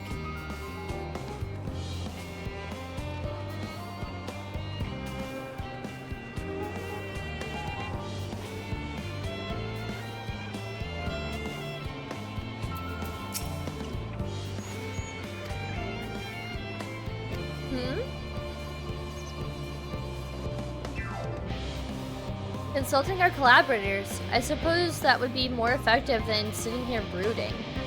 I'm attempting to calculate how much cargo we can consolidate into fewer trips. Could the Aether burner make our original estimates unfeasible? But there are simply too many variables. I feel as if my brow will turn inside out. But perhaps our lunar associates will have more insight into how much weight constitutes too much weight for our purpose. Thank you for letting me know.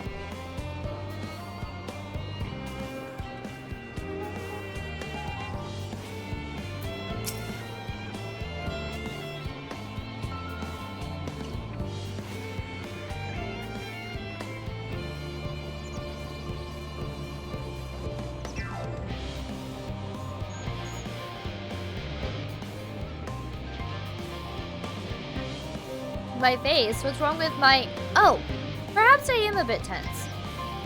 I was tasked with ensuring the proper fauna, and only the proper fauna, are brought with us to the moon.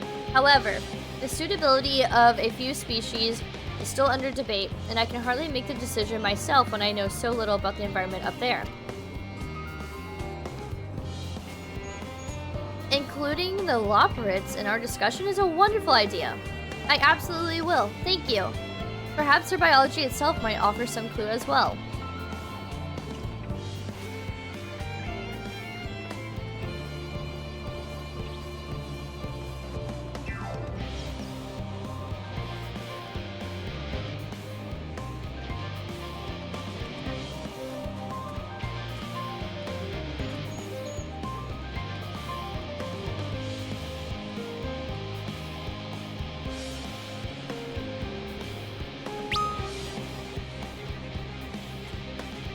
After stream, there's a certain point in the MSQs that I gotta get to tonight, so that way we can focus on the finale tomorrow.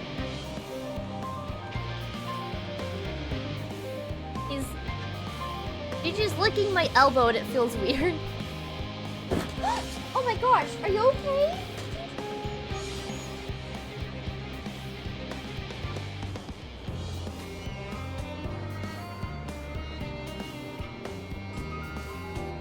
He fell off of the chair. I feel so bad.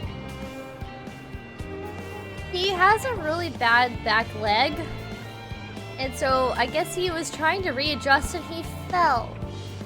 But he walked it off okay and he didn't seem to be in pain. But I feel bad. He took a little tumble. And I feel really bad. But he walked away just fine. I think he was just annoyed, honestly. More than anything, I think he was annoyed. How might I help you? What a lovely idea. I too noticed people becoming rather tense, so I rushed out to pluck some fresh and fragrant tea leaves. Now I need only track down 100 or so cups. But don't you worry, I can manage. I hope your plan to cheer everyone up goes well. I don't have a cat tree in here. They actually don't hang out in my stream room at all. Every now and then Oliver will like chill under my chair. But they have like, so Gigi likes to just sleep on my bed, so he's usually on my bed. And then Oliver's got his little places. He's discovered a new hiding spot recently. We have a table that has like this tablecloth that goes all the way down to the floor. He loves to hide underneath the tablecloth, and then like he'll grab a toy and he'll like bring it in, and then he'll throw it out of the tablecloth, like out underneath it, and he'll like pounce on it and bring it back in, and he'll just do that over and over and over and over again, like he's practicing his hunting skills, and it is the funniest thing. So right now, Oliver just wants to be underneath the table. That's like his new favorite spot right now. Super, super cute. And then Gigi just loves to chill on my bed, so that's where you can usually find him. But don't you worry, I can manage. I hope your plan to cheer everyone up goes well. This woman is doing better than you are. Wow! Wow! Slap in the face! I'm doing just fine! I'm totally fine! I'm not coping way.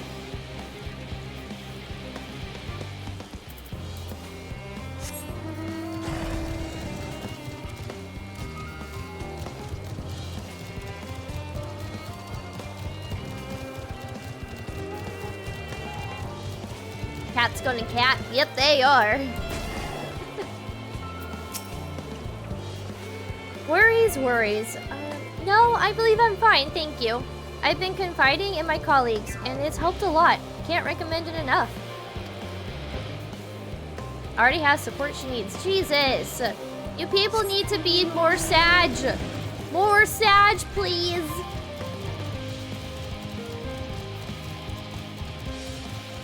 Oh, you're skeptical. Maybe you're Sag. Have you heard anything of what's on the moon? I have no doubt that we can make it up there, but the searching for a new star part of the plan sounds awfully vague to me. Yep. I asked the forum, but they will only tell us that our collaborators have everything under control. Forgive me, but I don't feel particularly safe wandering through the sea of stars on God knows what, made by gods know who. That's actually pretty valid. Pretty valid.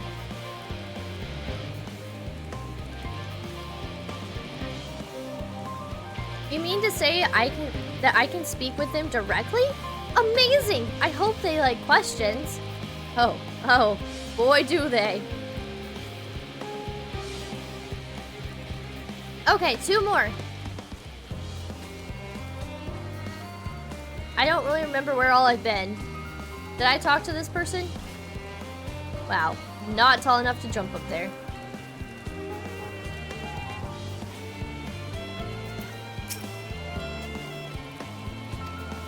Yeah, I did. Oh, you're right. I don't know why I thought... In my mind, 4 + 2 is 8. I can't math.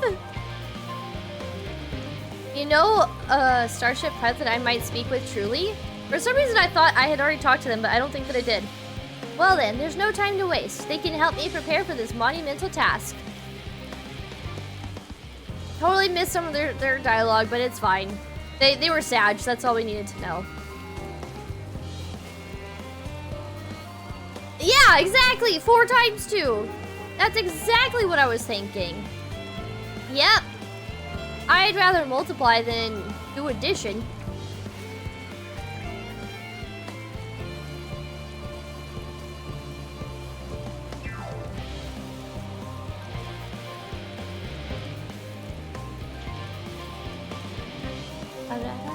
Okay, so 3 more.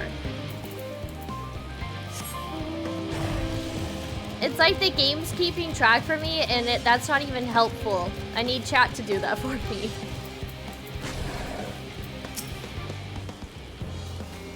"56 bunches of weeds in the ground, 56 bunches of weed. Rip 1 out, add to the mound, 55 bunches of weeds in the ground." But yeah, this dude's gotta be Sag. Eep! I'm not neglecting my duties, I swear. I was in need of a little break, you see, but then I found myself unable to relax at all, and so I went on a walk, and then I noticed all of these weeds, and... I'm not distracted. Pleasant conversation partners, and oh so fuzzy. Goodness me, that does sound like a much better way to relax. Nice. 6 out of 8. I was afraid that when they said they saw fuzzy little things to talk to, they're just be like, oh yeah, I'm happy. Let me go talk to them. Dude was picking weeds to relax. What a weirdo. Who picks weeds to relax? If you do, then I am sorry. I'm not dissing on your relaxing time. I'm highly allergic to weeds, so I'm definitely not picking weeds. Definitely not.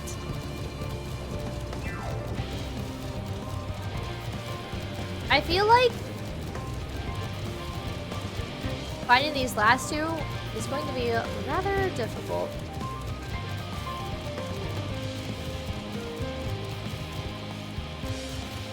But we'll see. More like finding that last one will be difficult.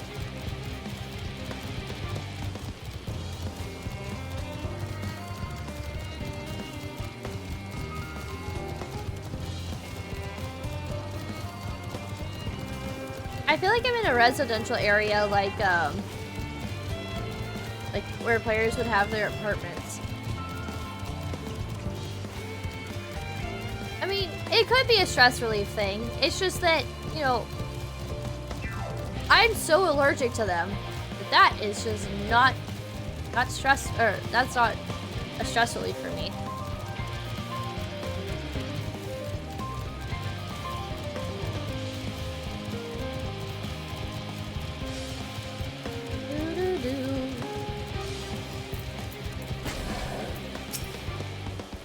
Apologies, but I'm awaiting a delivery. Whatever it is, we'll have to wait. It seems this cleaner's too busy to chat, but for his benefit or otherwise. Oh, that didn't count! That didn't count! He totally seemed sad. He was radiating with the sad.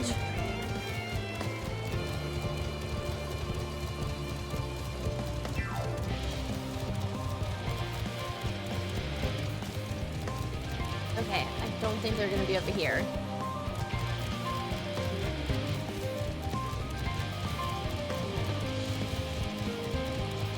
My Little Pogchamp! Guys, we've done it. We found My Little Pogchamp.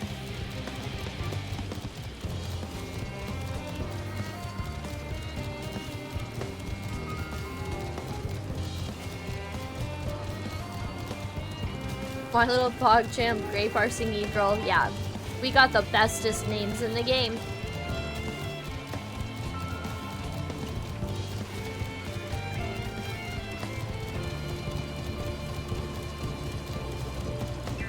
Hello? Any sad people?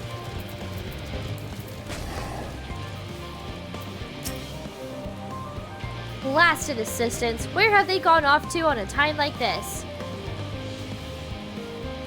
Beg pardon, but I have not the time for idle chit-chat. I need to reconfirm that Aether levels are consistent throughout the vessel's machinery, and it seems I shall have to do so single-handedly.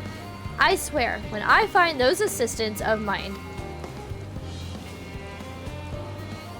The Loporrits are willing to help?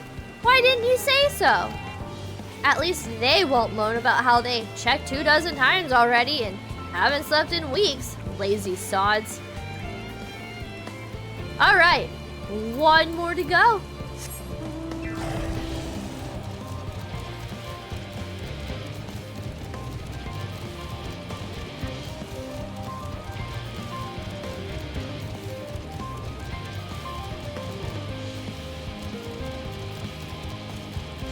I don't think it would be by the entrance, but maybe?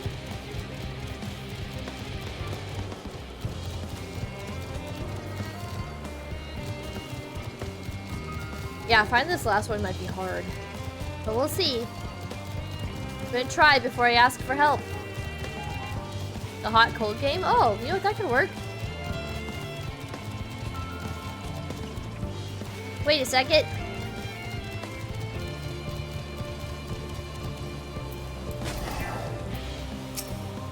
Warmer. Oh, I saw somebody up there, but we'll talk to them too. You, yes, you idiot. Have you seen an envelope lying about? This imbecile refuses to give me the alchemic I ordered without that bloody slip of parchment.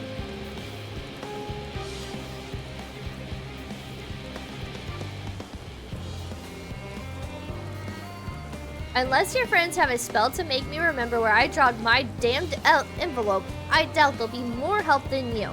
And you've wasted enough of my time already.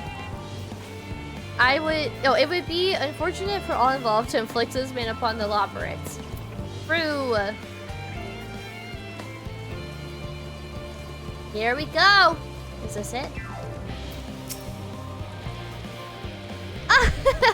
The end of the world is nigh, yet the work goes no faster. Schedules are such temperamental things, feasible one moment, utter blocks the next. And yet, I've never felt so alive! Damn it! I thought we found him. Look at her dancing though. Kudos to her. This one is beyond your help. Only sleep can save her now. Okay, warmer. Can I like squeeze through here? I can. That. Holder.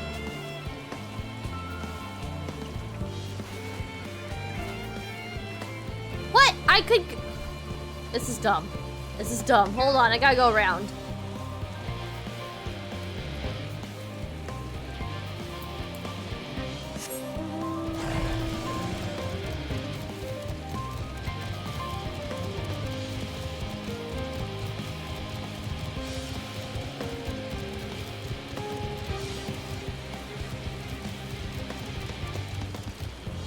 I see.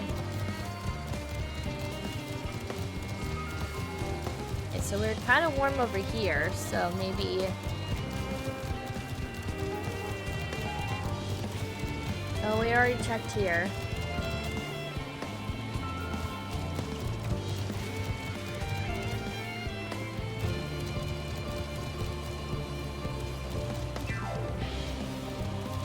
Cool water.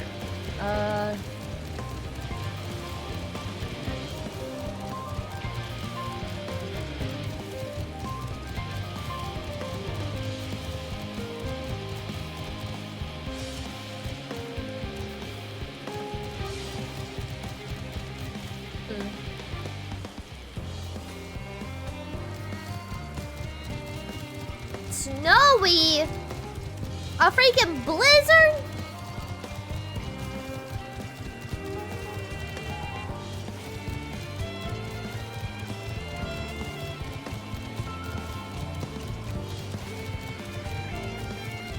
Over here.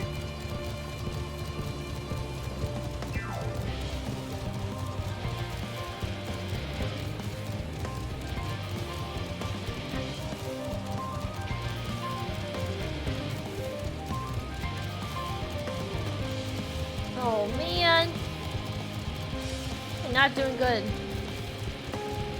Burr! I said burr. It's cold in here. There must be a ghost in the atmosphere. Maybe like way over here by this entrance? Oh, it's getting warmer. Maybe over here? Maybe not over here? Okay, not over here.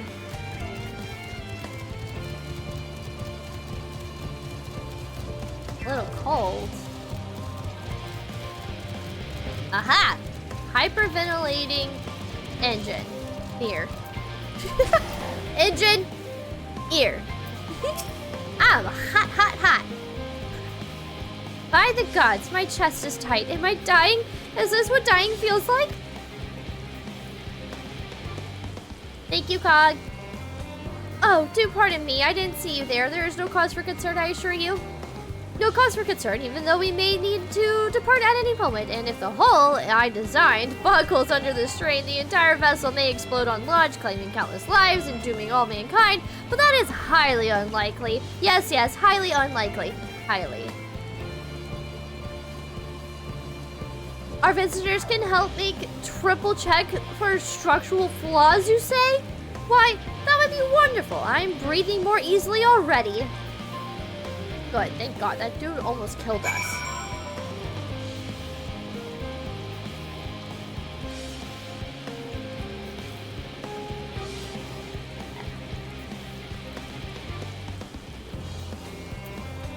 We'll run. Run! Sprint!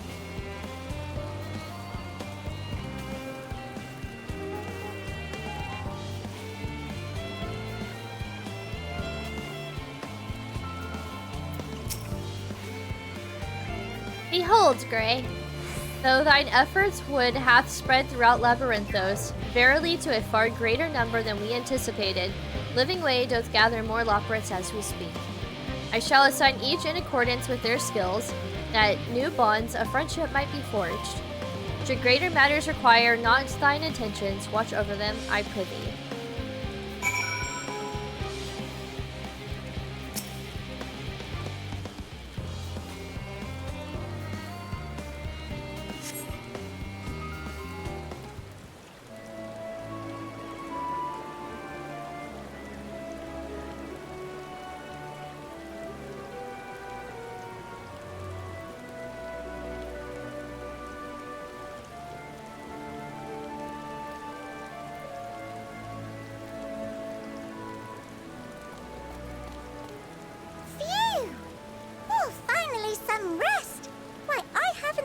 So much in, well, in forever.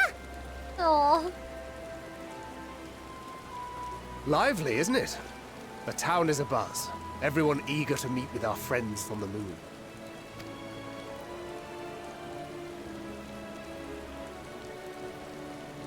'Twould behoove you to consult with Sleeping Way. As our moon's pilot, his advice should be most pertinent. Wait a second. Would behoove you to consult with Sleeping Way. As our moon's pilot, his advice should be most pertinent. Why is our pilot a Sleeping Way? What? It's too funny.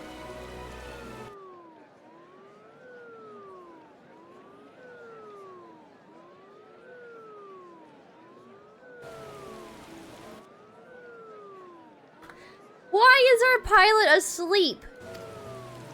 I'm impressed. Truth be told, I struggle to tell one from another. No offense intended, of course. Because you gotta follow your dreams. His dream is to sleep? A Sleeping Way! I'm impressed. Truth be told, I struggle to tell one from another. No offense intended, of course.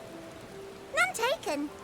After you and your friends left Mare Elementorum, we spent no small amount of time with your Urianger. Oh, he's dreaming right now. True. Look, if it means you gotta sleep to chase those dreams, then chase those dreams. Oh, the conversations we had. He told us all about Etheirys, answered our every question, no matter how trifling or trivial. Look! Every page filled to the margins with knowledge. Oh look, a normal-sized book. When I first arrived, I was struck by how little I knew. It was daunting. But then I realized that were it not for Urianger and his teachings, we'd still be stuck on the moon, gazing at your world and wondering what we've been missing.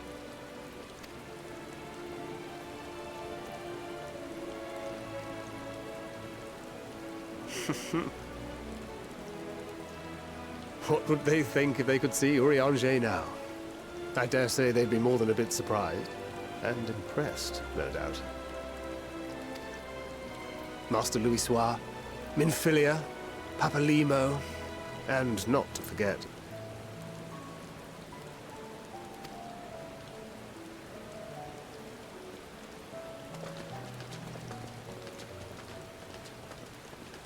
And not to forget there. who?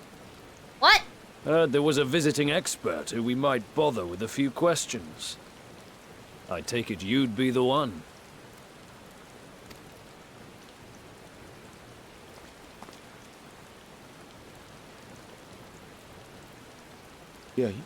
Yes, I am. Why is he responding like that? Also, it's crazy that we've heard Papalimo's name spoken twice tonight. It's good that they didn't forget about him. What's going on? Wilson and Blovida, Sharlayan's foremost researchers in the field of teleportation magic, and Moonbreeder's parents. Oh, Moonbreeder! That's who he was going to say. It hath been some time. 'Tis good to see you in good health. Likewise, old friend. Blovida and I were most honored to answer the call. Never expected this reunion, though, did we, dear?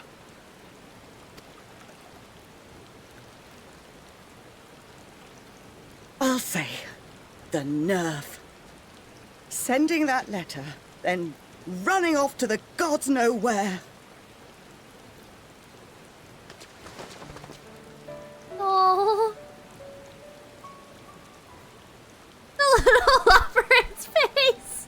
Do you have any idea how worried we were?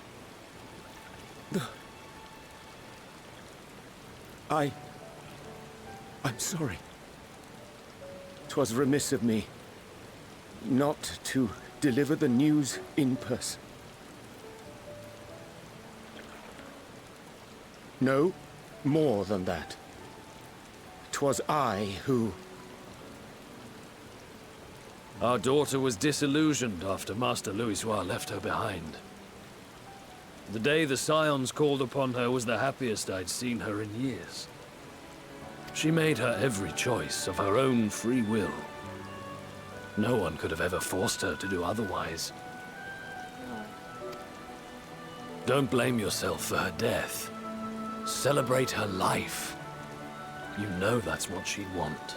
I love this. Urianger's getting some closure, and Moonbreeder's parents too. If there is one thing we resent you for, it was that we could not be there to mourn her with you. Reading the words you penned in that shaky hand, we must have cried as much for you as we did for her.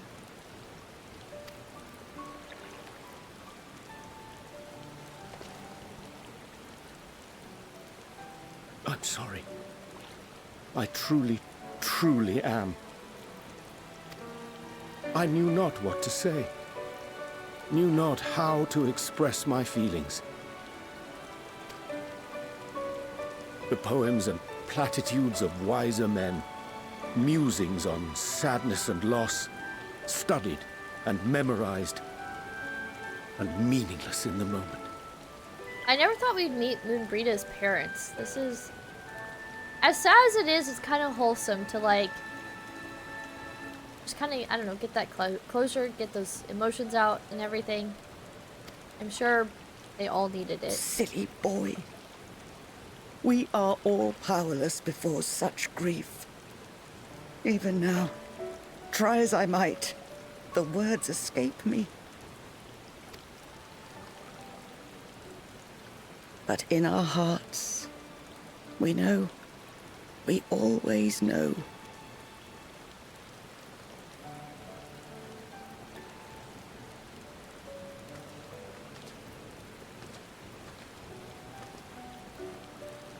I remember when you were young, how the lads teased you for choosing the company of books over others.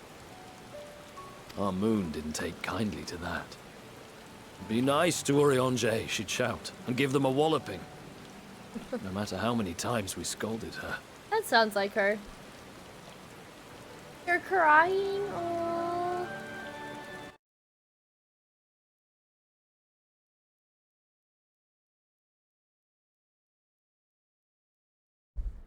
Oh, I meant to put a 3. Whatever. I typed out your name. It's to you, Cog. I'm trying to give you a hug. I meant to type out a 3 and I hit E, which still spells the same thing, but whatever. I tried. Our Moon didn't take kindly to that. Be nice to Urianger, she'd shout, and give them a walloping, no matter how many times we scolded her. You like this part always gets me crying. Aww. I feel like it's very, very wholesome, but it kind of warms my heart to just like see Urianger finally kind of like face what may have been holding him back this whole time. So we offered a suggestion. Rather than starting fights, why don't you be the bridge between Urianger and the others? She had to mull it over for a while, arms crossed, brow furrowed in intense thought. But from that day on, she never let you be alone. She'd drag you outside to play, pepper you with endless questions, read the same books you read, all to try and understand you that much better. I'm sure it was annoying and exhausting at the time, but she only ever had the best of intentions. And look at you now, at the center of the crowd. The reason there even is a crowd, having brought these people together. You've no idea how proud we are. Aww. It's like her parents are his parents. To see the boy our daughter trusted and believed in more than anyone grow into the man she always knew he could be. I can see her in you too. Feel her. She walks with you wheresoever you go. So thank you, Urianger, for being who you are. I did not expect such a sentimental moment right now. Like, I want to give him a hug. Urianger! I think I can feel her too.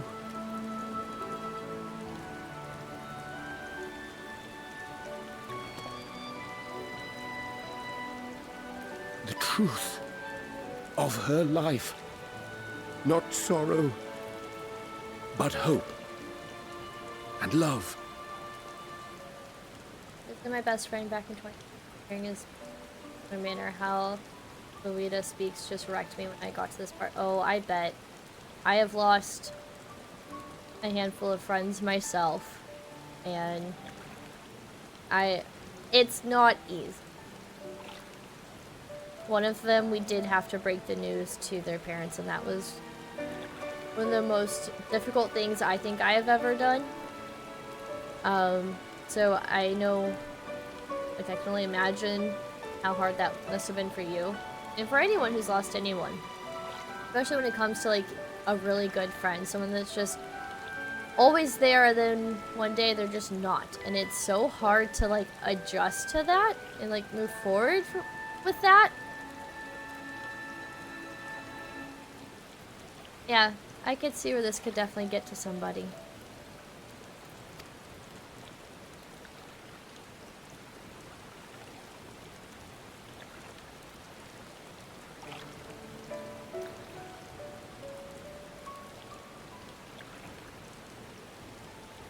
Little Loporrit still had her mouth open.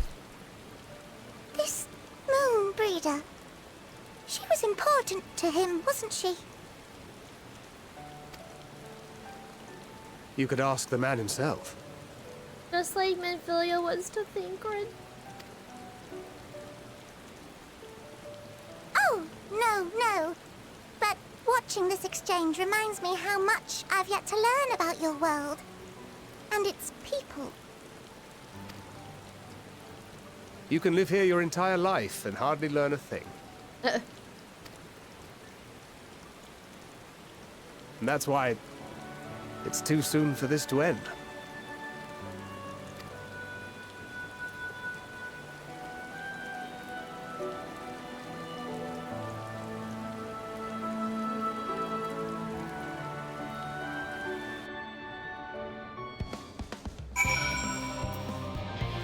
Wow, okay. That was a lot.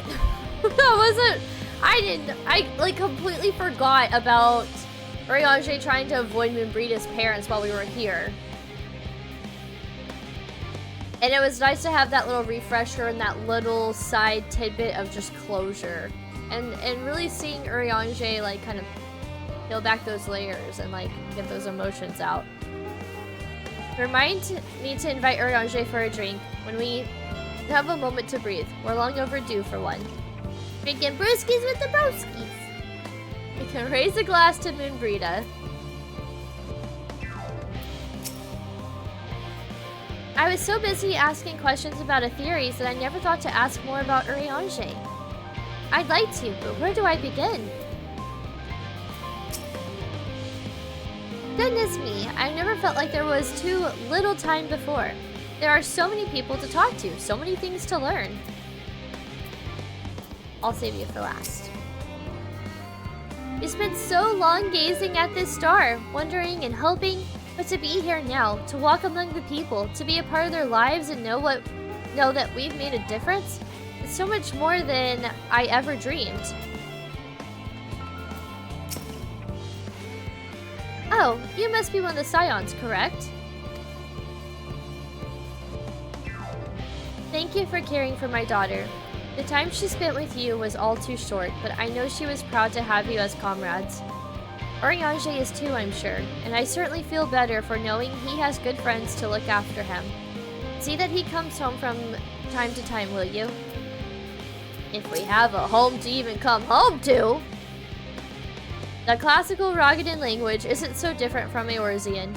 Did you ever wonder why we named our daughter Moon's Bride? When I first held her, the moon was shining silver and full. The whole world seemed aglow. I knew it had chosen her, and she would be the beacon of that self-same light.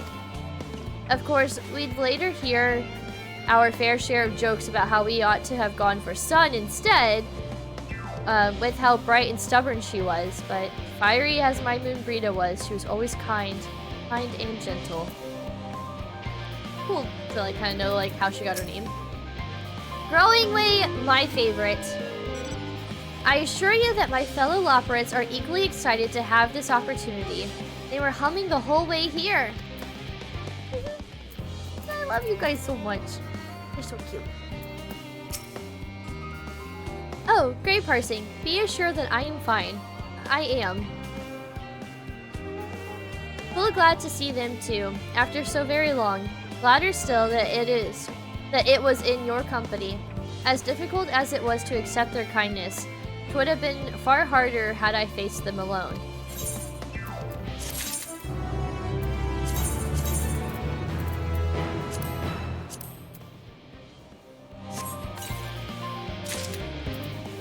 New shoes? Oh, I quite like this outfit. I like these boots. This is a nice outfit. I like it.